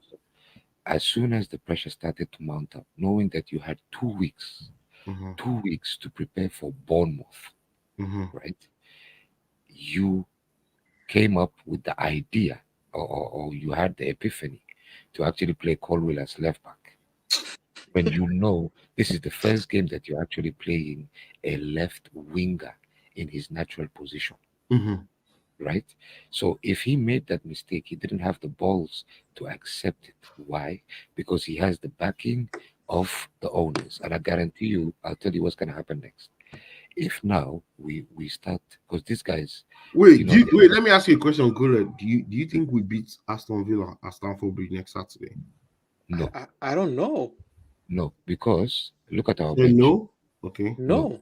Because look at our bench. Does anybody think, wait, let me just wait before you go. Does anybody think Chelsea will beat Aston Villa next week? No. Emmy. No. Emmy. Where? No, Emmy. Abdul, you said Chelsea will beat Aston Villa? Emmy. Very likely. Chelsea will beat Aston Villa next weekend. No. I just said very likely. What does very likely mean? Are you going to beat Aston Villa, yes or no? The probability is high. The probability is high that Chelsea will beat Aston Villa. It's a home game. Okay. Go on, good. Don't mind Abdul. Abdul is a trip. No, I like how Abdul. Emmy, are you not saying what he says out there? Emmy, are you not? No, stop saying no. Okay, on a serious note, stop saying I don't believe what I'm saying. Okay, nobody's on the inside to be able to beat their chest and say 100% this is what it is. Chelsea's going to lose next weekend, Abdul. We are all. See, no, it's a personal opinion. I'm sure about that. Look, see, we played against Liverpool. It ended 1-1 at home. Okay. A lot of you said Liverpool is not a good team. But suddenly now you guys are telling me Liverpool is a good team. Okay. I was telling you to get a draw in Liverpool because our team is a good result. Abdul, is it your mic or is it my mic? You're calling up, Abdul. Check your network. Oh, tell you now. No. You have to go out and come in then. Yeah, you're still like breaking. It's breaking down. Yeah, it's breaking. It's breaking. I can barely hear. I know you're talking, but I can't make out what you're saying. No, it's still bad. You're probably back out and I'm trying to come back in, bro. Yeah, just I'm just using my phone. Go to another room. Or go to No, another I'm just using. It's better now. Yeah, it's better now. It looks better now. I'm using my phone. It's just right in front of me. It's still starting again. He's breaking. Yeah, it's started again. I think it's the network. Maybe just go out and come in. You'll be fine. Abdullah, are you here to bring him back in? Abdullah, you have left us. Is it better now? Yeah, it's better. It's a little better. It's better now. Yeah, go ahead. It's better. Okay, so what I'm saying is, our first game, Liverpool, we played a 1-1 draw. Okay, you guys said Liverpool was not a good team then. Okay, but suddenly you now see that Liverpool is a good team. I said then the result we got was a good result in the first game. Okay, against West Ham, we were playing good, and then we missed the penalty, and then the entire crisis, giving away a penalty and all that. Okay, then Luton, it is what it is. Against Nottingham, we had the most possession. We had chances to win the game, but we made a mistake. We practically handed them a goal, and then they won. Okay, now we've gone away after a tough international week. This is a tough international week. You like it or not, you want to accept it or not, it's a tough international week. People have gone to Africa, South America, play international football. Okay, and they're very inexperienced. They come back, play once away, play a very fit with them. I'll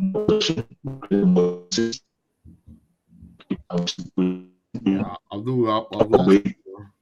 This is his network.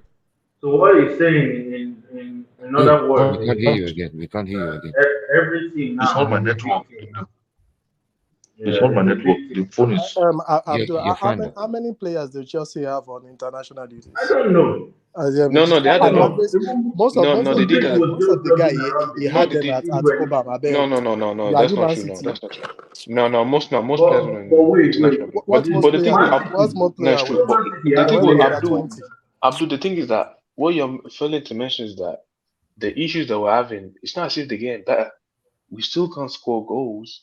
So if you can't score goals, how are you going to win games?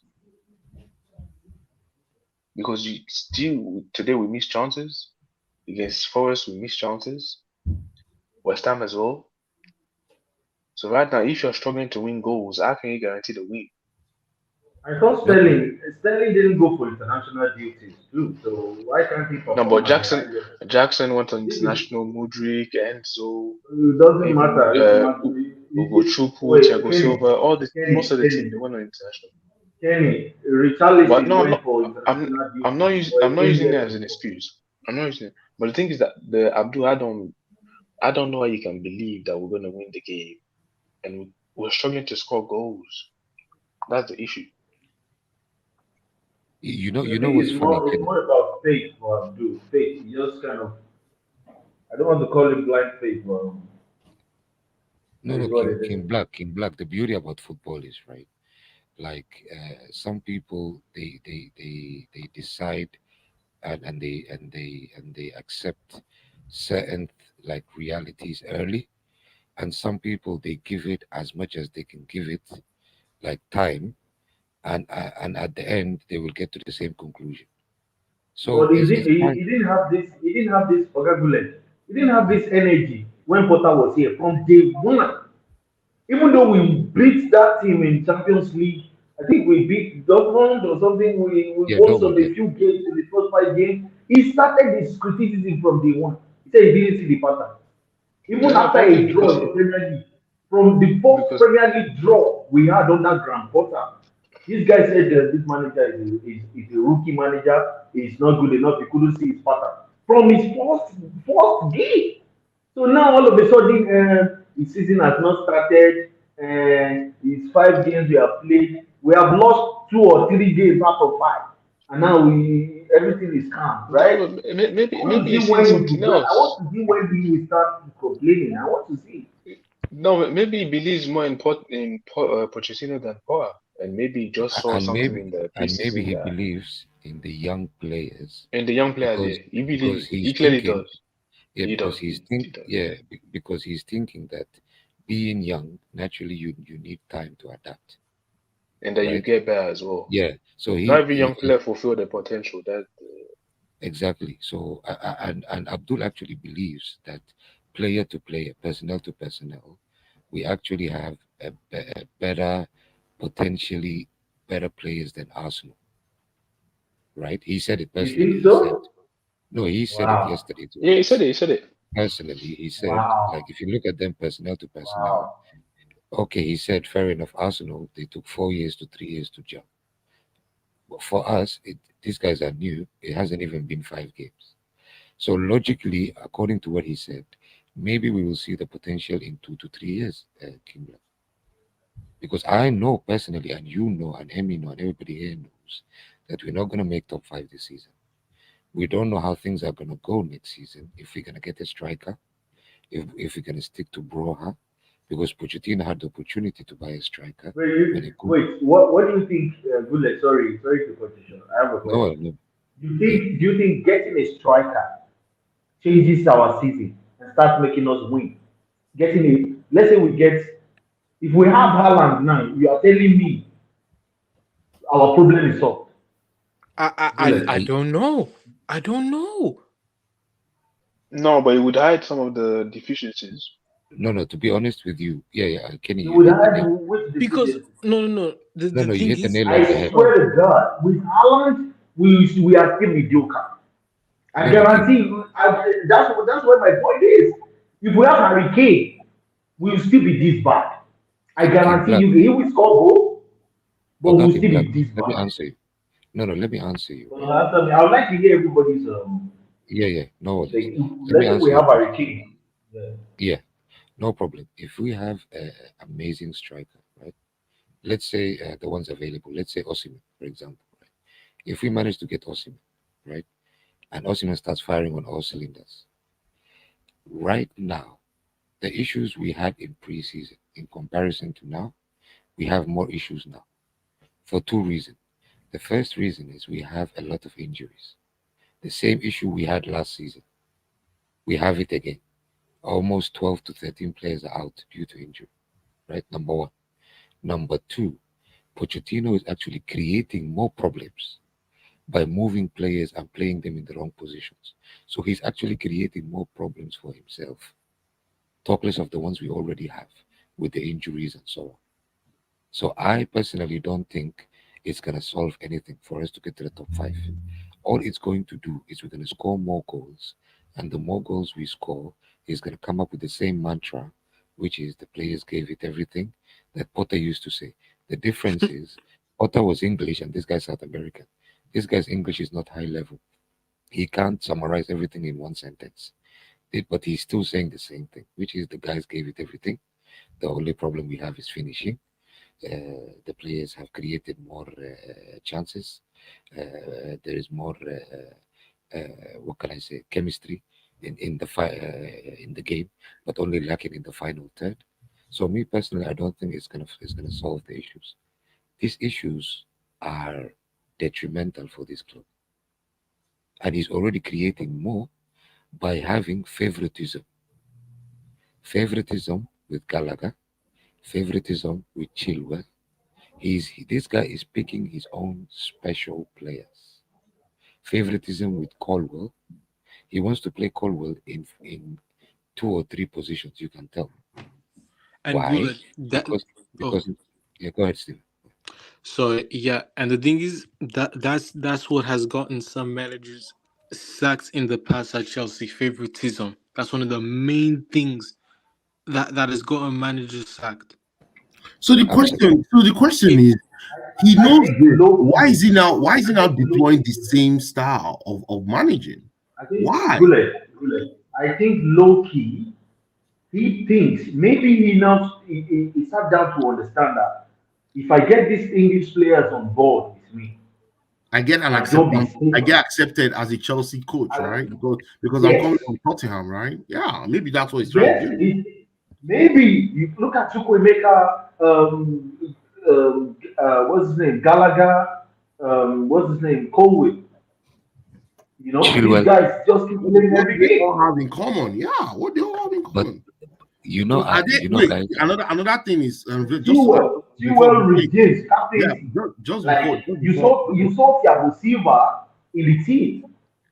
Yeah, honestly. And then just to add to what this is a very good point of this discussion, because when you look at the players that he has let go, Ian Martin was arguably one of the best players in preseason. I'm not saying that Ian Martin has become a Superman, but Ian Martin is a very good option at left back, right? Okay, and you have Colwell, who has coming from Brighton. Why can't you play him as a left center back? Yes, currently Pochettino is letting everybody know that we have injury this, we have injury that, but yes, even on top of the players you have available, you are using them in the wrong places. Like, make that make sense.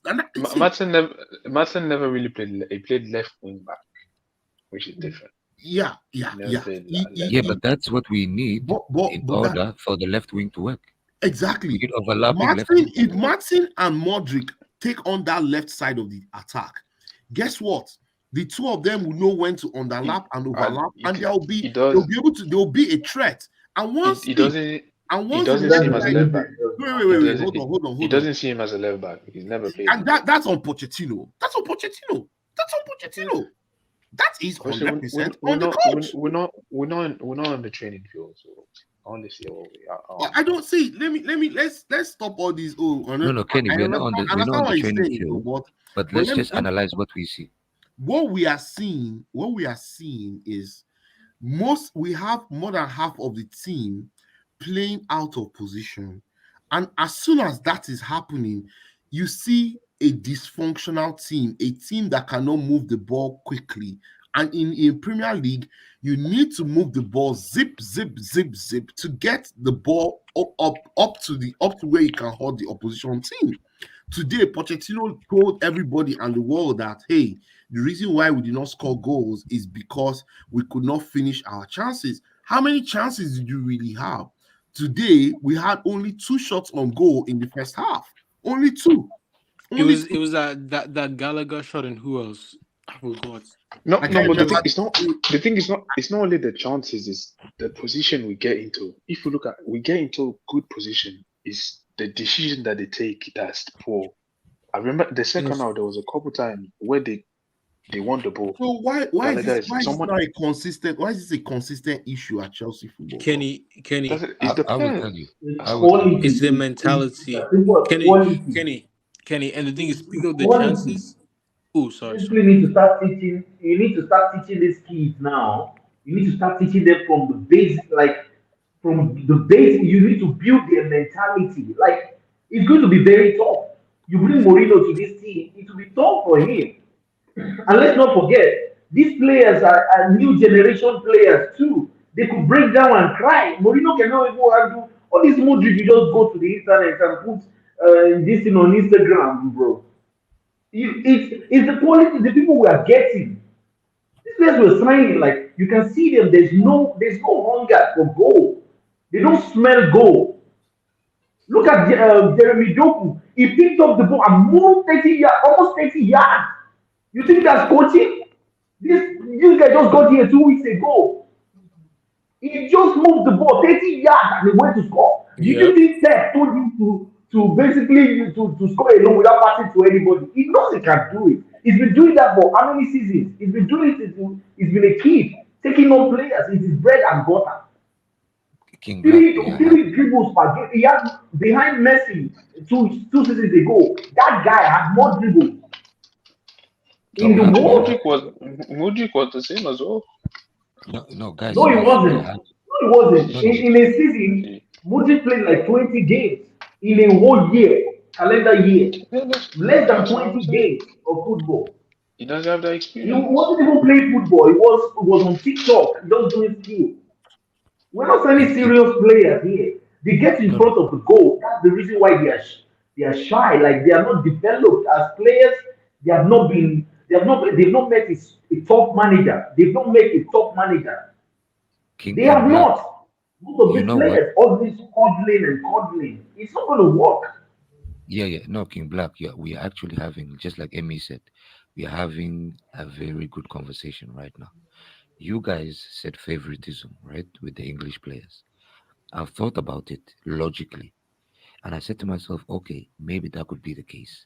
And then this guy called Poch came out today in the post-match and said, I don't care what the fans think. So that actually that's the arrogance that stems from the board. They let him know. It stems directly from the board. He would never talk like that when he first came in. He knew directly, and this is pure arrogance. This is going to be. This is why it will be difficult to sack Pochettino. It will be. The fans will cry and cry and cry, and the board will just be watching from America. I'm telling you, unless we get to 18, 17, and we stay there for 4 weeks, then they will start considering. My brother, let's even take it even a step further, right? This is why Nagelsmann didn't come in.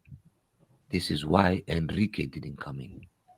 We didn't deep it because we didn't see what the issue was at that time, right? Think about it this way. This is why they gave him 2-year contract with the possibility of renewing.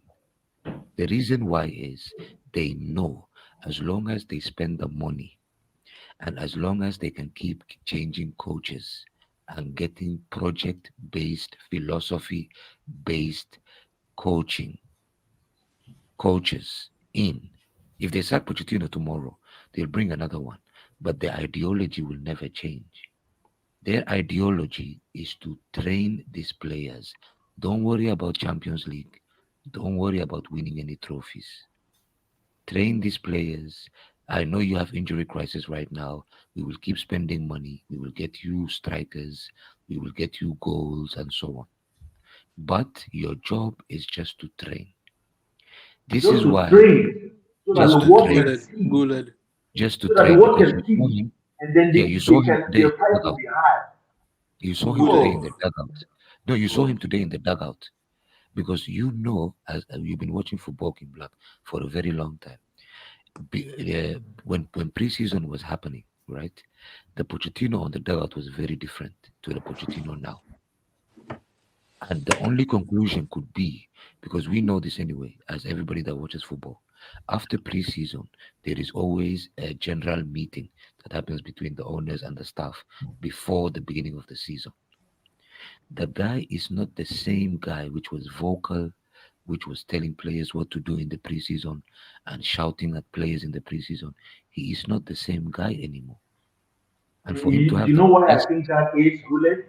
I think it's a bit of he is disappointed on in how the transfer ended. If you remember, Pochettino was always clamoring on experience. He said it clearly. I know these youth players, they are going to develop this team, but we still need experience in this team. We need, and the transfer window was open.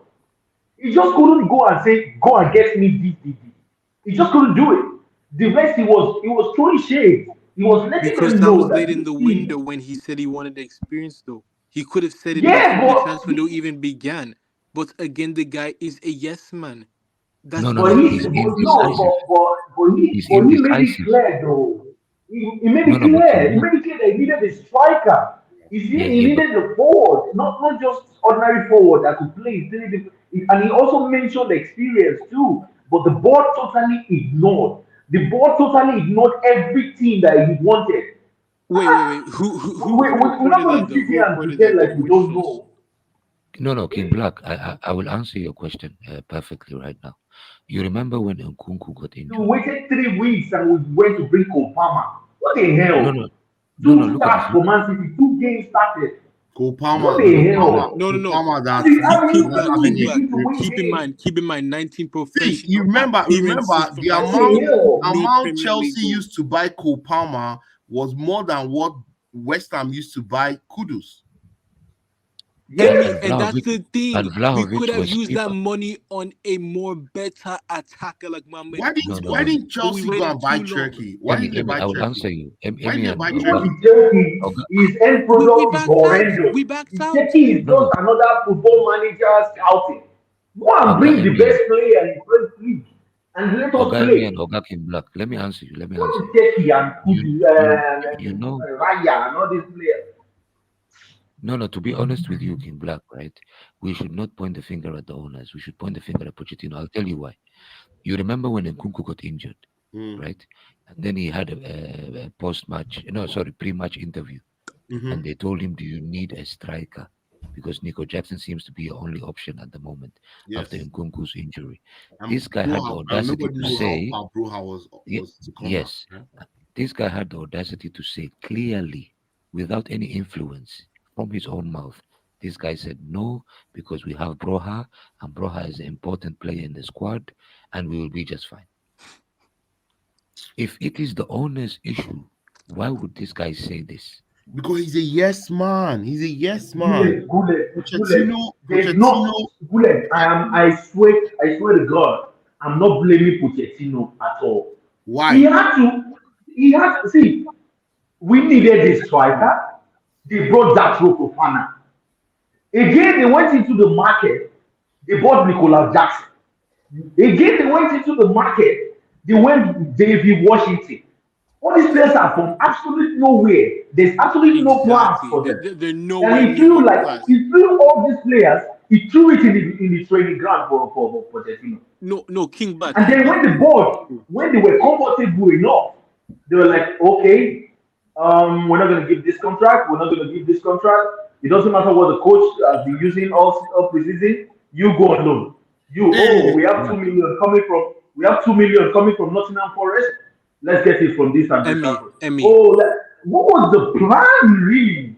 Emmy. This is not what Pochettino didn't decide that Ogochukwu Latvia. Pochettino didn't decide Latvia signing. The Latvia signing was just 58 million in the dump. In the dump start. This guy had injury history. Yes, no, you're right, King Black. But 19 years. You But sign 19 years, you bring another 19 years, and you have already Andre Santos, who is 18 or 19. Bro, No, three King Black. 19-year-olds in the same team. I agree with you in terms of their philosophy and their plan Vote with your feet. of Relax, building building this new crop of young players. That is entirely down to the owners. But I Bro, will, that I will, was I will that point out was no, no, that I will was point out Emi again. and Abdul. He said he's good at Black, this. you know what to Yeah, now? yeah. You told me that these players that were world class players at 19 and that having all of them in the team is good. I said it is horrible. It's horrible having 19-year-olds, three of them that are number 6 in the same team. It's horrible. It's horrible. Lavia signed and then he got to Chelsea and he was like, wait a minute, what's happening here? This boy only saw the money that we threw at him. There was no planning from Chelsea. We just brought him and they'll be like, wait a minute, where is he going to play? Where is the Pochuku going to play? How can you buy a Pochuku from Rennes? He's a Champions League player and then you want to send him to Strasbourg? Is that not madness? If I was to Pochuku, I'm not going. No, but Leslie actually is impressive. So they probably saw that Leslie is even as good as what we have. So Andre Santos was way more impressive in the preseason. Yeah. He had the highest potential. He was the captain for Brazil under 21. Yeah. And you're going to send him to Nottingham Forest. Yeah. What the fuck? What is he going to do in Nottingham Forest? What the fuck? What's he going to do there? If you want to send him on loan, send him to Dortmund. Send him to Porto. Send him to Benfica. Send his wages over there. Guys. They just try to get every penny that they paid. Every bit of the he's doing. King Black. Should I ask a question? Every penny. Should I ask a question? Penny. You see that 30 million must go back to 30 million. Who signs a 30 million player these days? No, but King Black, this You just trying to get penny. This actually answers your own question, my brother King Black. I'll tell you why. Before these players were let out to go on loan, I guarantee you, they asked Pochettino. Why? Because I'm not sure they did. I'll tell you why. Because Leslie, he made the decision for him to stay. He made the decision for him to stay because Leslie was here when Santos was here. But he let go of Andre Santos because this guy became overconfident with his own self because of that preseason. I guarantee you. It was Leslie that refused the loan. They basically bought, if you look at Fabrizio Romano's news, he was bought to be sent out on loan. It was him when he got to the team, was like, hell no, I'm not going on loan. You see, Gallagher also refused. They wanted to sell Gallagher. They didn't care. They didn't care about what Pochettino liked. It was Gallagher that refused to leave. Okay, if the Pochettino wanted to keep Gallagher, but Gallagher wanted to stay as well. But the board was pushing for Gallagher to leave. They accepted an offer. Have you forgotten? They accepted an offer. No, you're right. No, you're right. But the reason why I said that Leslie remained, and I think it's Pochettino's decision, is because Andre Santos, if you look at the other side, Andre Santos wouldn't want to leave. Andre Santos would say, yeah, I want to stay. But Andre Santos apparently left out of nowhere. It seemed like a decision that was made in the last within 24 hours. What happened was, you see, when this was, I'm thinking like the board. This board they are basically putting us like tomatoes and onions. They are treating Chelsea like a local market. I'm telling you, they just bought a lot of goods that they want to sell. Anyone that is rotting a little bit, King Black. You know, the little unripe tomatoes, they'll keep it somewhere. If you get £1 for it, you say, oh, since I got all of these tomatoes for cheap, how about I sell one of these tomatoes and see I can get a little bit here, a little bit there. This is how we're going to serve all of these players out until we have no talent anymore. This is what we're doing. Look at this is what I'm saying. Now we got Morera. Check it. Morera, Angelo Gabriel. Okay? Morera was gotten for free from Benfica. This is the talent, right? But there's no plan for him. We just got him. There was no plan. I think Pochettino got into the squad. He understood Chelsea, even though he knew he could develop young players, but he knew that the team that is working to, which is Chelsea, does not require small kids. He knew that these players have to be tall, physically strong, and actually experienced for them to help him to win something. So as soon as he entered the team, but forget all of these pundits, all of this YouTube or Twitter. Oh, Pochettino develop young players. All these kids will develop under Pochettino. Pochettino had a different mindset. He walked into Chelsea knowing that Chelsea is a team that wants to win every day.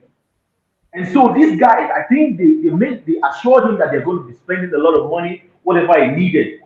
So he came in. If you look at the way he was speaking, he knew the fans wanted us to win. That it doesn't matter. It doesn't matter if you are playing good football. He said it by himself. He said good football, it does not matter. You can play good, but make sure that you are winning in the process. He said all of these things. Who, Poch? Okay. And yeah, but he said it doesn't matter if I'm playing good football as long as I'm winning. Shit. He said that's how Chelsea, that's how they run. Now Morera came in.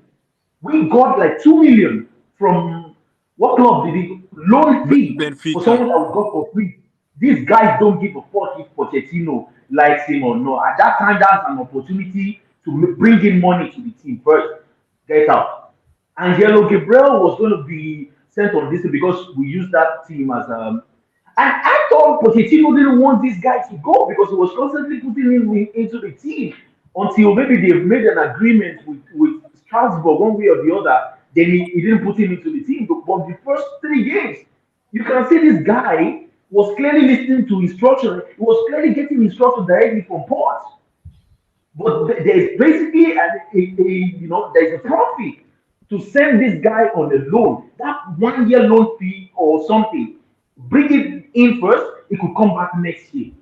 That's profit for that team.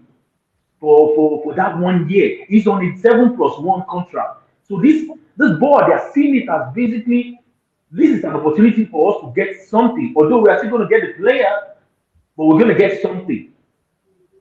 So all of this thing is just about getting that. They want to sell another midfielder from Brazil, Cardo or Gallardo. Bro, like we have 7 midfielders already. They're doing the same thing that Chelsea did in the past with the loan army. Basically, they have to, because at the end of the day, this player is the asset. So you can't just keep all the asset at the club, Kenny, because they're going to lose value. You have to showcase them. So you have to send them on loan, get some money there. You can't just keep them. When you saw us buying all these young players, you think most of these young players, they're not even going to play for Chelsea 1 minute. I am telling you guys now, if next season, like Angelo Gabriel, keeps performing to the end of the French league season, if Dortmund comes in, it doesn't matter if Pochettino wants to use him, it's in his plan. And these kids, they can go anywhere they are loved. If PSG comes calling, if they throw in good money on that kid, this kid is going to look at the money like, wow. He didn't grow up watching Chelsea. This boy grew up in like 2007, he was born. And then maybe he saw Chelsea one time or something. He probably watched Rivaldo's highlights. And, these boys are kids. He's going to go where, like, there's money. He's going to start watching Mbappe and Neymar highlights on PSG. He's going to move to PSG. He's going to move to Manchester City. They double his wages now because Chelsea is not going to revisit his contract to the next 4 years. And Chelsea is going to take whatever they get for him. They get 40 million. They're like, wow, our investment, our turnover within a year brought in 40 million pounds. Thank you for coming. Thank you for coming. And some of the idiots in the fan base are going to say, wow, that's good business. Well, why did you sign him to make 20 million profit? Bro, they already set up Pochettino to fail. Ugo Chukwu and Andres Santos from Yolanda, Enzo Fernandez, Gallagher, and what the hell? What is going on? They offered Chelsea, Brozovic, and I saw the news today. They offered us Brozovic. We offered Ansu Fati as well. Don't forget Ansu Fati. And they offered us Brozovic and Verratti. And Verratti. They refused it because they were over 25 years. Now you see why I'm telling you they are setting up Pochettino for failure. Straight up. You cannot refuse those offers as a club that wants to compete for anything. I believe Vlahovic is like 26 as well. That's why they didn't sign him. No, Because Vlahovic it's is not 23. 22. No, Barry is I don't 23 know. or 24. He's I young. don't know how old he is. He's young. I thought it was like 26 And or I something. believe that Vlahovic He's deal 23. He's was 23. that Vlahovic deal was just a Who? fugazi. Vlahovic. Who was? Ah, Vlahovic, yeah. No, I think they refused him. Yeah. They just didn't want him. King Black. Yeah. It King has Black. nothing to Yeah, do with. because It has nothing to do with his age. No. no, The board didn't refuse him. Poch Kenny, didn't you know want. why they Poch wasn't refused him? convinced by him. You know why they refused So that guy? why is Because Poch not convinced by Vlahovic? A proven striker in Syria. it's not like he's not convinced by Vlahovic. Hear me. You don't still understand this thing. The board are not seeing a possible return on their money. If they invest, if they invest 70 million on him and pay him like two, because he's not going to come down to Enzo Fernandez wage because he's already on a big wage, right? He Yeah. was signed for a big fee. He's on big wages. So and then they're already cutting our wage to like 100, 90, 80K a week. It's not going to happen. So they don't want to overpay. They don't want to break that wage barrier. Yeah. Let me say what votes with your feet is saying is there's kind of a consistency with Pochettino and the boards where he has worked. Like Absolutely. everywhere he has worked, it always seems to be the board's fault. Like, is that something? Is there something that he's doing, or is there something? Is there a part? There's definitely a pattern? Is there something about him as a profile of a manager that constantly we see this in his teams and also on his board? The board's actually backing. Like we saw this in Southampton, we saw this in Spurs, we even saw it in Espanyol, we saw it in PSG too. Now we're seeing it at Chelsea. It's the same pattern. Emmy, to be completely honest with you, I understand what King Black is saying. But even though if I take King Black's word as Bible, right, and I believe every word he says, this guy's actions tell me opposite. For example, case in point, Ian Matson was one of the best players in the preseason. This guy is benching him. You have left wingers. Bro, you got sold by that. It was option. They have already see, bro. He knew from the onset that this boy is not going to follow him into a season. It was Ian Martin that rejected. Now the Chelsea already received fee for Ian Martin. He already knew. He just had to auction him rightly. It's auction. You have to put him rightly in the face of everybody. That's why Gallagher, because they knew they wanted to say Gallagher. It was Gallagher that was headstrong. He was constantly headstrong. He said, no matter what, I'm not leaving. I'm not leaving, bro. I just signed a 7 year, good money. I'm gonna go to Everton or something. No, I'm not living here. Ian Massey was just being auctioned nicely. Look at Cucurella too. He didn't use Cucurella this season. He was auctioning these players. Bro, he already probably made his list of the player he wants to stay. Yeah, but King Black. What will help the team make money? No, King Black. If that is the right thing, right? No, if that is the right thing and he did that, right? Think about it this way. Why is he playing plays out of position? Why? If it is the board's problem, you as a coach, you have to do everything that you need to do to win. Why would you cause even more problems for yourself and play the plays out of position and play Chilwell at left wing? Yeah. And why are you playing a system you never played in preseason? It was the same system. It's just different personnel. You didn't play It was the left back. It was the personnel that is just different. Yeah, but the personnel is the problem now. Yes, but that's where the stupidity comes in. So the stupidity It's the on court, personnel that right? is different, but this guy is the personnel that made the system look nice. Who is telling him to play this way? Who is telling him to play this way? Do I know? Is he playing this way because of the kind of players he has, or is he playing this way because this is the only way he knows how to play? First of all, Emmy, For Mudryk, I understand why he's taking him out of the team. You are a winger. It's very difficult. He's probably not even completing dribbles in training. And it's like, bro, you're gonna get slaughtered by this fan base. This fan base is harsh. At least for this steward that has been here for a long time, he knows when to pass and when not to pass. Even if his final decision Even Chilwell is cannot pass the ball. but wait. Well, he knows that Mudryk has not even he has not even gotten to he has not even won Chelsea's trust at all. At all. He's not played 190 minutes impressive game. So he's still on the you understand? We're going to be more patient if someone like Regians comes in, has a bad game or two bad games. We're still going to be more patient than maybe do you know that than a new attacker. Attackers are always on the firing line. Yeah. But do you know that Modric has not started a game that Chelsea won since he joined Chelsea? Yeah, because he has not involved in No, he did. He's barely started the game, so which game? Yeah, but if he was playing well from the bench, he would have started the game. Leicester, he started against Leicester. He only started 3. Yeah, but this was his first start.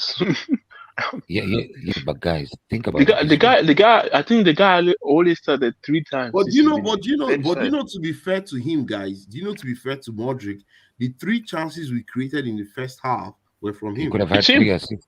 He could have had 3 assists. Yeah, that's why he's on the pitch. No. King Black. Why is he on the pitch? He's not King Black. To be very fair with him, he created the best chance. How many of the attackers are watching this? Can I say this? Emmy, I think half of the problem is the board, because the board appointed Poch. Poch was not, no matter how you want to sugarcoat it, Poch is not the right man for that job. So do you appoint Luis Enrique?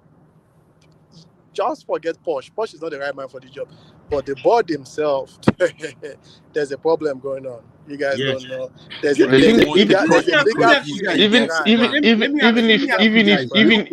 if you had Luis Enrique, Nagelsmann, at the end of the day, the players they bought for them, like there's not enough experience there. Even do you know what? Let me just say this. K actually brought a good point. Vivell came in for 6 months and he left. Do you guys believe that there's a civil war in Chelsea's boardroom? I believe there's something going on there. You know what they are doing in that boardroom?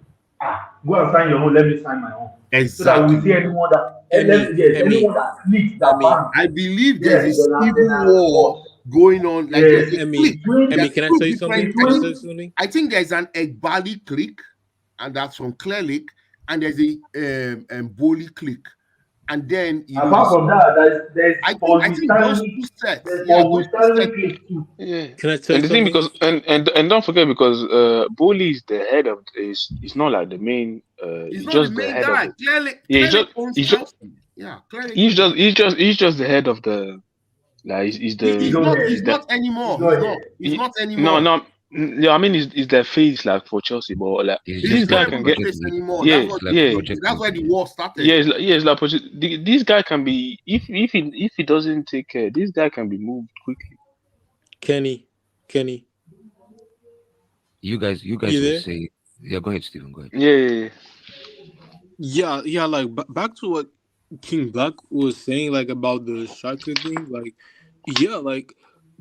the thing is, we knew we needed someone who can put the ball in the back of the net, and I said, bro, Nicholas Jackson just ain't that dude.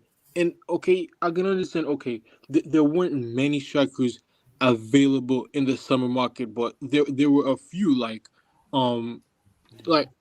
Personally, look, I would have taken Jonathan David or someone of that caliber, fam, that can bang you in 20 goals. Bro, and the thing is, David, bro.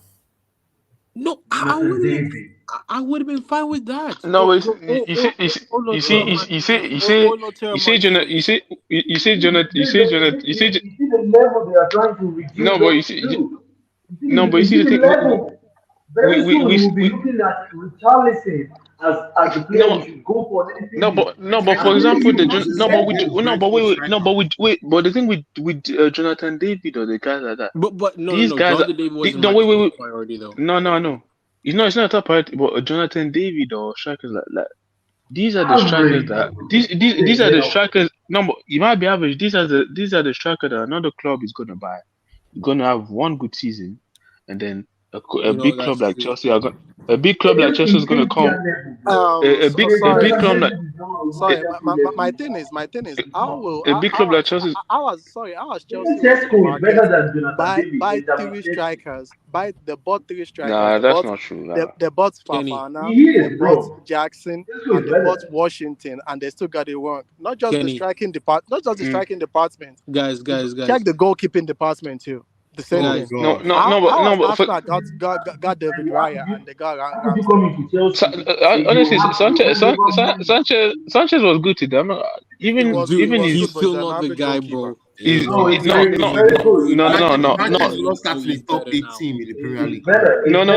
I don't know, but the for me, what surprised me was his passing. Some of his passing. No, forget passing. What's a goalkeeper supposed to be? A goalkeeper. What do you mean he saved? What do you mean he made good saves? He made good saves today. Kenny, I'm asking you the question straight. Would Sanchez start in any of the top 8 teams currently in the Premier League? Not right now. It's not gonna get. Not right now. No, but wait. Yes or no? I said. Able to start in the top 8 teams currently. I said not right now. But I said not right now. But like the goalkeeper market was terrible as well. You are praising David Raya is a backup right now at Arsenal, and then the other keepers. Today. Huh? Yes, he's not going to. No, he's not going to start. He's not going to start in the Champions League. Who told you that? Ramsdale is the number one over there. That's not true. That's not. You're going to start. Based on the training metrics, David Raya is going to be starting until Ramsdale improves. David Raya master at the end of the day is a 1-2 keeper, is a 1A 1B with Ramsdale. All I'm saying is that he's better. David Raya might be better than Sanchez, but the difference is not like he's not better than Sanchez. What I'm just saying is that and the thing is that a top class goalkeeper. And the thing is that Sanchez spent 25 million on Sanchez. And the thing, Onana, you guys are wait, quickly. Goalkeeper position is the least of our issue. Then nobody just talk about but you see with goalkeepers, yeah, just because they have one good season or just because they are good in a certain system or team, doesn't mean that all of a sudden they're great. You know what I'm saying? Because Sanchez, before De Zerbi came in, the season where he started, he played well for Brighton. Everyone said, "Oh, Sanchez is one of the best," and then he had this issue with De Zerbi, and then people forgot about him. Last year, people were pretty. Only his issue, Kenny, but his goalkeeping coach that was with him from a young age. Yeah, that was with him left. Yeah, the thing is that everyone was praising Onana, saying, "Oh, Onana is one of the best." And now, when he has a few dodgy spell with Manchester United, everyone says, Onana is not that good. Onana, you guys are too. The problem of Manchester United. But you see the goals that Onana is scoring just because Sanchez is Sanchez is okay, but it's not. Kenny, are you trying to compare Sanchez to Onana? Please no, I'm not comparing. I'm not comparing, especially but for the price for the price we bought them, honestly, I don't see that much difference between the both of them. Onana might be slightly. I'm not seeing the crazy Onana crazy. His passing. You guys are praising his passing as if he's passing. His passing is good. I'm not seeing no crazy pass. Extra 25 million for his passing. Honestly, I'm not seeing the impact. Kenny, the simple way to look at this is if Kepa was in goal today. Bournemouth had those chances. We lose 3-0. Vote with your feet. Vote with your feet. He had a very good game. He had a very good game today. Who is this criminal? His father is Thiago Silva there. You think Onana will come here and start shouting on them? And let's not forget about Sanchez didn't have no preseason as well, and he just joined the team with new defenders. And like I said, this is a new defense as well, so they don't really know each other yet. And it's very important, like defense. You need like solidity, and you need partnerships. Right now, we don't have a partnership set yet. No, forget about partnerships, Kenny. We have to look at the issue deeply. We as Chelsea fans have to forget about the last 20 years. That is behind us. We do. Right now, the issue that we are facing as Chelsea fans, the pain is the fact that we are looking to become a the reality next 3 seasons. Yeah. 3 No, seasons. I know you're trying to be nice, saying 2, 3. No. This is the truth. You know deep down in between yourself. Look at this man them on Kenny's profile. Look at these rappers. You are telling me this ones will win the league. This ones will win the league in the Premier League. Look at these Migos and those boys on this guy's profile. You're telling me they will win the league in the Premier League. Bro, it's going to be hard. We're going 5, 6 years. King Black, this is why I said I don't have hope. We have to protest. Get ready. I'm ready. It's amigos. It took me 6 weeks, but I've noticed one thing, guys, and I'm not gonna lie to you guys. You guys are my brothers. What I've noticed is even if they sack Pochettino, they already spend $1 billion, just like Kenny said. The plan is gonna move ahead. If they sack Pochettino, you're looking at coaches like Laurent Blanc. I am telling you right now. God forbid. God forbid. I am telling you right now. They're looking for project. I'm telling you, Goulet. The only solution. Take Hansi Flick over Laurent Blanc. The solution. I'm telling you, we are not hiring Hansi Flick. This board will not hire a top manager. They will not, unless there's a protest against the managers to question the decisions, their main decisions. If you don't, they will keep doing what they are doing. They will keep doing it.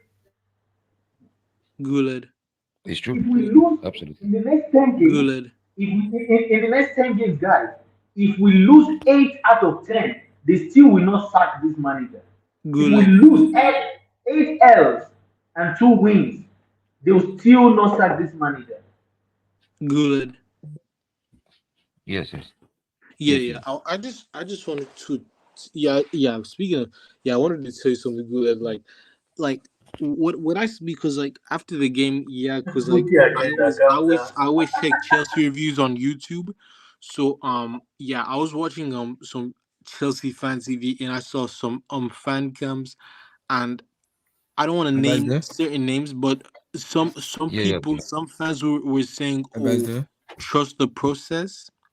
And there was this one fan who said in a match review, I think he said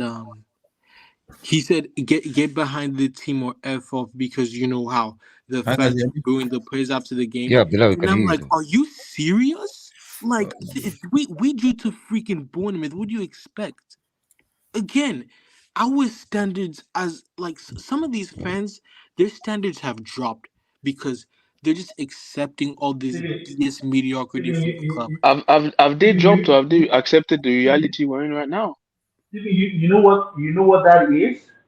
There are 2 separate type of fan base right now. Especially, you can find those set of fan base. You find it in Arsenal. You find it in it's slowly creeping into Manchester United. It was never there before, but it's slowly creeping in. There are some of them that once the manager comes in, let's quickly talk on the once the manager comes in, we'll be like, get behind the manager at all costs. Guys, you see the Chelsea fan base is more like the on the UCL as well. You get what I'm saying? Yeah. Like, so it's in Arsenal massively, and it's in Chelsea. Those 2 clubs, there are some of them that are like, I watched Chelsea relegate in the 70s. It's okay, what we're doing right now is not bad. The owners just can't, you can't argue with them. Like, you just have to allow. Black idea. Yeah, man. Oh, Abdullah, I'm Abdullah, I glad need don't to hear go. your take on Chelsea, man. I didn't hear you. Me, You disappeared. You took out your frustration on some food. I know you. yeah, Tell me, relax. tell me. I went to go and eat. I was, I was pissed off, man. Just to finish, but Gole, like I said, I already gave him 10 matches already. And out of this, when you're giving someone time, if it failed the first time, the second time it failed, that third time it got lash out. I give him 10 matches already. Out of that 10, it's misused 5 already. I'll forgive him on that 5. The remaining Abdullah, 5, this guy he had has the misused audacity 1 already today. out of that 5. The This guy remaining had the 5. audacity today in the post-match interview when they asked him, "What do you think about the frustration of the fans?" To say, "I don't care about the fans. I know that me and my team are Shameful. doing positive work Shameful. in the club. I don't worry about what other people say. I'm concentrating on my job." You are Chelsea Football Club's coach, and you're saying, "I don't care about the fans." This shows me the mentality of the owners that we have, Abdullah. If you're expecting to win a trophy in the next 2 to 3 to 4 years, forget about it, my brother. And you know what? He's gonna get himself sacked with this what he's doing. I'm not joking. The owners will not sack him, but when the frustration is coming in and when the pileup is coming in, they will eventually sack him. I'm not joking about this. They will sack him. Abdullah, Hold on, still, it's like I getting said, peak right he has now. 4 matches to turn this around. If he doesn't turn this around before the international break in October, believe me, he's getting sacked.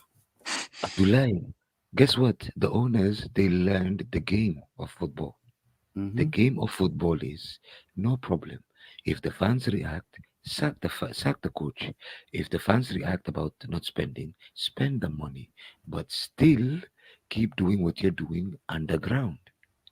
So they can sack Poch, but they will never hire someone like Hansi Flick, someone like Nagelsmann, a top tier coach. They will never, because they are looking to build a philosophy in Chelsea Football Club. Abdullah, Because philosophy will take years. Nagelsmann should have, for me, because that was my own number 1 pick. He should have been the one who should have been hired, because if you're looking to build a young team, Abdullah, Nagelsmann is a tactician. Hold on, Steve. Sorry. He's a tactician where with young players and everything, he will build. But Pochettino, because of the EPL experience, is getting this job. For me, I will also say it again. Poch is digging his own grave, because rather sooner or later he will get fired, and when that happens, everybody will be like, should we tell you now, we know, because bro, look at the position we look at the table, we are very far away from the table. I want to make the UCL. You can't make the UCL when you are far away from the table. It's not possible. It's not possible. Abdullah, let's be Yo, realistic. Abdullah, were you crying? No. I'm just talking. No. It's painful. It's painful. It's annoying now.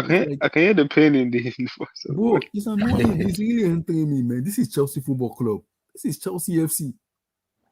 No. This can't continue. Abdullah, you saw the fixtures we have. Sorry, Stephen, 1 second. You saw the fixtures we have until we play. I think was it until we play Arsenal. These are winnable fixtures. But guess what? We'll be stupid. We'll lose match. We'll draw match. Abdullah, I am telling you right now, my brother. Even if we sack Poch, the philosophy must continue. The issue we have as Chelsea fans, we spoke about this before. I think he was away. The issue we have as Chelsea fans, Abdullah, is that when we had Abramovich, we used to throw money at the problem. Now, every club, I'm talking about Arsenal, I'm talking about City, I'm talking about Liverpool, they build a philosophy, a way of play. These guys, for them to build a way of play, it's going to take minimum 2 to 3 to 4 years. But the issue we have as Chelsea fans is Chelsea Football Club a club that can be turned into a philosophy club or not? We don't know. Because in the past, all we did was we made sure our defense was strong, and we let the midfield and the strikers figure it out because they were world class. But now, because cannot. The problem I'm having right now is there is a disconnect between the players and the manager for me, because what Poch is trying to tell the player to do on the pitch, the players are not doing it. I don't even think they're even listening. I'm like, how can there be a disconnect between the players and the manager when the manager is the one coaching you guys? That for me makes me confused. Because of this match I watched today, I can see a disconnect between the players and the manager for me. Because I saw Paul he was frustrated after he just went back to his seat and was just looking, could not see anything.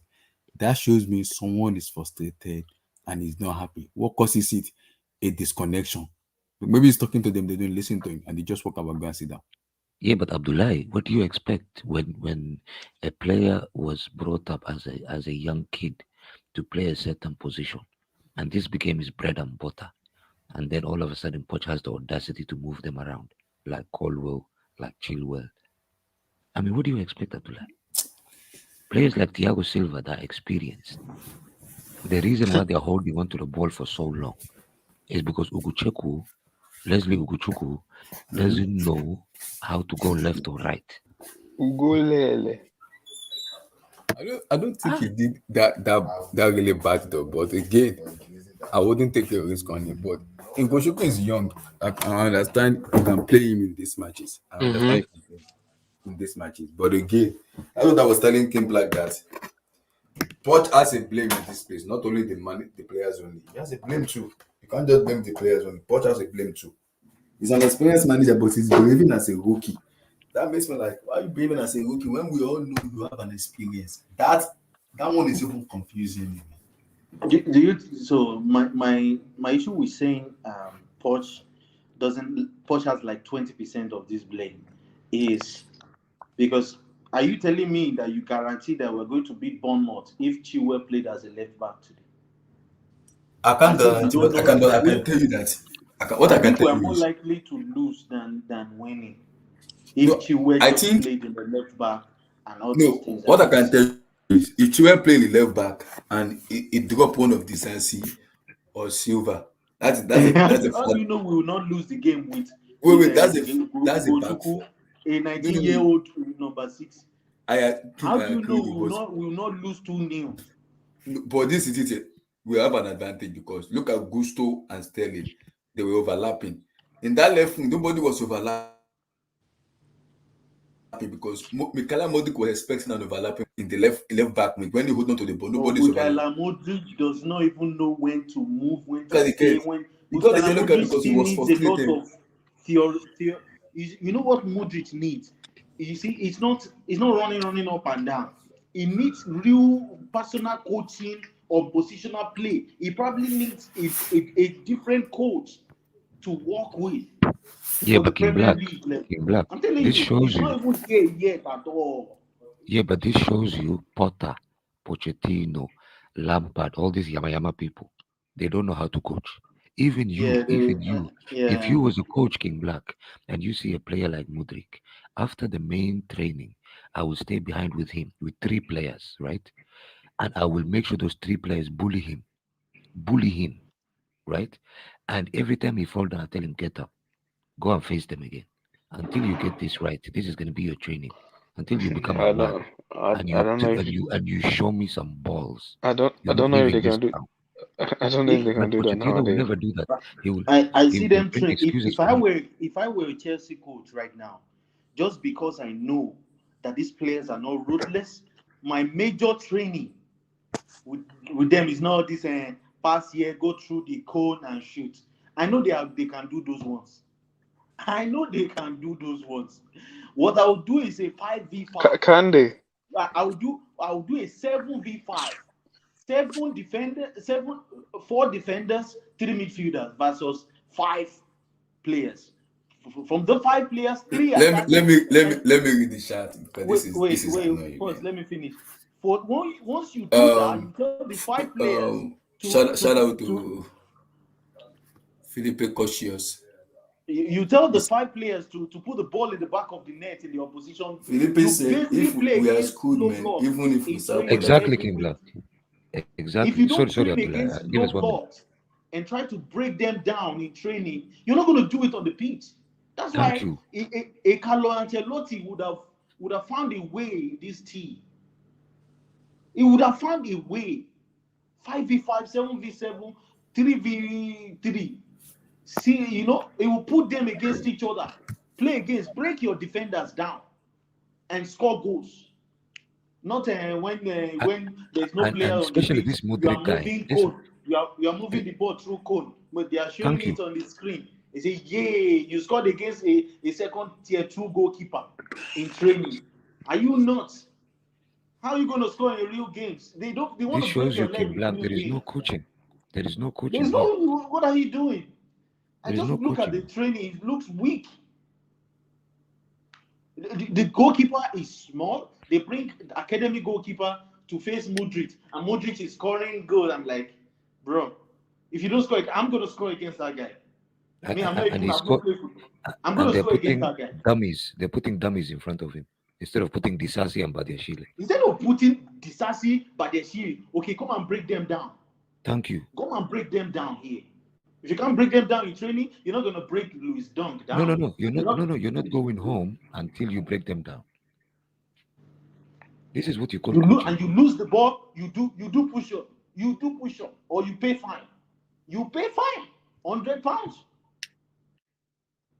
Man, this is what top tier coaches are doing. They are out there Guys, playing. You know what they're trying to do, Gullet? We are trying to let pass our Abdullah way. speak. We're trying to pass our way out of trouble. When we face teams, you see us passing. We are not actually moving the ball. We're just trying to pass the ball all the way into the net. we are not even shielding the ball. We are not even shielding the ball. We have a lot of possession, and these teams are just looking at us like clowns. They're like, okay, just wait in front of your goalkeeper. Line up. They're not going to pull you out. They're just trying to pass you out. So be clever.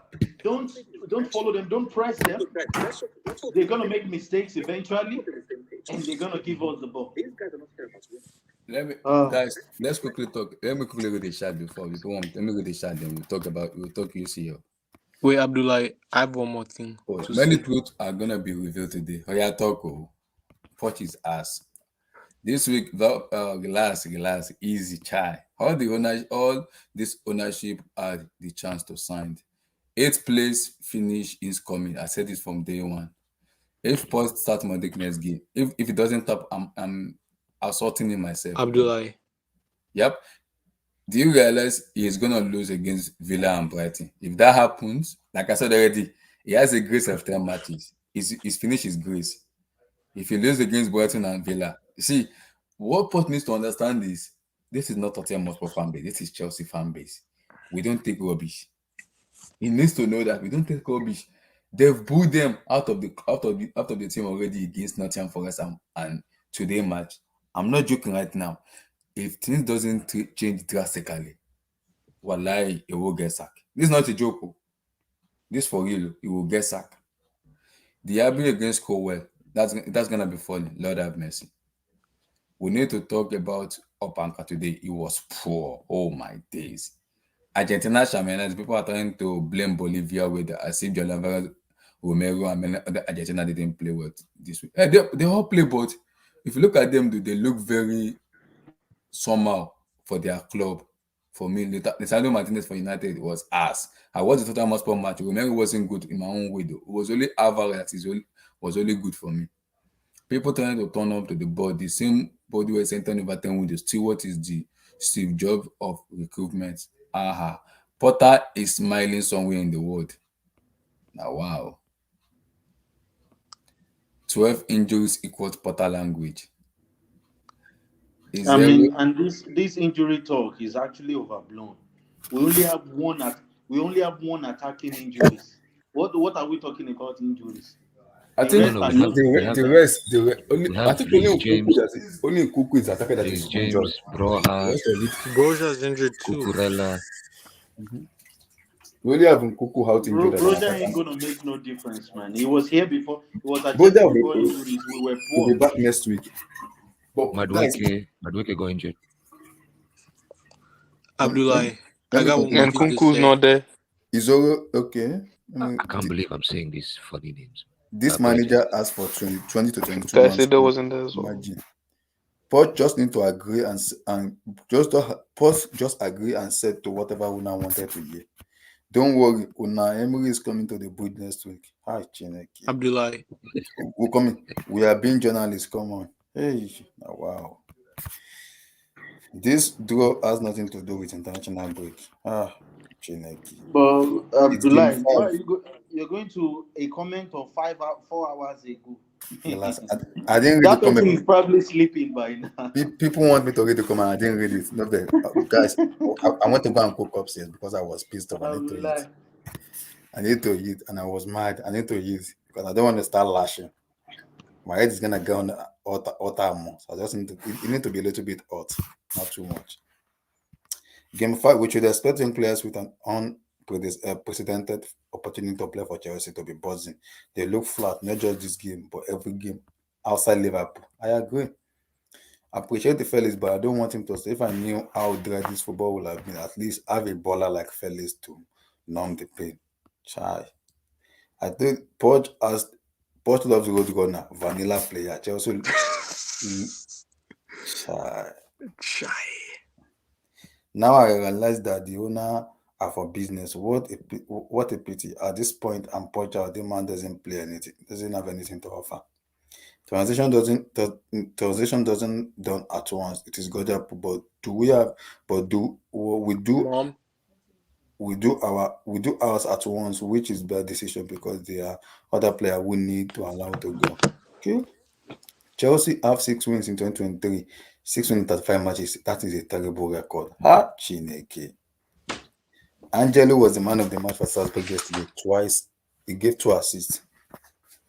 Okay, it's not bad. Why do we have to loan Santos to Nottingham Forest? The team that seven players in a day. What development is he gonna get? We are seriously in problem, and the season is very long or more. Abdul, what are you saying? Does it mean your season just kickstart after 5 matches? Abdul is Chief Agba. Villa have won 4 of their last 5 matches. Hey. Abdul put Amy to sleep. Where's Amy now? Can you hear? Jackson is your dude. Let's not do it. You confuse him now. You guys were asking typical look about this signing. It is smart recruitment. Jackson was a steal. You and Amy. Jackson, I'm still on Jackson. I'm still highly sold on that. If there's anybody I have hope for, it's Jackson. Out of what this Munu signing they were signing, is that boy Jackson. You put him in that Brighton team, he's gonna cook. You put him in Brighton team with the style of Kenny. What's this obsession with Brighton? Every time I'm saying me and Cruz were consistent. Look at the way they play, bro. Guys. Afcon level head. My brother Abdullah, 1 second. Just imagine this, Abdullah and King Black and Kenny. Just imagine this. Imagine Nico Jackson playing as a supporting striker with Osimhen up front and Nkunku as a number 10. You're telling me that's not gonna work?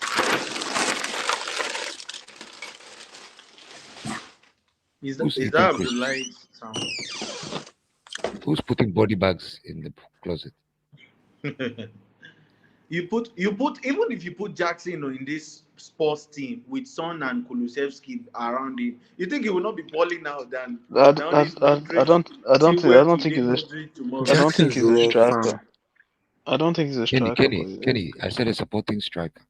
Imagine Osimhen up front, him as a supporting striker, and Nkunku as a number 10. Isn't that going to be a good trio? Seriously.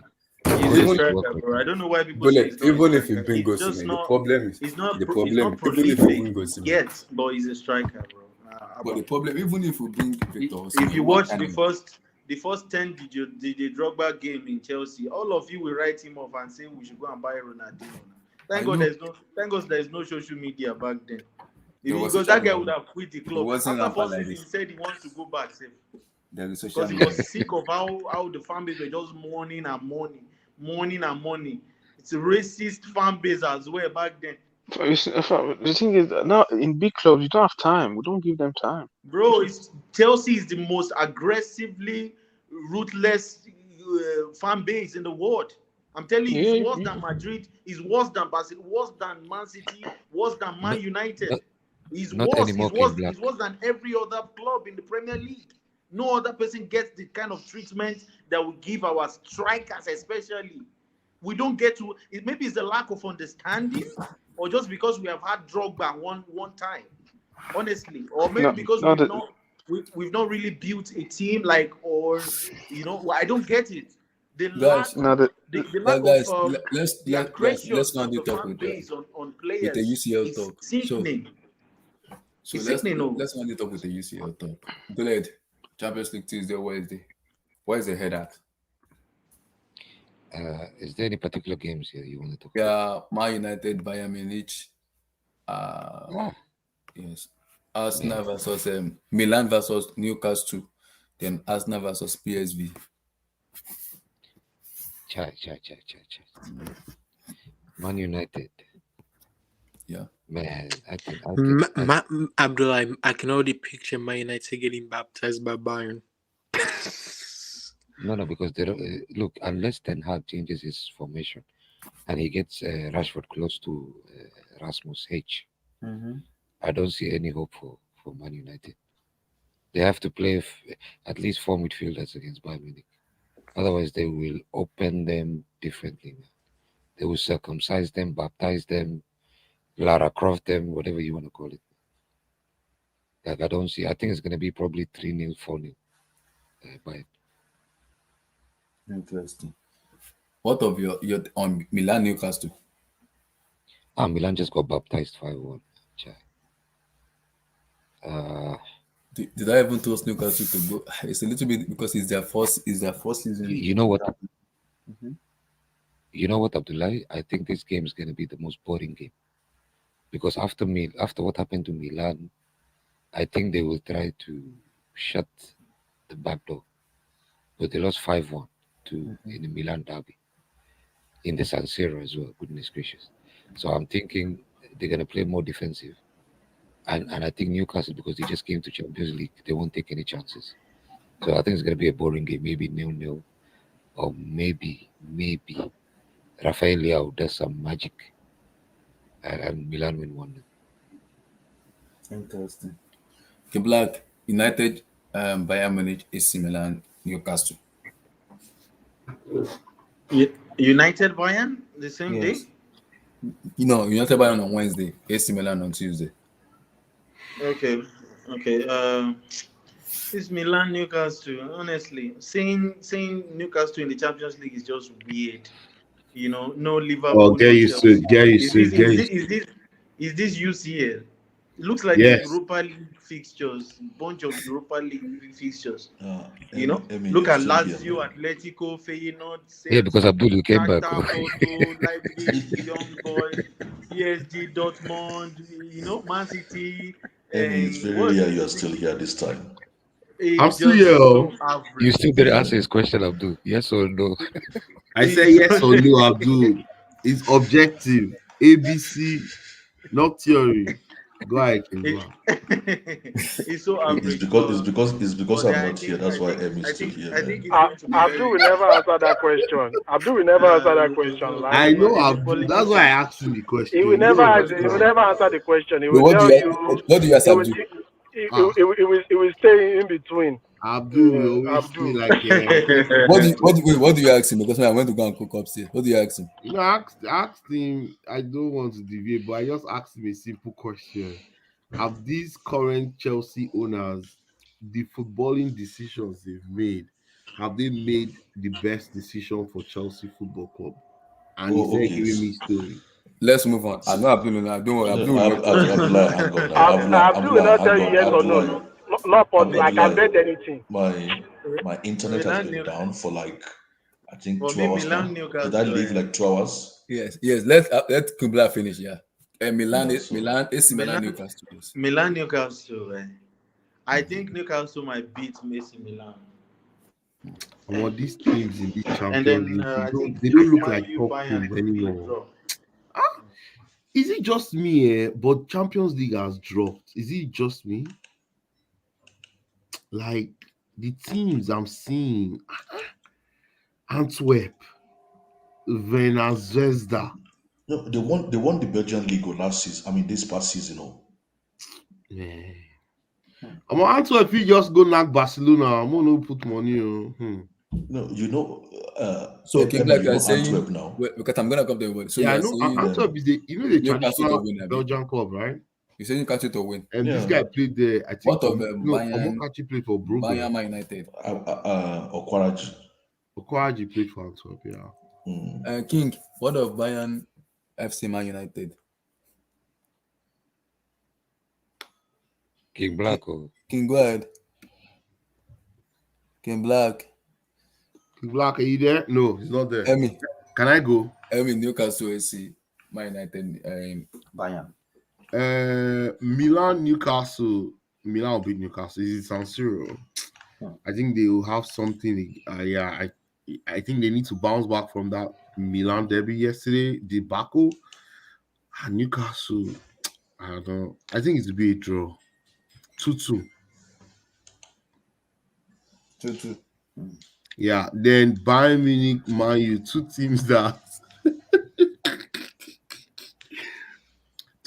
actually played the 1999 Champions League final, right? Probably one of the most historic, memorable one everybody remembers. Yeah. But man, the two teams have fallen into serious macabre down. Anyway, Bayern, who is at home? Who is at home? Bayern. Bayern. Oh, they are playing at the Allianz. Mm-hmm.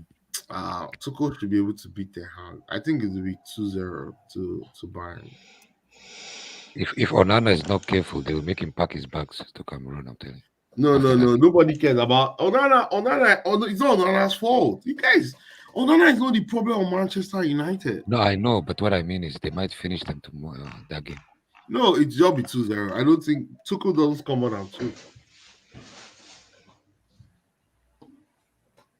Chai, Dallo is gonna have a long night. You know this Tuchel. I think I was asking you guys the other day that I think something has changed in football without us noticing it. I don't know, maybe it's the social media or what, but people have got more crazy about football. They're almost behaving like, cyber hooligans now. This Ten Hag. This Ten Hag that all these Man United supporters and fans are abusing and cursing every day. Yeah. This guy finished 3rd last season. Yeah, I won the League Cup. And won the League Cup, and that's his 4th season. Mm-hmm. But the way they talk about him now, I think this guy, they just picked him from the road and he doesn't know anything about football. Abdul, I'll explain to you, my brother, why they're like that. Because Man City is giving people nightmares, man. Yeah, Man City is clean this season. And they won the treble last year. They're expecting their club to react. Yeah, and everybody is just hoping, please just chase them, even be around them somehow. This is why Man City is gonna dog walk this league. But is that surprising? Let other teams do what Man City are doing. It's going to be depressing if Man City sweeps this league again. It will make our league look like some let me not lie to you. If Man City wins 5 in a row, which they're about to do, right? Mm-hmm. What's the difference between the Premier League and the Bundesliga? No, it's still different. But the thing, what I'm trying to say is, let other teams do what Man City and Pep are doing. Hire a manager that is elite and support this manager 100%. Let it be visible to every single player in that squad that you either toe his line or you're out of the club. Full authority, full control. Then you see maybe your performance will not improve. But is it surprising that the two clubs that are doing that are actually very close to Man City? That's in Arsenal and Liverpool. Exactly, that's what I'm saying.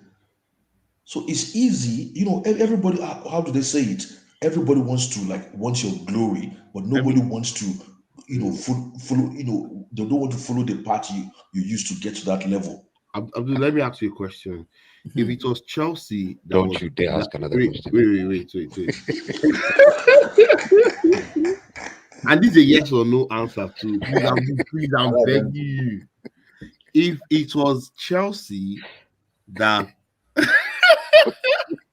it was Chelsea that Mohamed Salah was playing in, and Saudi Arabia came with £150 million, would Chelsea had sold Mohamed Salah at this age? Yes. When like now? Yes. with Mohamed Salah's influence at Chelsea being replicated as the same as what he is at Liverpool, if he was at the Chelsea Football Club currently, would an offer of 150 million, actually offer went up to 200 million pounds cash? Would Chelsea have accepted the offer? Yes or no? Did these guys offer 200 million? Yes. On the deadline day, yes. Then they're stupid not to have sold him, man. That's what you think. Okay, but you know what? Liverpool asked Jurgen Klopp, and Klopp said, I need this guy for this season, and they rejected that money. Then they're silly. You think they are silly? You see, that's your mentality. They are silly, but they are keeping their best player in their team.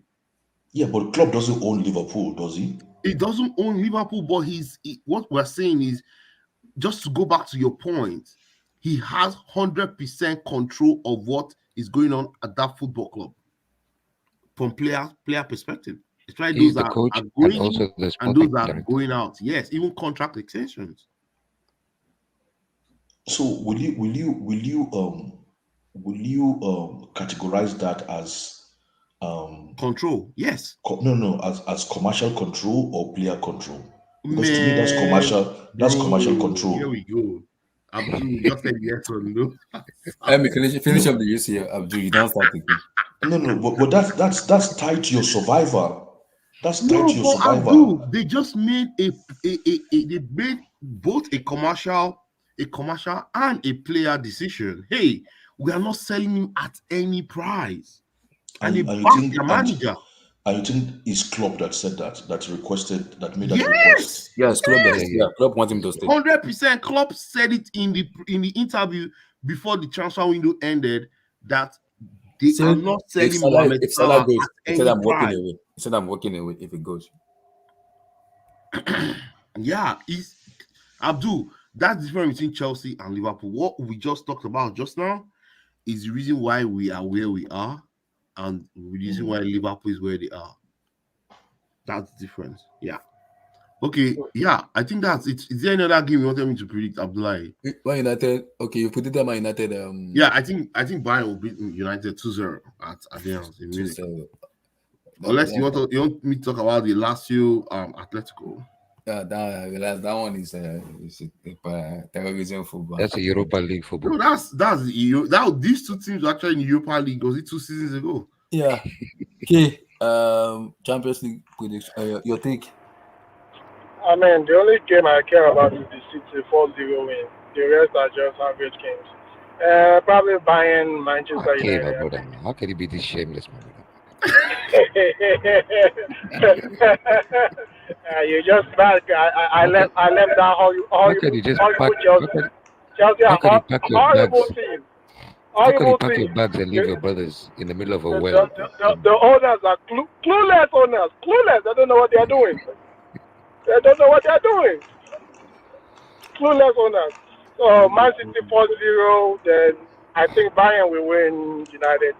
Probably 2-1. I think it will be a close game. It won't be a blowout. Everyone is actually imagining. So.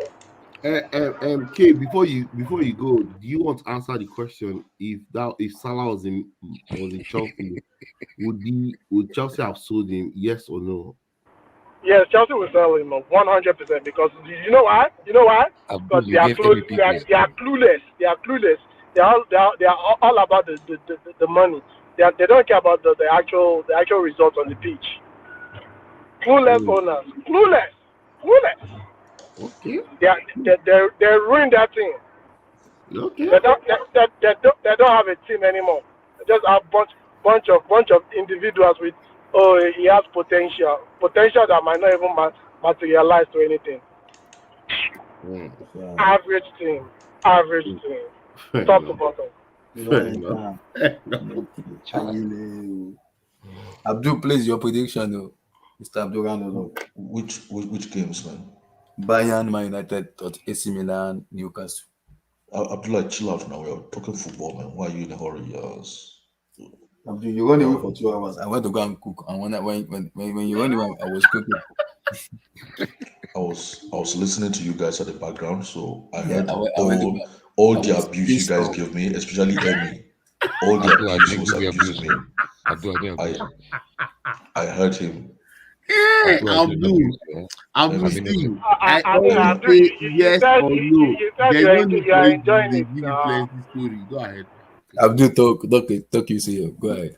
Which game? No, my internet went down now for 2 Okay, hours. Milan, AC Milan, Milan, Newcastle, Bayern Munich versus Man United. Milan Newcastle is at San Siro. I think that will be a draw. Yeah, me too. Interesting draw. Yeah. I think Which one again? Bayern Munich versus Man United. in the Alliance. Let's see. Bayern Munich, Man United. Tuchel versus Ten Hag. I think that's another draw. No, can't draw. This Bayern Munich with Tuchel. Tuchel is confused, man.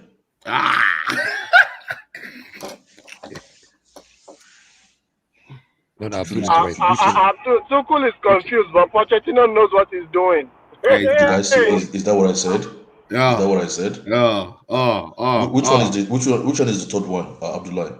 That's the big one, but the third one is Arsenal versus PSV.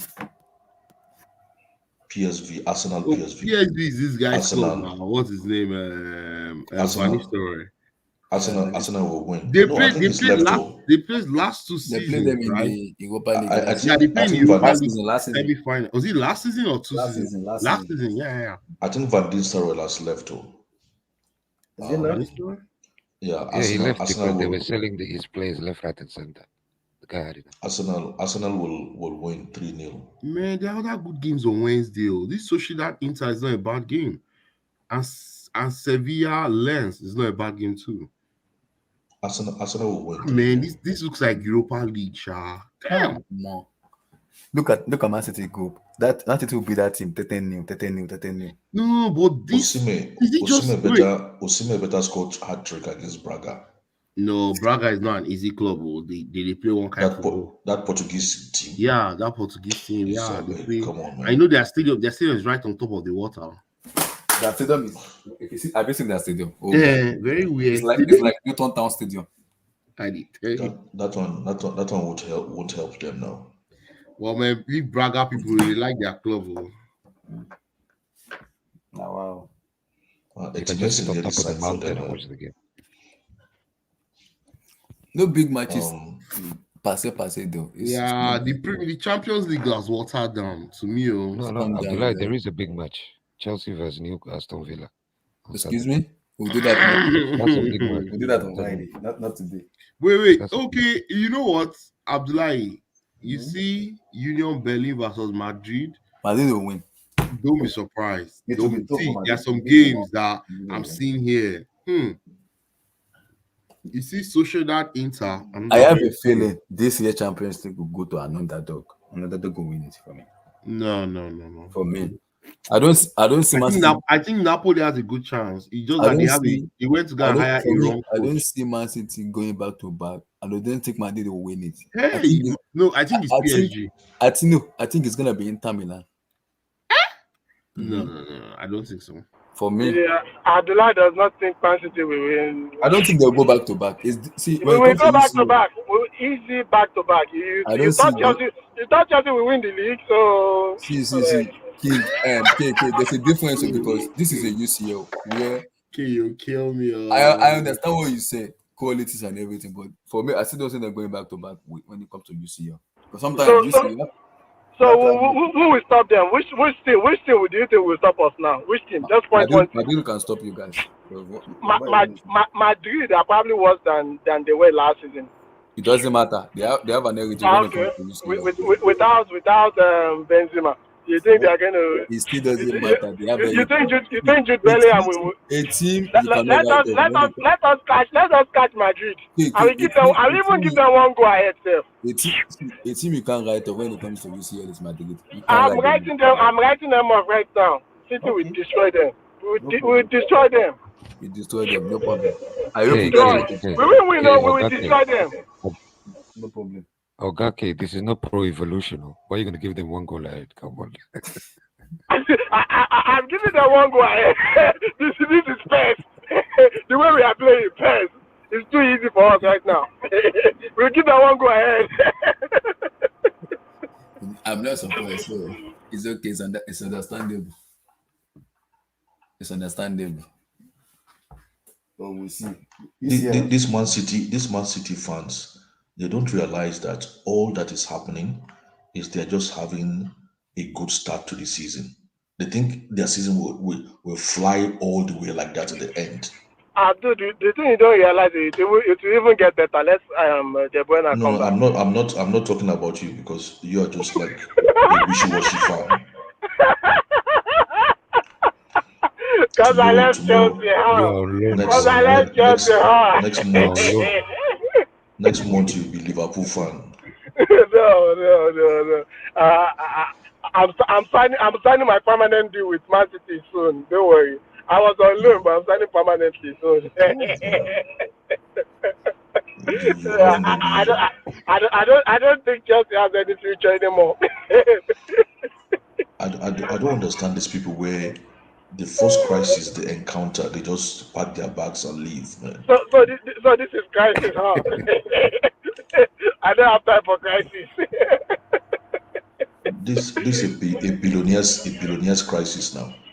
Billionaire crisis. Don't worry. When you are languishing by relegation, you will know.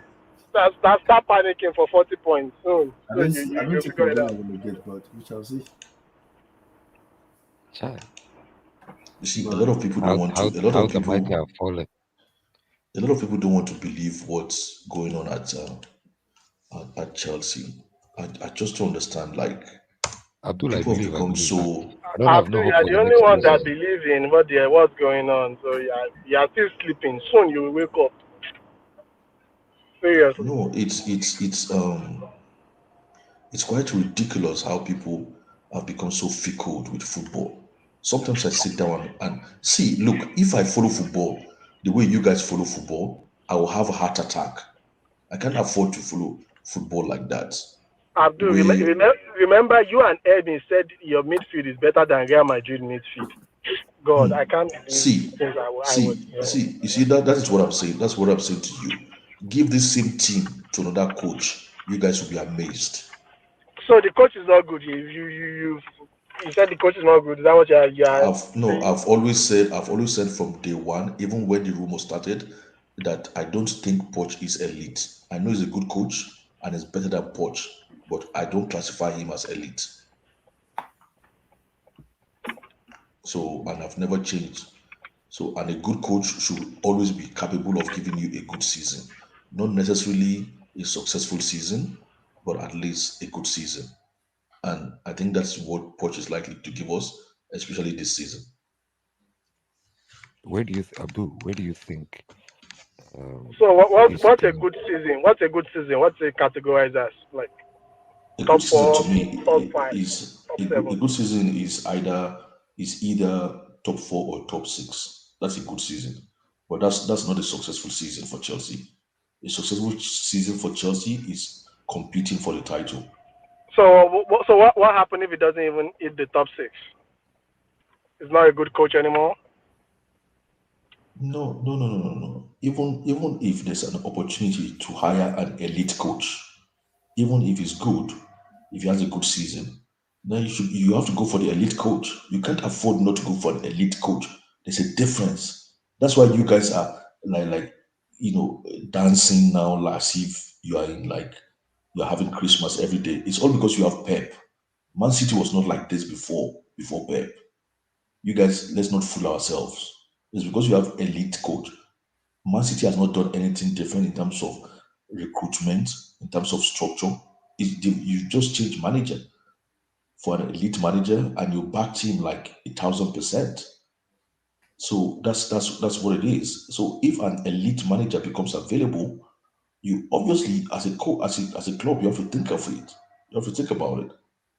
That's where sports is. I don't know why people get worked up with sports. Like if I get something better, even if we get a better, if we can trade for a better player, you trade for a better player. It's sport. It's not war.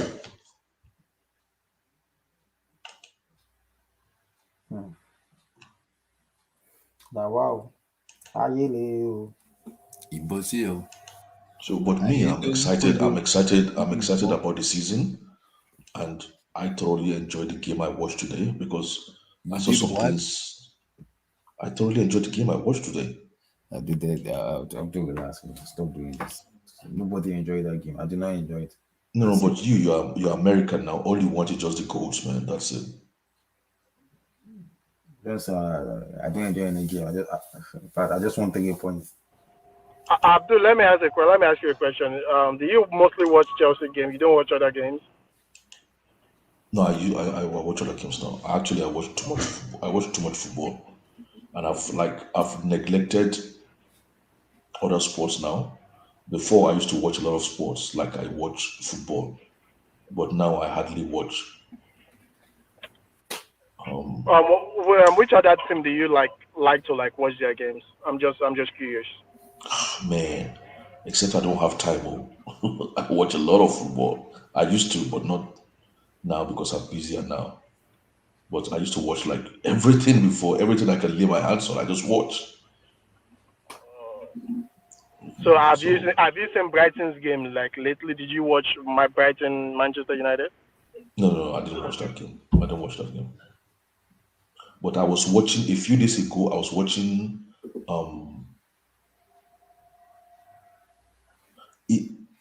Hold on. Which game did they win? Oh no, that's I was watching a game they played last season. I can't remember against what. I think it was maybe De Zerbi's first game in charge also, or last game of last season or something like that. But I didn't. But I actually purposely missed that game yesterday. I just felt like something weird was going to happen. So I was like, no, I'm not going to watch this game. And it's 3:00. It's 3:00 game, isn't it? I think I was preparing for the AC Milan Inter game. So guys, see you guys Tuesday and Wednesday for the Champions League, man. Because Chelsea don't finish. No comments. People in the chat, see you on Tuesday and Wednesday. Peace. Yeah, I've predicted, man. Everybody have predicted. Don't worry. Well, big up, popular. When in Champions League, we won't get pissed off. It's okay. Let's go to work.